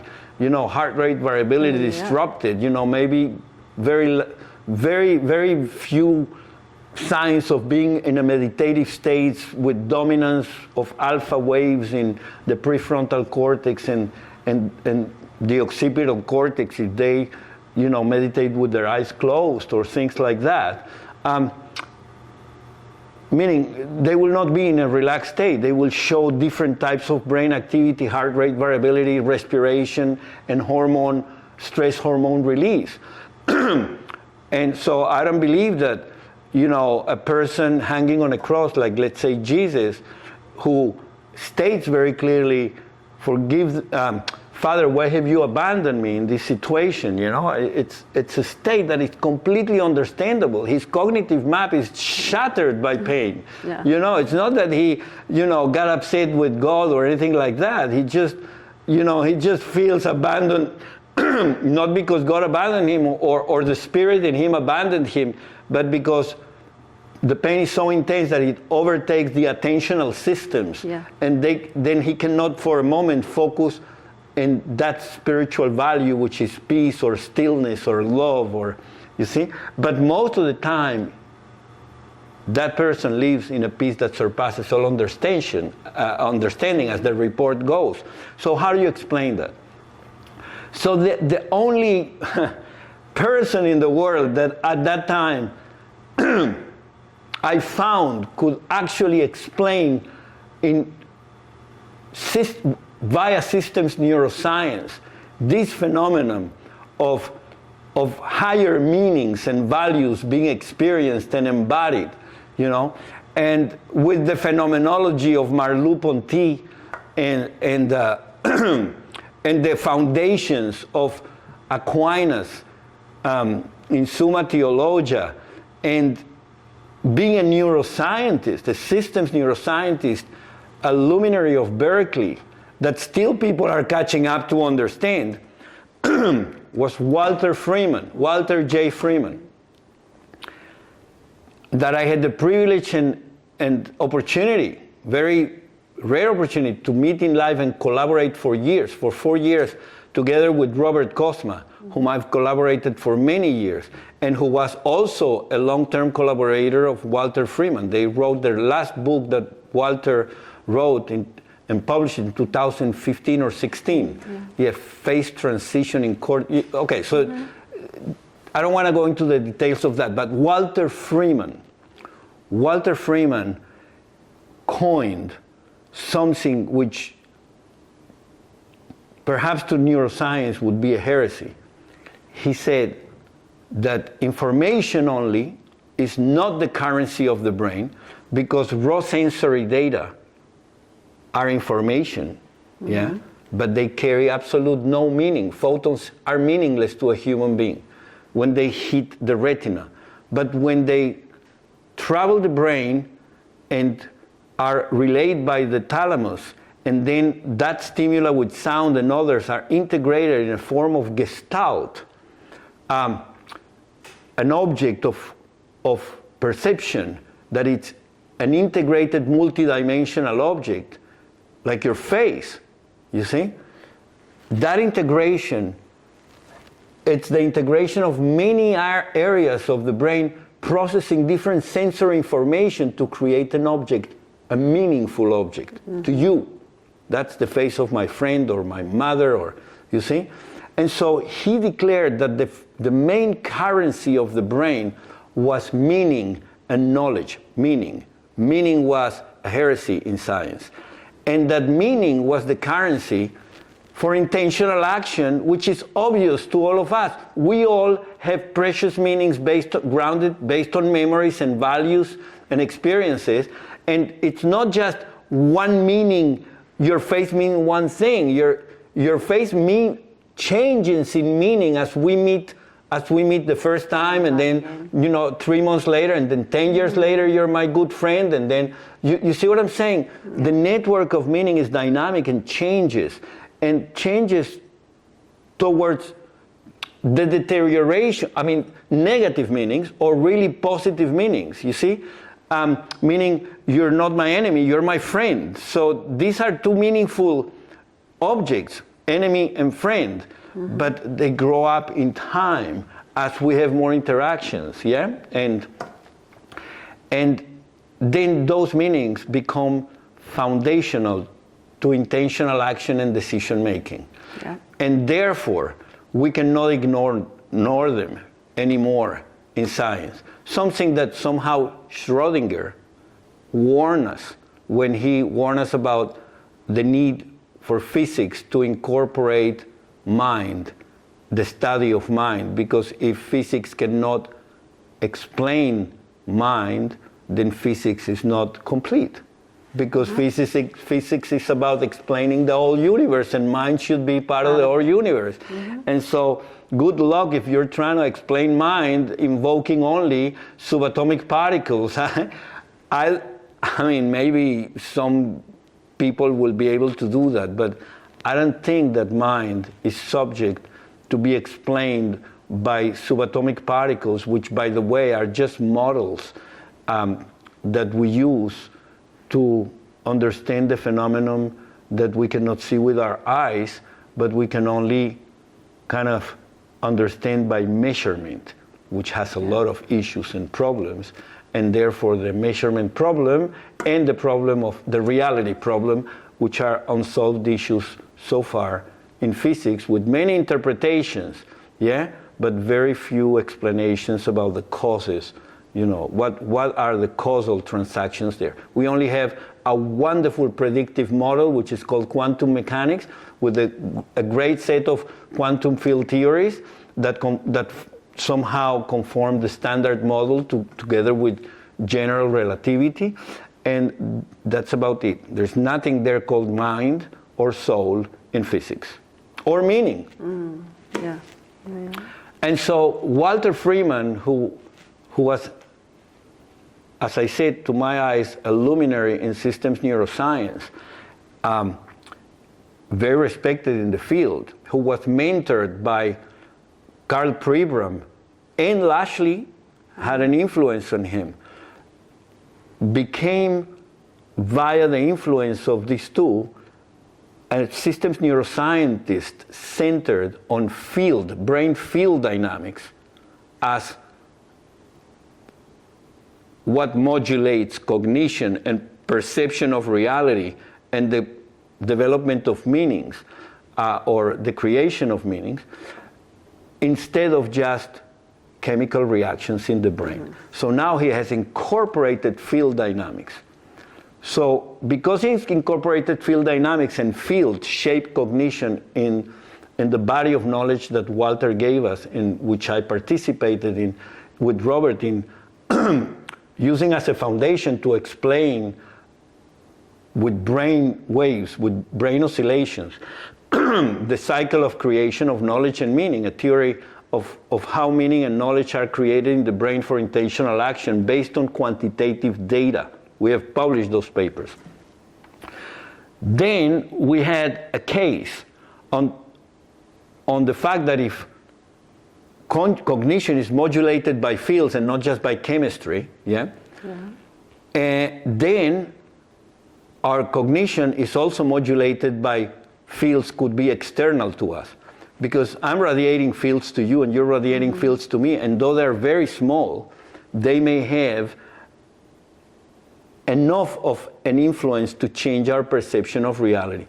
And the solar radiation too, and other fields that are around us, and what have you, okay? And of course there are many theories about that in terms of fields, you know, environmental fields and consciousness.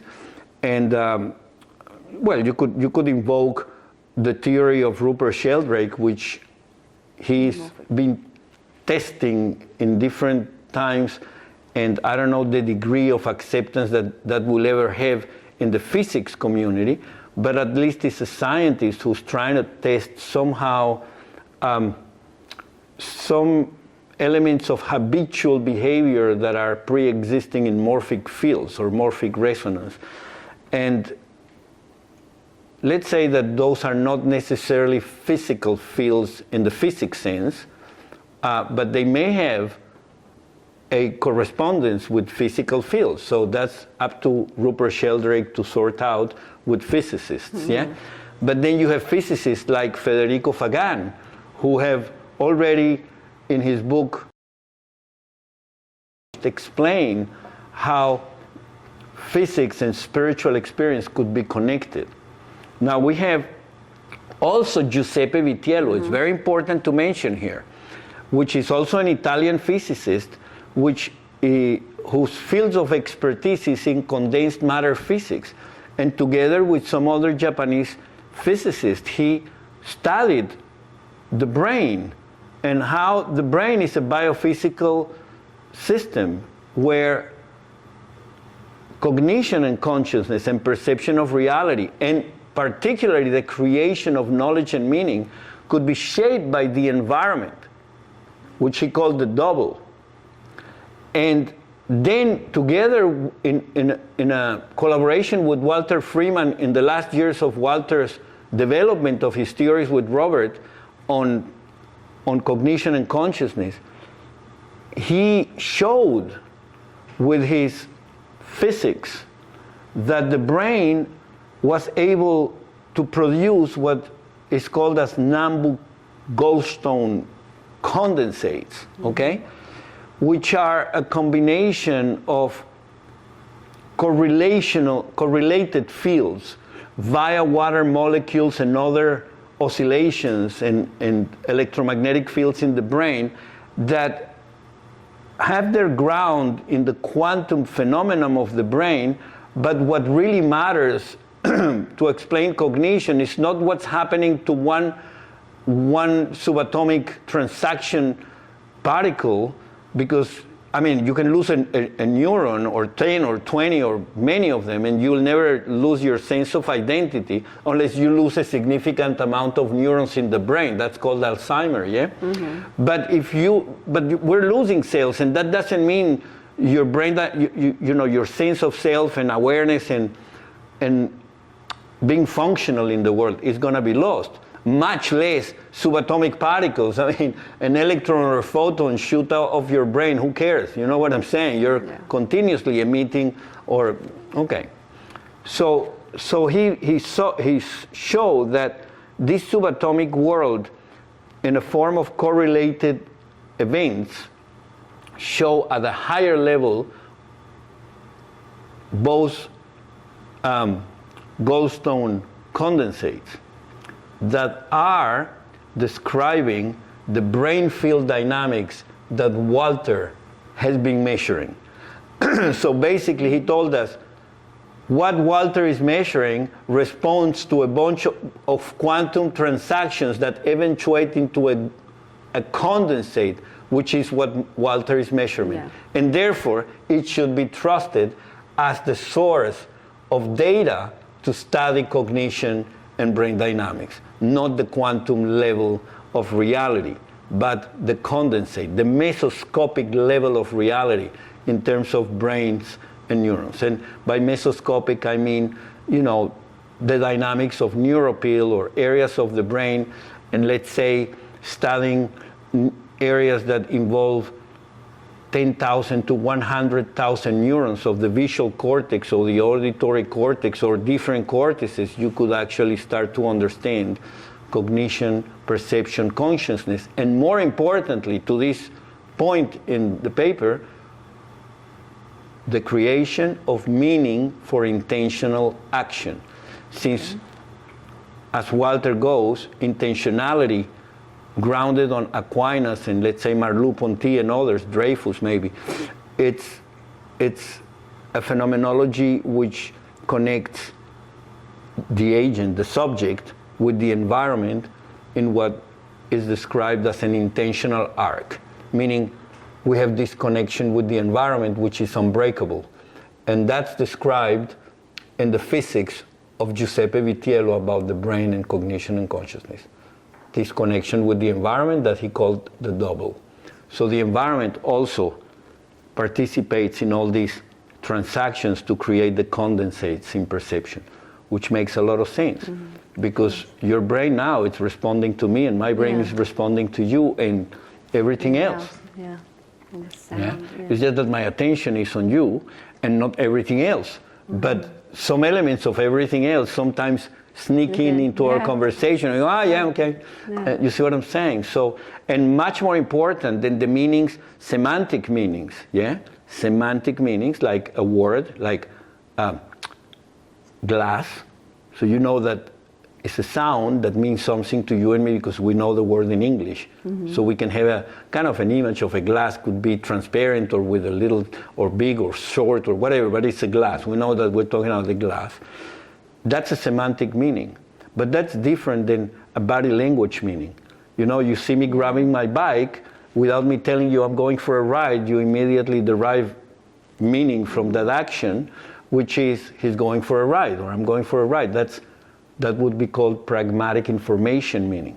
But then if we go even deeper in the brain you have brain dynamics connected with my action of grabbing the bike, and if in that brain dynamics you know, expresses differently than other brain dynamics before grabbing the bike, then by looking at the brain dynamics, if you have the proper tools, you can decode that I'm about to make a motor movement which involves the hands or something like that, which within a certain contextual knowledge of me, you could say those brain dynamics are connected with grabbing a bike, or grabbing an utensil, or grabbing, a lawn mower, or whatever.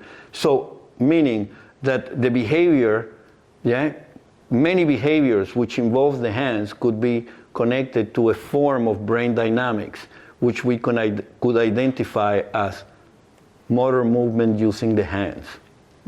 Get the idea? Yeah. So that signal, those sets of signal in space in the space of the brain where we're measuring, those spatiotemporal signals become pragmatic information that it's previous to the behavior you see. Yeah. And so you can anticipate behavior by somehow, or possible collection of behaviors by studying brain signals. So that's pragmatic information. And so I go even deeper than that. What happens when a person has a spiritual experience with Jesus or God or Buddha or her grandmother or your own sense of self, higher self, and you have this experience which is so profound, and that changes your brain dynamics. So these are higher meanings. They are not objective meanings like naming glass or grabbing a bike, something you can see with your senses. Those are subjective experiences that you can only report via personal reports, but they shape your brain dynamics. Yeah. So there are different categories of meanings that are participating in shaping your brain dynamics.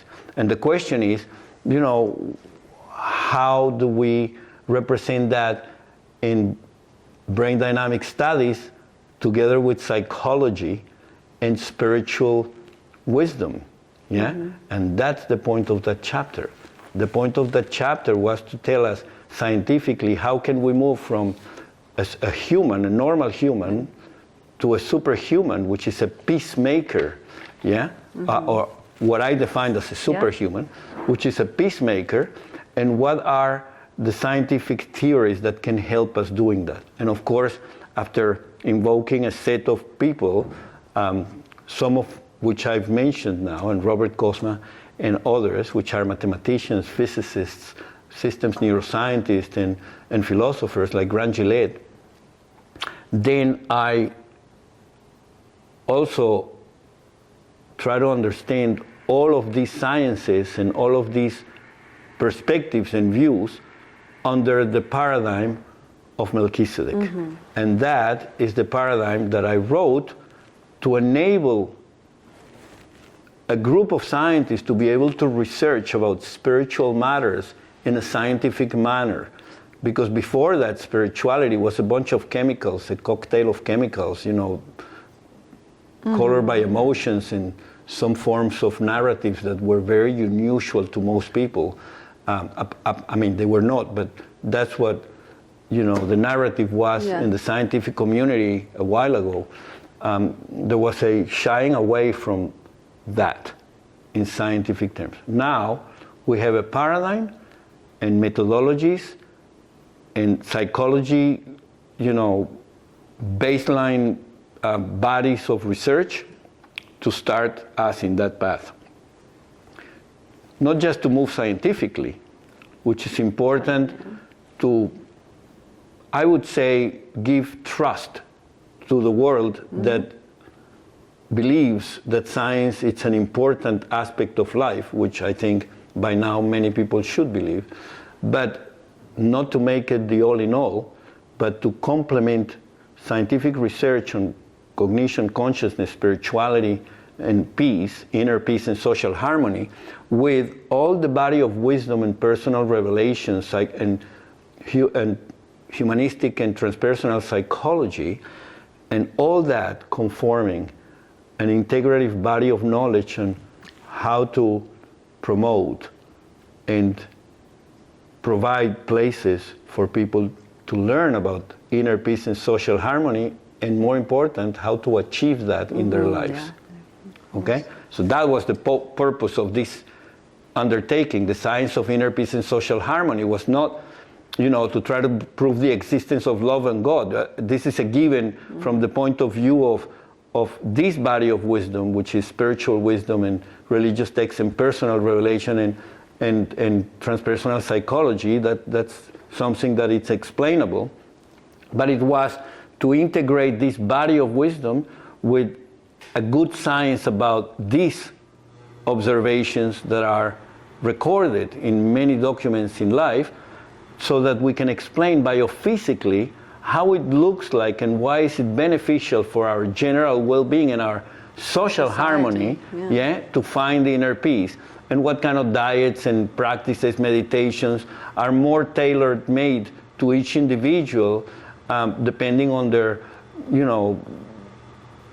cultural context or diets or things like that they can change, they can experiment with, and provide to their physical bodies a form of relaxation and health that will allow this experience to actually kick in and be completely acknowledged and developed.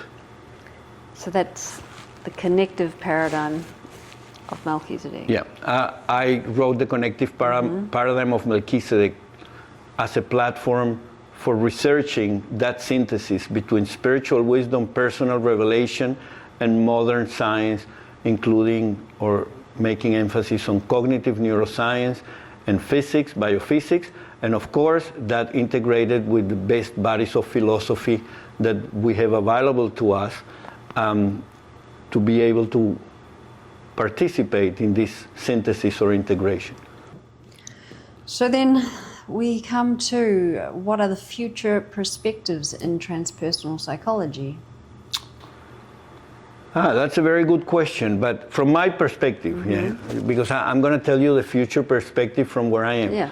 I think transpersonal psychology and humanistic psychology should delve deeper into researching, into creating databases of synchronicities, for example, or databases of spiritual experiences, let's say union mystica or union with God, or the experience of love or grace reported by people. So having bigger databases to try to do justice to these psychologists that have introduced us to this body of research.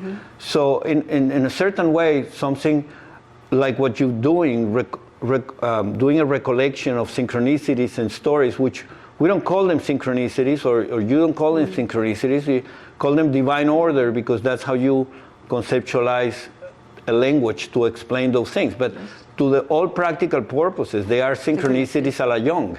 So, I mean, this database of, I don't know how many stories, more than thousands of stories you have already, they should become part of the transpersonal psychology contribution to humanity, together with the Embassy of Peace, let's say, because you're representing an Embassy of Peace, but you could donate those stories or put them public, and they could use it, select the ones that are doing justice to Carl Jung's theories of synchronicity, and say, well, these ones are definitely synchronicities that Jung would have loved to have available in his database and things like that. And let the transpersonal psychologists do the work on spiritual experience, understanding how to really document robustly subjective reports, because there are many issues in first-person perspective science that need to be overcome yet, in terms of how do you assess the validity of a personal subjective report. That's a very important thing. And there is a whole article in one of the last volumes of the Journal of Consciousness Studies addressing that. I forgot the author and the name of the article, but I know this is something that many people are trying to address properly, so that we can have a really robust methodology as far as possible, to assess subjective reports. Also, a database of synchronicities, the way you're doing them, and some methodologies, let's say, like Jung proposed, the drawing of mandalas to find a sense of center or self, or whatever other psychologists proposed, to be incorporated into what transpersonal psychology could offer to humanity, to the sciences, and to the schools of philosophy and theology that deal with the possibility that we can all become a form of spiritual avatar or Christ or good, not just good person, but a person that can have an influence for good in the life of other people in achieving inner peace and contributing to social harmony. So that's basically what I think transpersonal psychology could help contribute to. Okay, great. I think we're going to tie it up here with the last little bit, and perhaps you could expand on your final statement in the paper, which is perhaps human beings that have developed spiritually will be able to facilitate and help catalyze the arrival of a collective plateau experience a la Maslow. Yeah. So of course that's the last sentence, but that's in the context of explaining or briefly explaining the Embassy of Peace and what constitutes an ambassador or an ambassadoress of peace. Yes. So remember, I've written with others some papers about,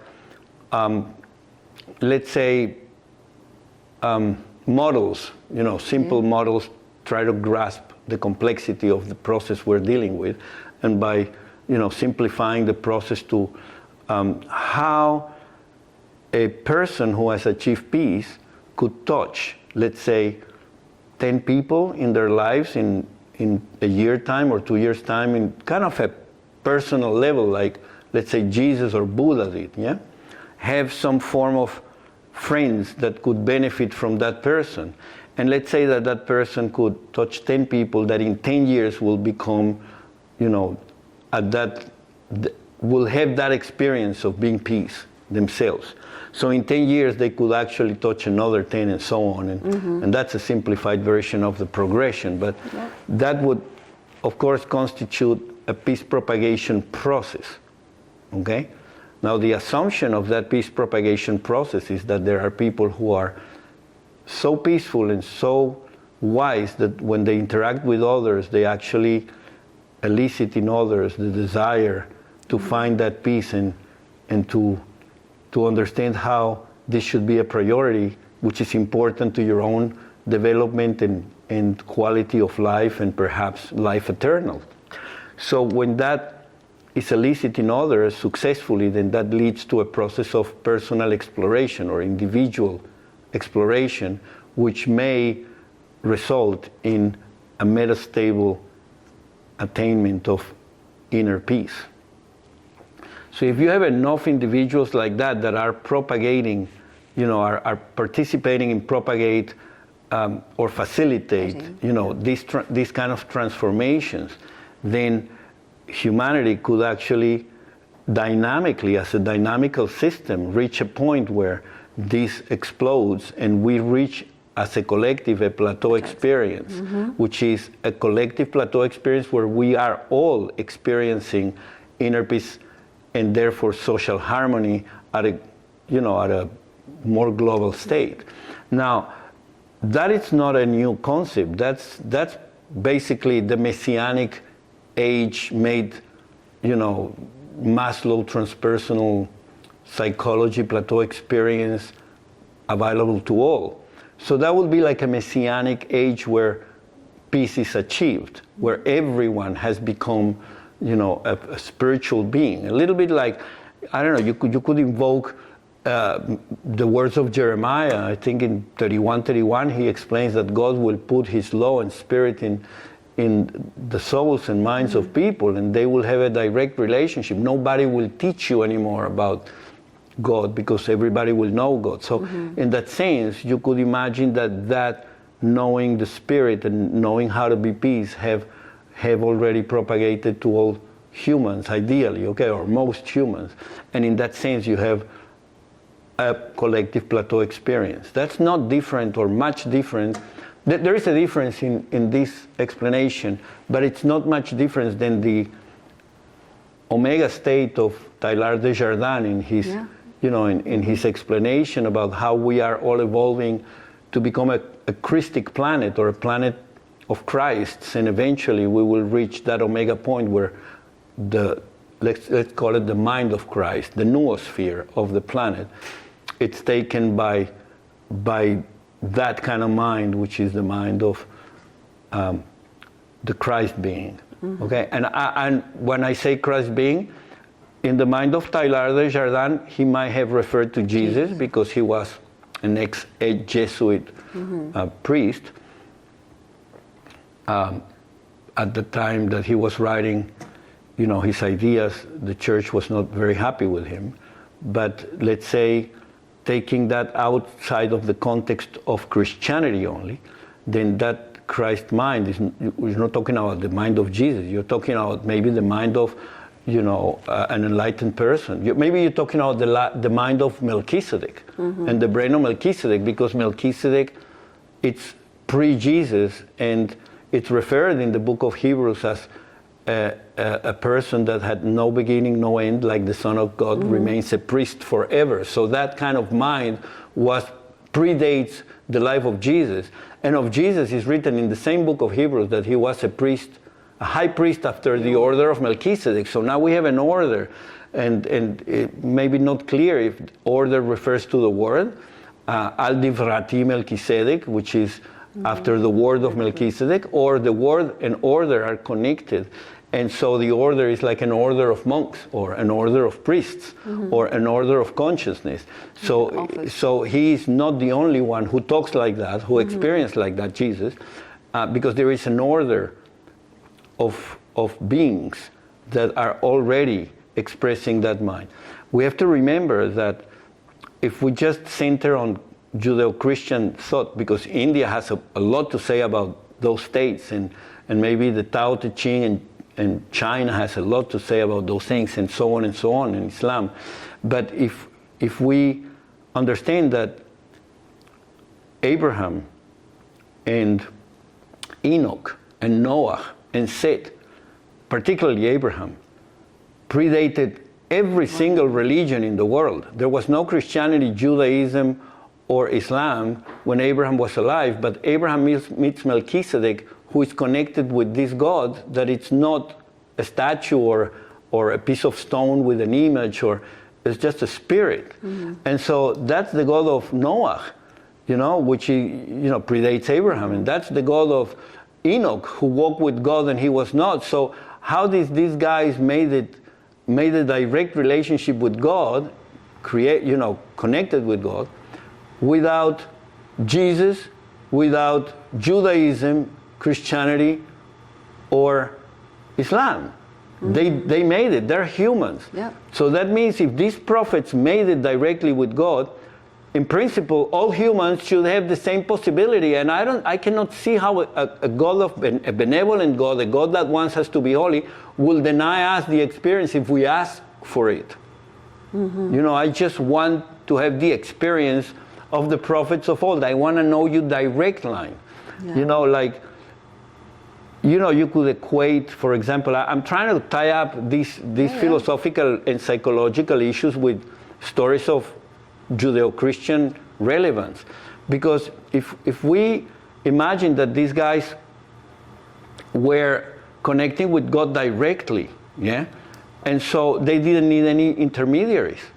So why are we seeking for intermediaries instead of connecting directly? Perhaps Jung is right to say, we're not called to be Christians, we're called to be Christ, or the brain of Melchizedek, or the mind of Melchizedek. We're called to that order of existence.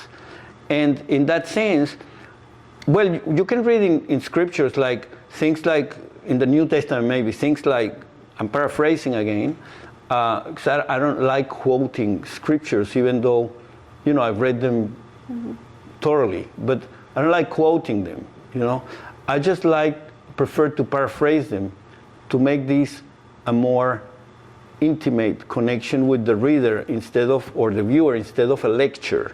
Okay?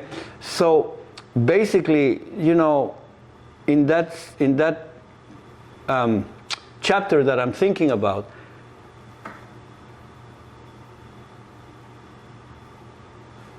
it's written about Jesus that he said, well, nobody comes through the Father but through me. Okay? And that is made believe that it implies that Jesus is the door to the Father. Now, it's unclear from that statement that he's God, You could say he's God the Son or the expression of God, or there are many interpretations, but I don't want to go into that argument. I just want to say that experience that he reports, nobody goes to the Father but through me. It's an Old Testament experience. It's not Jesus' experiences. It may be an angel in the words of Jesus, because as you know, in Judeo-Christian narratives and literature, prophets or people can have the words of angels in their mouths, they can have the words of God in their mouths, or they can have the words of themselves in their mouths. Like Jesus saying, why do you call me good? Only God is good. So how do you equate a person who's saying he's not good, or a good teacher, only God is good, with only, you only go through the Father through me? That doesn't equate. How can sinners guide humanity through the Father? You see? And so, okay, so the answer here is, for me, is that it could easily be an angel speaking in the mouth of Jesus. And the angel that I will refer to, that it's a candidate for that, because there may be many doors to the Father, but a candidate, was the angel that Jacob wrestled with. Because he had to wrestle with an angel to see the face of God. So he had to go through him to see the face of God. That angel is not qualified as Jesus Christ. It's an angel. Okay? Could be Metatron, it could be, Gabriel, it could be whoever. It could be Zadkiel, Uriel, Raphael, Michael, you name them. There are like 72 in the Zohar. So, named.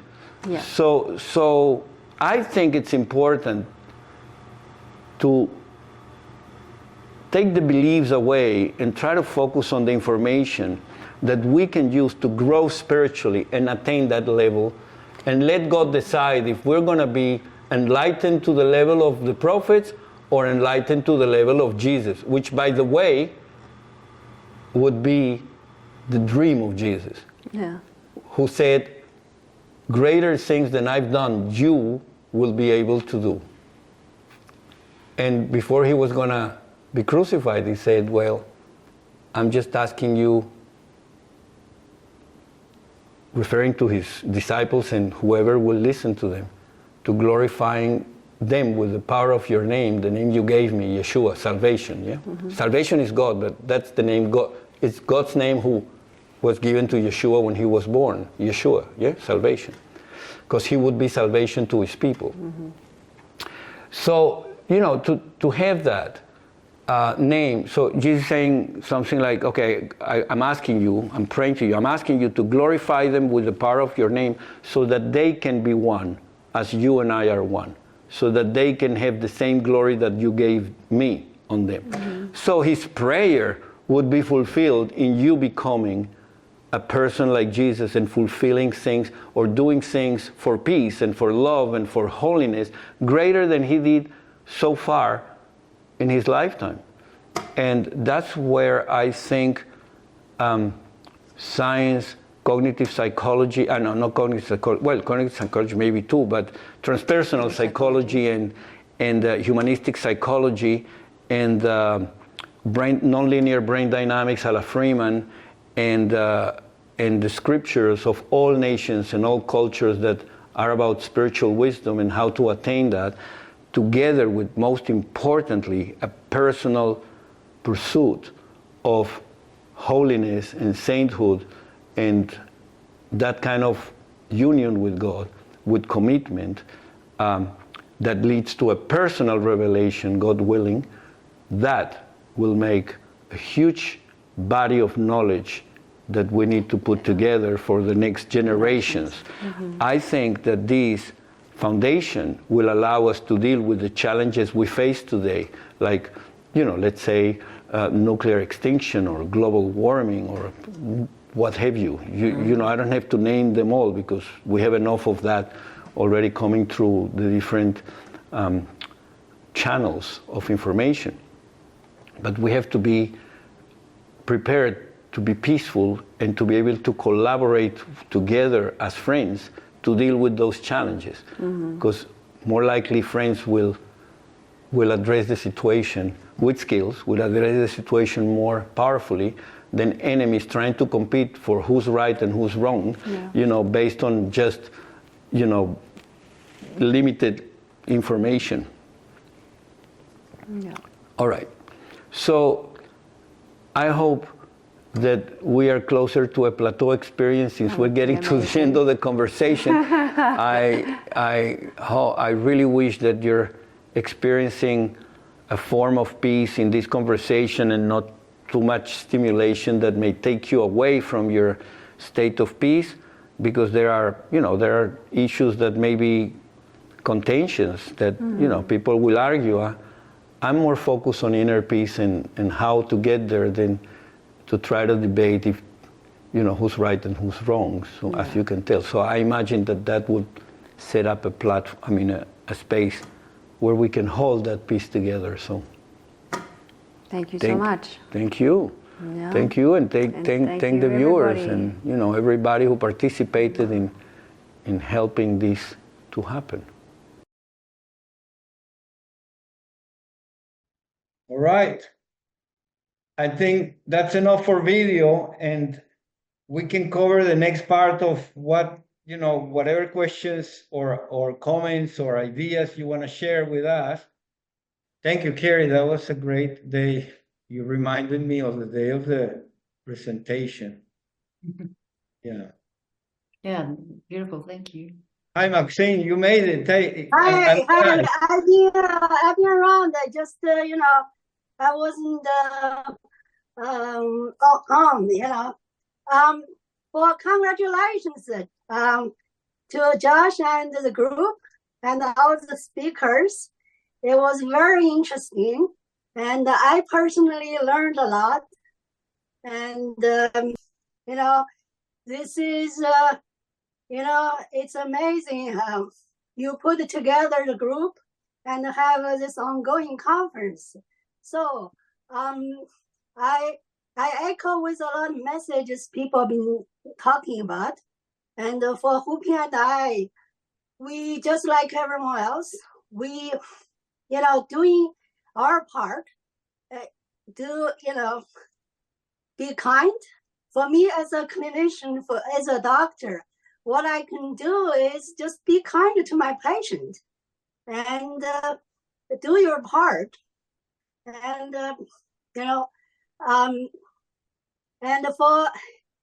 I'm also, very interested in the AI technology. I do believe AI technology is inevitably going to be part of our life.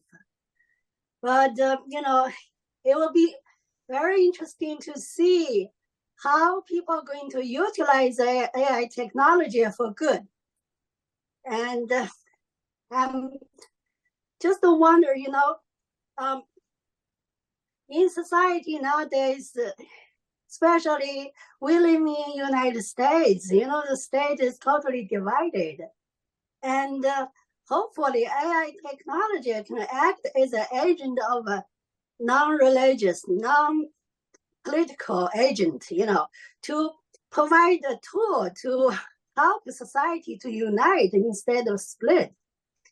And at the global stage, hopefully AI will give us, great tool to promote the peace. And, I echo with all your message, and thank you and congratulations. Thank you. It's so good to always, since we've met you and Huping, our relationship has grown, and it's been fantastic to have known you both, and you as a physician and Huping as a physicist and leading the journals together with you that you lead. That is just amazing that this synergy has happened. I'm very grateful you're here. For a moment, there's a limited thing we can do. We all have a limited energy and the power to do things. But if each of us do our part, hopefully global peace will not take 200 years. Absolutely. I'm interested in understanding how, Yeah. okay, AI is going to contribute to peace. Of course, this will be an ongoing conversation. Also, how the Embassy of Peace is going to contribute to peace, and particularly at the moment we're in the United States, so we are doing our part to contribute to a grain of sand to the complexities that this nation is living, and of course the world is going to be affected by what happens here. So peace should be a conversation. And I just come across people who are actually running for senators or I know congressmen or something congressmen that they are interested in peace, and they have actually participated in bringing into the governmental departments an area of peace or a department of peace. And so I'm starting to get in touch with people like that for the first time in all our journey. And that's fantastic, because if we can somehow start the dialogue here and the exploration for individuals from, let's say, teenager days or childhood, whenever their family is determined, but explore how to find inner peace and reflect that in their relationships. And that's part of, let's say, education and policy planning, and there That's is right. not everything is not centered on war, but it's also centered on peace. That would be interesting. Yeah, finding inner peace individually, starting from young people, I think it will be, it will take people. They say take a village. Take to what's the word they say? I mean, it would really have to start from the ground up, and start from childhood education, and bring spirituality. Who part of Hopi and I, our effort is you try to find evidence or promote to unite the spirituality with science. Part of the problem is the scientists and the spiritual people are not united now. You talk your message, we talk our message, and sometimes there's a clash. And part of the problem, I think, education. Yeah, our education largely still science-based, and spirituality is just not the integral part of our fundamental education nowadays. And well, there's a lot we can talk about it. I don't want to hold everyone. No, good, amazing. Please share everything you need. That's why I mentioned the transpersonal psychology current of psychology, because these guys, let's say Maslow, Jung, Piaget, and others, they had to deal with the Skinnerian type of vision. And it took a long time to move psychology out from, the paradigm of Skinner to different other cognitive science or cognition paradigms or psychology tendencies. And they were very brave. I think that's why we should take inspiration from people like Carl Jung and Maslow, and also us. You see, you mentioned that scientists and spiritual people are in a let's say impasse, but it's not just like that, because every single person here and the people who usually come to these groups are very good scientists and doctors like yourself and Hupin and Don and whoever. Yes, yeah. And they are all deeply spiritual. So it's not that this division exists, it's that perhaps there is ignorance about how to integrate and articulate a body of wisdom which is more comprehensive of what it means to be an integral human being from a psychophysiological perspective as well as a spiritual perspective, and how these two are related. So that synthesis, it's starting to happen. We are a manifestation, perhaps. Yes, certainly, it's true. I mean, yeah, there are more people being spiritually. I mean, speaking for myself, I grew up in a communist country, moved to United States as a basically science-based person. But as you grow older, yes, spirituality become more and more important. It's like the first speaker talked about the transformation from cocoon to butterfly. Many of us have this experience, mainly growing spiritually as you get older and as you learn more. It's like the more you know, more you learn. As a scientist, you feel spirituality is more important, actually. Yeah. Yeah. So yeah, we have hope, and I see, we have a team of people, and more and more people join the effort to make, like your Embassy of Peace, and I'm sure many other groups doing similar things. And it's very hopeful and exciting. Yeah, it's definitely an adventure for sure. Yeah. Thank you. Thank you so much. Thank everybody. Take care. Anybody else? Are you finished? I don't know if you finished. Yeah. Oh, I'm finished. We can always chat, but I don't want to take people's time. All right. So, okay, so let me ask if anybody has more questions, and then, otherwise I'll bring Mao Xing again because, she obviously has so many things to share.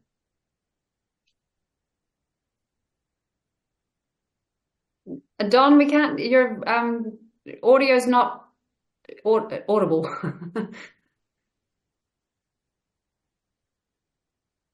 Fix that. Yes, you've got it now. I just wanted to riff back to what we started with, the metamorphosis, because you're reminding me of a lovely dinner that I had with Walter Freeman. And it was, maybe about 5 years before he passed, something like that. But we were talking about life in general, and I was just discussing with him, well, hey, you changed a lot over the years, from a little boy to who you are now, and everything in between, and all the life experiences that had so much impact on you. But subjectively think a minute, you're still the same guy. And through all these massive changes, there's probably not two cells in your body that are the same, but you're still the same Walter. And he said, I think I can tell you're the product of a Jesuit education.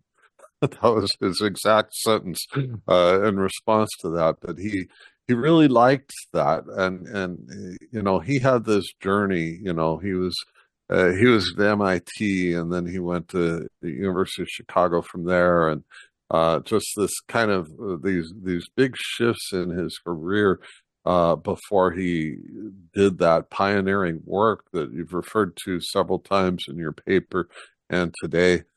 But I think that metamorphosis, transformation, and continuity, there's a reason that these ebb and flow continue and make their way into all of society. So I think us talking about him and his influence on us, in a way, that's a great reflection on this metamorphosis, right? And that as we pass through all these stages and even beyond, this chapter that we call our life on Earth, there's a reverberation that continues, and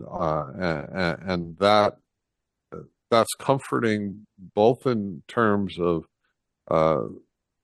us, our loved ones that we remember, our friends, and also the history of the human race, right? And so I do think that even optimism and pessimism, they have their benefit. I think that it was either Vietnam prisoners of war or that Shackelford mission to Australia. To Antarctica. I forget which one it was, but somebody said, "Who are the ones that were first to not survive?" And he said, "That's the optimists." So there's even that paradox with optimism. But in spite of all that, I think that there's a lot of reason for hope, and maybe even a little stronger than hope, but expectation. That this vision of peace is not only possible, not only probable, but inevitable. And so it's back to what Joshua is saying about certainty, and even as even while saying, my Lord, why have you forsaken me?" Still knowing that I can be free to express what I'm feeling, and still embrace that I know that the opposite of what I'm feeling is how things are. Not only how they're going to wind up in the future, but even embracing that contradiction in the eternal now, right? Because there is nothing but now. And so embracing contradiction, it's really part of it. Yeah, no, it's yeah, I can see very clearly what you're saying. By the way, I just remember that 5 years ago, before Walter passed, is when we met in Brisbane, and Walter was part of that conference. Because I was presenting a paper with Walter and Robert, which, by the way, was my first paper published with Walter and Robert. That's right. Wow. And I remember you had a Hawaiian shirt or something like that. Probably this one. We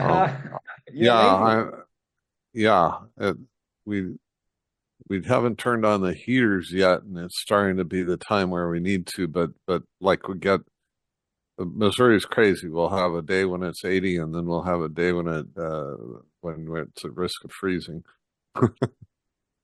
Wow. So yeah, I agree with you, Walter. For me, Walter was more than just neuroscience. He was an incredible human being, capable of many shared spiritual experience, sometimes by sharing a phrase and letting a week develop.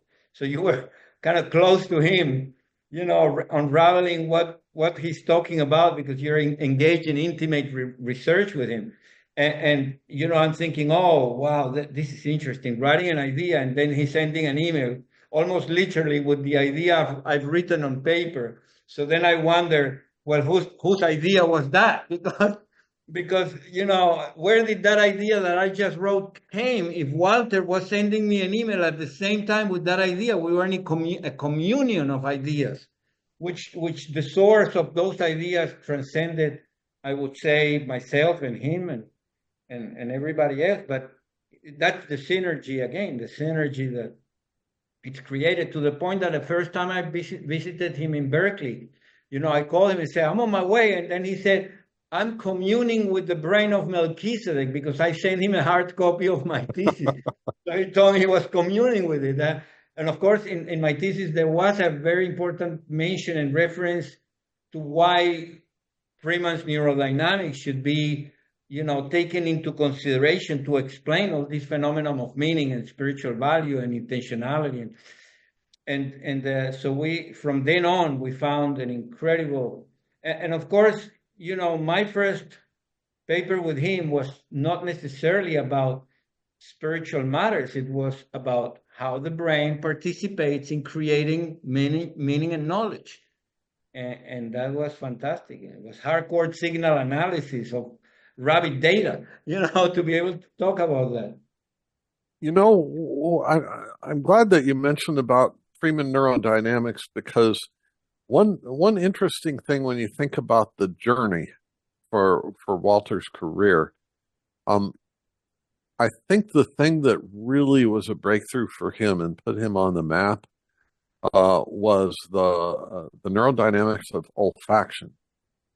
And that gets us back to the point about that we're really in the early stages of AI, because olfaction is profound, but it captures the broad range from very low level animal intelligence that still eclipses what AI can do, all the way to human and beyond to super intelligence.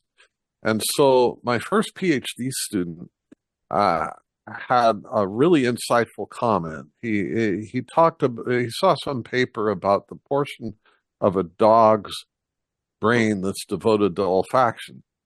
And he said, well, a dog is really a walking nose, because a dog is a superhuman genius when it becomes to olfaction, to the point where that's the majority of its brain. But all the way down to very simple creatures. I mean, flies can use olfaction, right? That's how they find what they're after. And so you have a range from fly intelligence going up to human intelligence, and then beyond dog intelligence. And so that idea of this open frontier, so you look at these AI systems, they're not using Freeman neurodynamics. They're using something much simpler.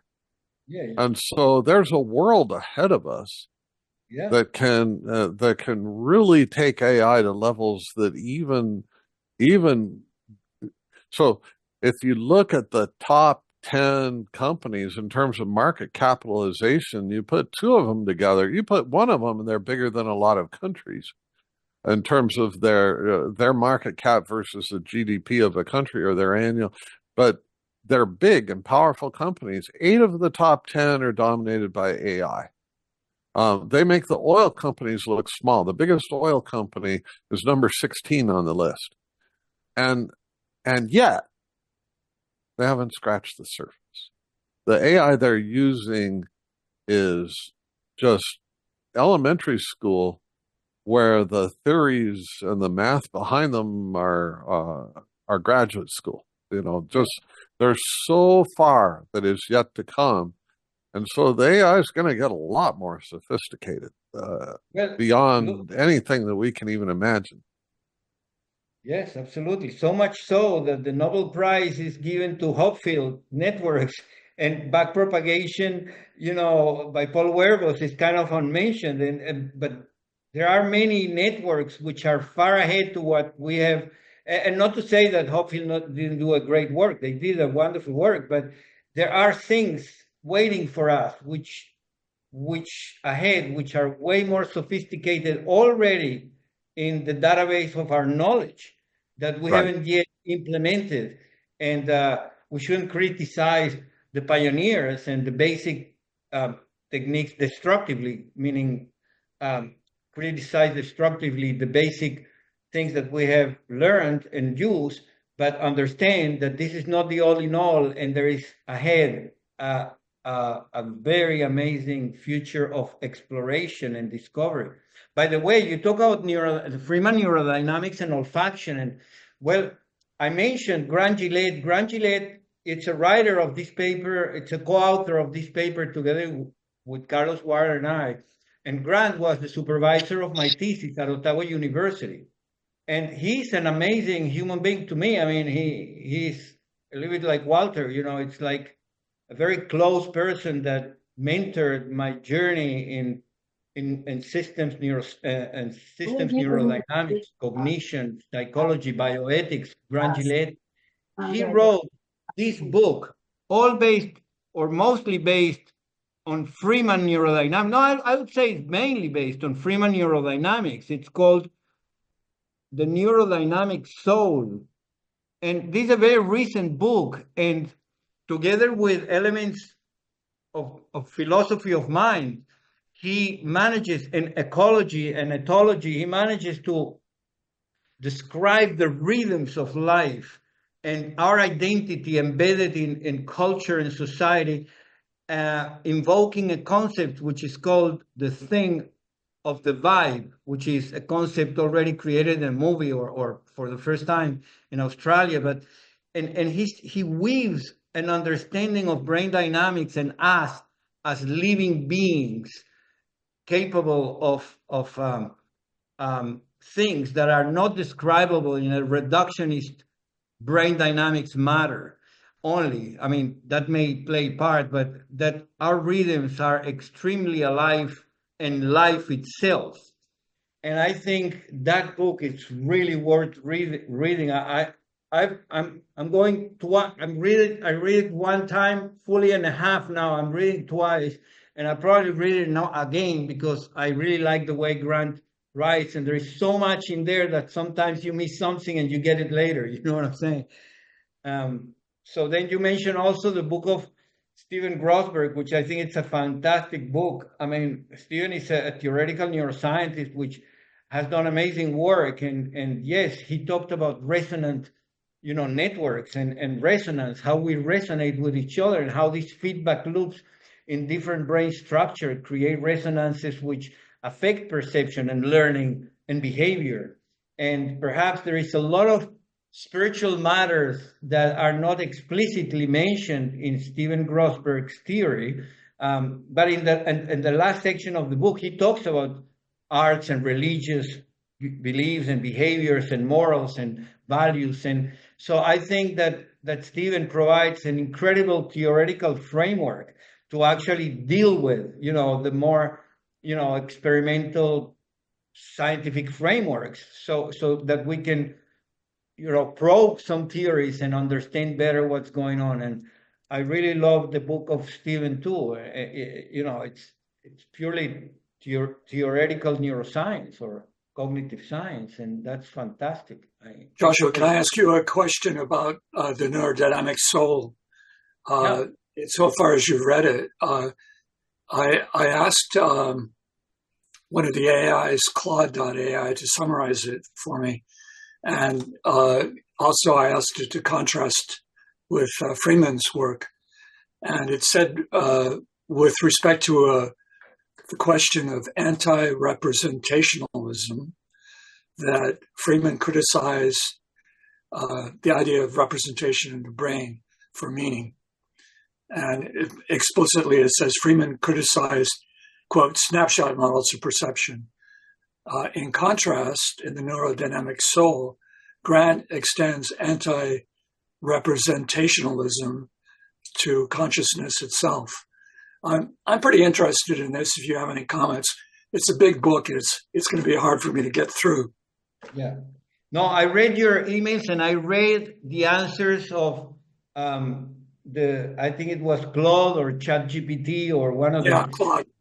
Claude, yeah. So I read the answers that entity gave you, and I thought it did a good job to represent, generally speaking, the work of Walter, very generally speaking, and also didn't fully grasp the work of Grant Gillette, because Grant Gillette is more hard to grasp linguistically. Remember that Grant Gillette is a scholar of Finkelstein, and Finkelstein already decoded the word games. And so Grant writes in a way which is very, very nuanced and sophisticated and beautiful. And it's, I'd say it's science and it's philosophy, but it's almost poetic sometimes.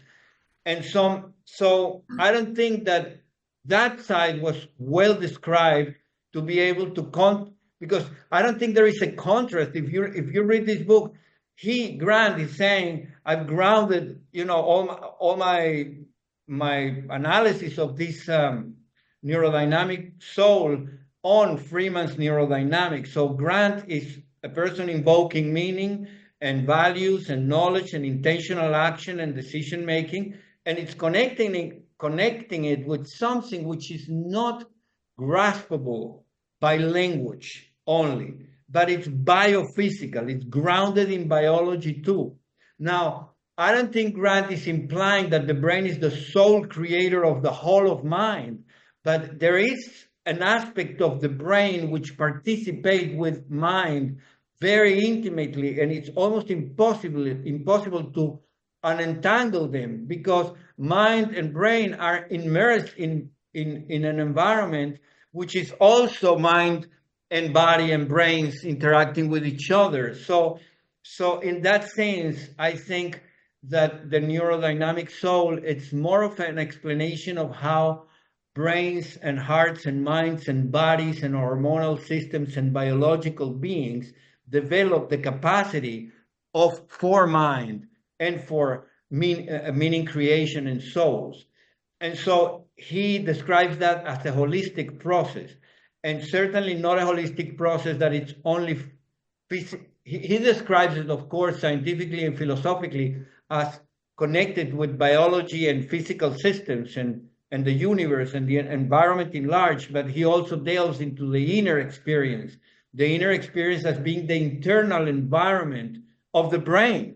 So there is an inner experience that also shapes brain dynamics, and that inner experience has to do with shared meaning with others in intersubjective relationships. So knowing, I mean, having studied the literature of Grant and being close, I mean, we're co-authors in different papers, and I do know that Claude will have very hard times linguistically giving a good description of Grant Gillette. I think it's very hard. But there was a part that I think it was very well put, that Grant Gillette has used all that Walter achieved to bring a better and deeper understanding into what constitutes human dynamics and societies and culture and consciousness and cognition in a way that incorporates not just the mathematics of Walter and creation, nor the knowledge of creation and meaning, but the whole body, the whole of societies. So how meaning development and intentional action, it's the consequence also of the society, the culture, and the environment in touch with the brain, which is backed up by the philosophy that Walter followed of Merleau-Ponty and maybe Heidegger and Aquinas. More importantly, he grounded his intentional framework on Aquinas' analysis of the soul and mind. Walter, not mixed in a bad way, but he kind of neither substitute, but he kind of used the word mind instead of soul. But mind and soul in Aquinas are kind of one entity that connects with the environment and the universe and God and so on. So I look forward to reading the book. But one of the questions that sort of comes to mind about anti-representationalism, which Freeman and then Grant extends with the neurodynamic soul, is the challenge that Don mentioned. He wants to lecture about the problem of explainable AI. The problem is that humans don't want to accept intelligent answers without an explanation, right? But it's sort of deeper than that from a designer's point of view, from an engineer's point of view, and from the Nobel laureate's point of view. And so how can explainable AI evolve without representationalism? That's I'm not putting you on the spot to answer that. I'm just... No, good. I like the question. That's a really good question for Don, and I can participate if necessary, or I will participate in my own observation. But just to complete your question, which was on representationalism or anti-representation, I don't think Walter, okay, you can say he was anti-representationalist together with me and others and Dreyfus and whoever. But I want to convey the idea that Walter was dismantling somehow or trying to decode the limitations of the neuron doctrine and the representation of things in the brain, of databases of objects, in memories that will allow us to identify an object. Like you watch a face, you go to the database, it matches, that's my mother. No, Walter was saying this cannot be, and he was not just criticizing, that limited understanding of what's going on in the brain, but he was saying, based on his groundwork, neuroscientific work in Berkeley, how the brain is actually creating meaning. It's not just comparing objects in the database with what sees outside. It's actually creating meaning ongoing. So my last phrase, creating meaning ongoing, and I'm going to repeat it, creating meaning ongoing. There are three different phrases, and they may mean three different things right now, or something new, because I actualized all that network of meanings by repeating it 3 times. My brain had to reprocess the whole experience in the now, as Don was saying, and create a new set of meanings, which may be very metastable. Maybe nothing changed too much because it's not a big realization of something new, which also characterizes meaning, new meanings emerging, or pragmatic information meaning, or sound meaning, a bomb exploding, or something, God forbid. But that kind of dynamical process is ongoing recreated. So there cannot be objects static in the brain that match with what you see outside, because the object that you're seeing outside is being grasped in a different way, half a second by half a second, which is more or less the action perception cycle.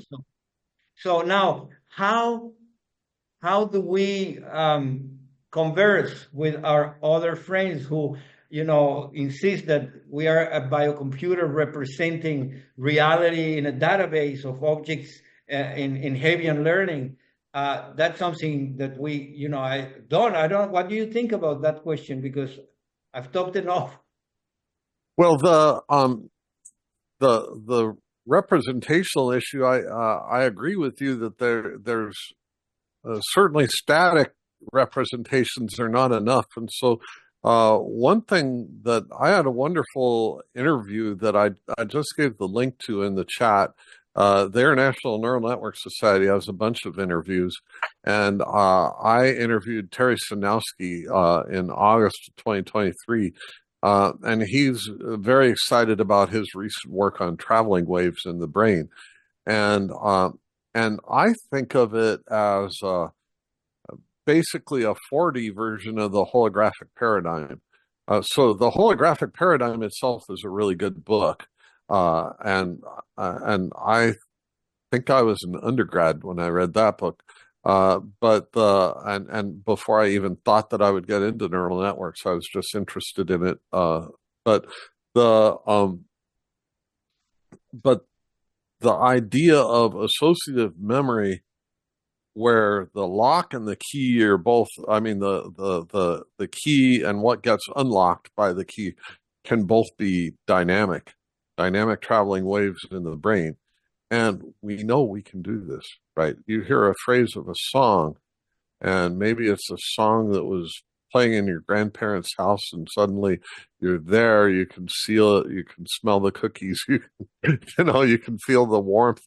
So this little stretch of music evokes something, and that something is not a snapshot in 2D. It's not even a 3D volumetric thing. It's a 4D recollection of an experience, right? And so,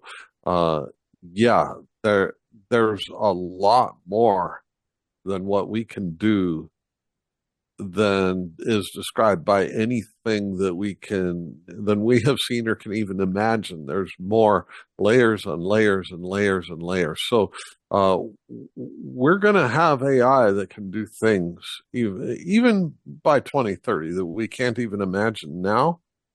But our understanding of brains and cognition is going to go beyond that, and it's going to take centuries. And even when we're done with that, we're going to find that we have centuries left to go. And the thing that was a light bulb moment for me today, among many light bulb moments, was a moment ago when Joshua was mentioning Aquinas and the brain mind.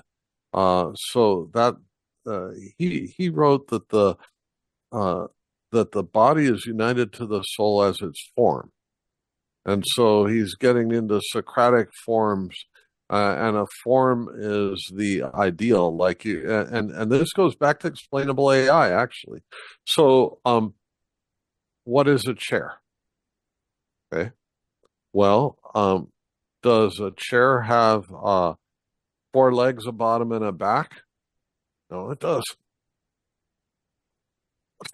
This doesn't have 4 legs and a bottom and a back. It has a bottom and a back. Shel Silverstein wrote a wonderful book called The Giving Tree.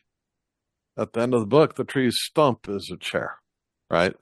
So we understand a chair, but we understand a chair because we have human minds that attach to the world of ideas. And is the world of ideas a real world, or is it just in our imagination? Socrates argued it's a real world. And you know it's a real world because this world of ideas influences our world, right? Somebody gets an idea and they go build it, or the way that the math. Bart Costco for many years, I mentioned earlier in my talk, he would talk about. He would write about skeptical ideas about spirituality and religion, but in conversations with me, he was saying that one thing they found very convincing is how well mathematics connects to reality, and so that there must be a master mathematician. So that was what led him to a spiritual acceptance. Well, this world of ideas, then, we know it exists. We know it's real, and that the definition of form is that thing which is the quintessence of something. So the recliner behind me is a chair. The thing I lifted up is a chair. Even the tree stump is a chair. But a little kid knows what a chair is. You don't need a treatise to understand it. And I'd say even a dog or a cat knows what a chair is, right? So there is this form. It exists. It really is something. It means something. It's completely in a world of ideas, but it connects to the physical world. And that was Socrates' insight. Aquinas' insight was saying that the body and soul are connected in that way. And Joshua's insight is that goes to the heart of the mind-brain question. And I think that's a wonderful way to capture it. And it comes back to the subtlety of representation and explainable AI. There are layers and layers and layers and layers and layers of subtlety, and we're not going to ever get past all those layers because you ask Tiger Woods how to sink a putt. And he could talk to you all day on one level, and he couldn't explain it at all on another level, right? Or you watch basketball players sprinting back and forth, and somebody tosses the basketball behind the back, and the other one gets it and shoots it in for a 3-point shot, and he threw it behind his back because that's what the opponent wouldn't catch, but his teammate knows it because they practice all together. And this happens faster than our theories of how fast the brain can react to something. We think it's a quarter second. No, they already sunk the shot by a quarter second. So these things, there's layers and layers and layers and layers, and some of it can be explained, some of it can't. It's this crazy mess. and Right. that's what's so fun about it and exciting about it. But I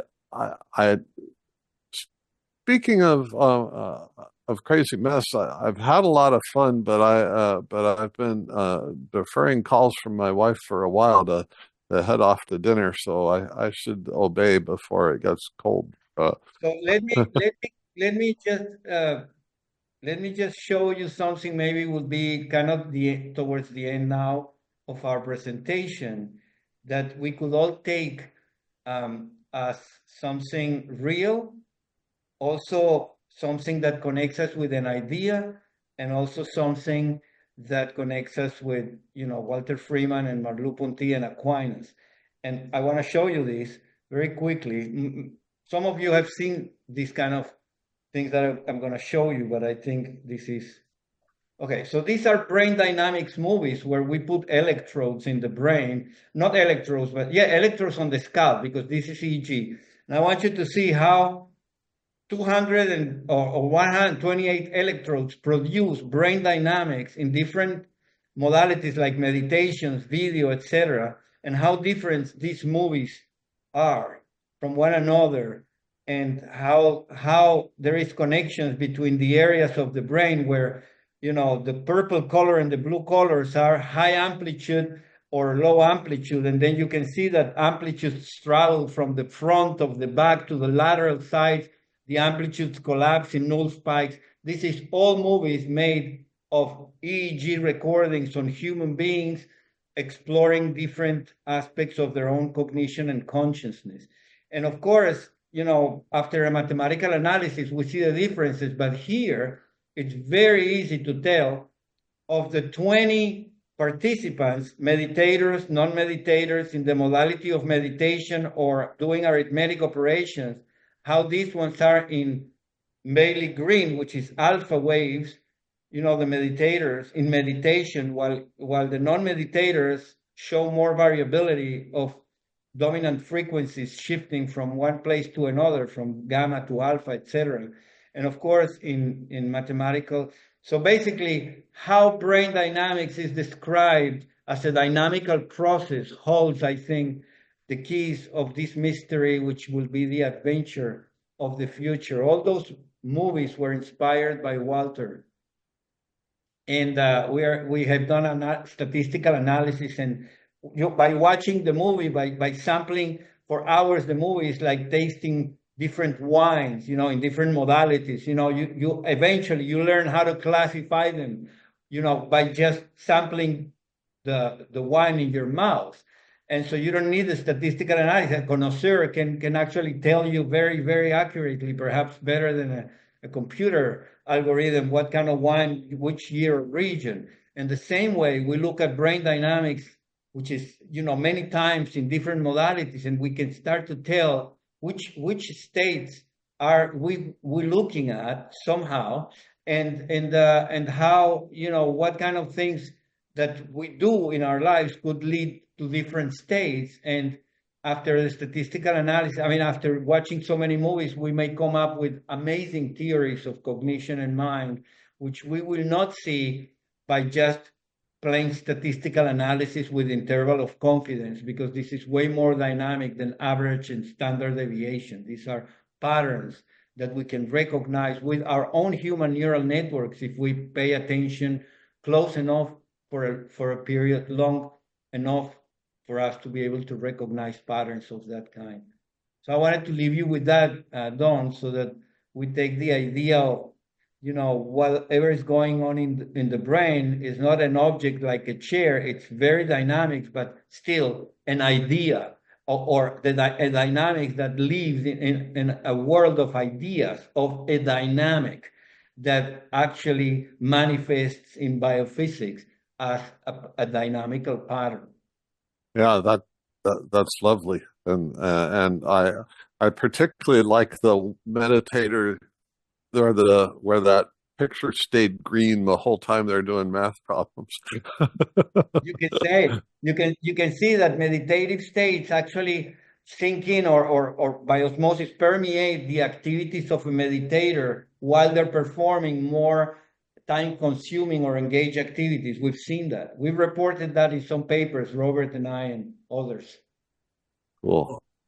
Cool. Yeah. Thanks very much, Joshua. Thanks. You're very welcome. Shahar. Thanks to Florian and Carrie. Yeah, thank you so much. Thank you, everybody, and blessings on your journey until the next time. I think we've done good, you know. Okay. Bye-bye. Bye-bye. Bye-bye, Hall. Bye-bye, Don. Bye, Mao Sing.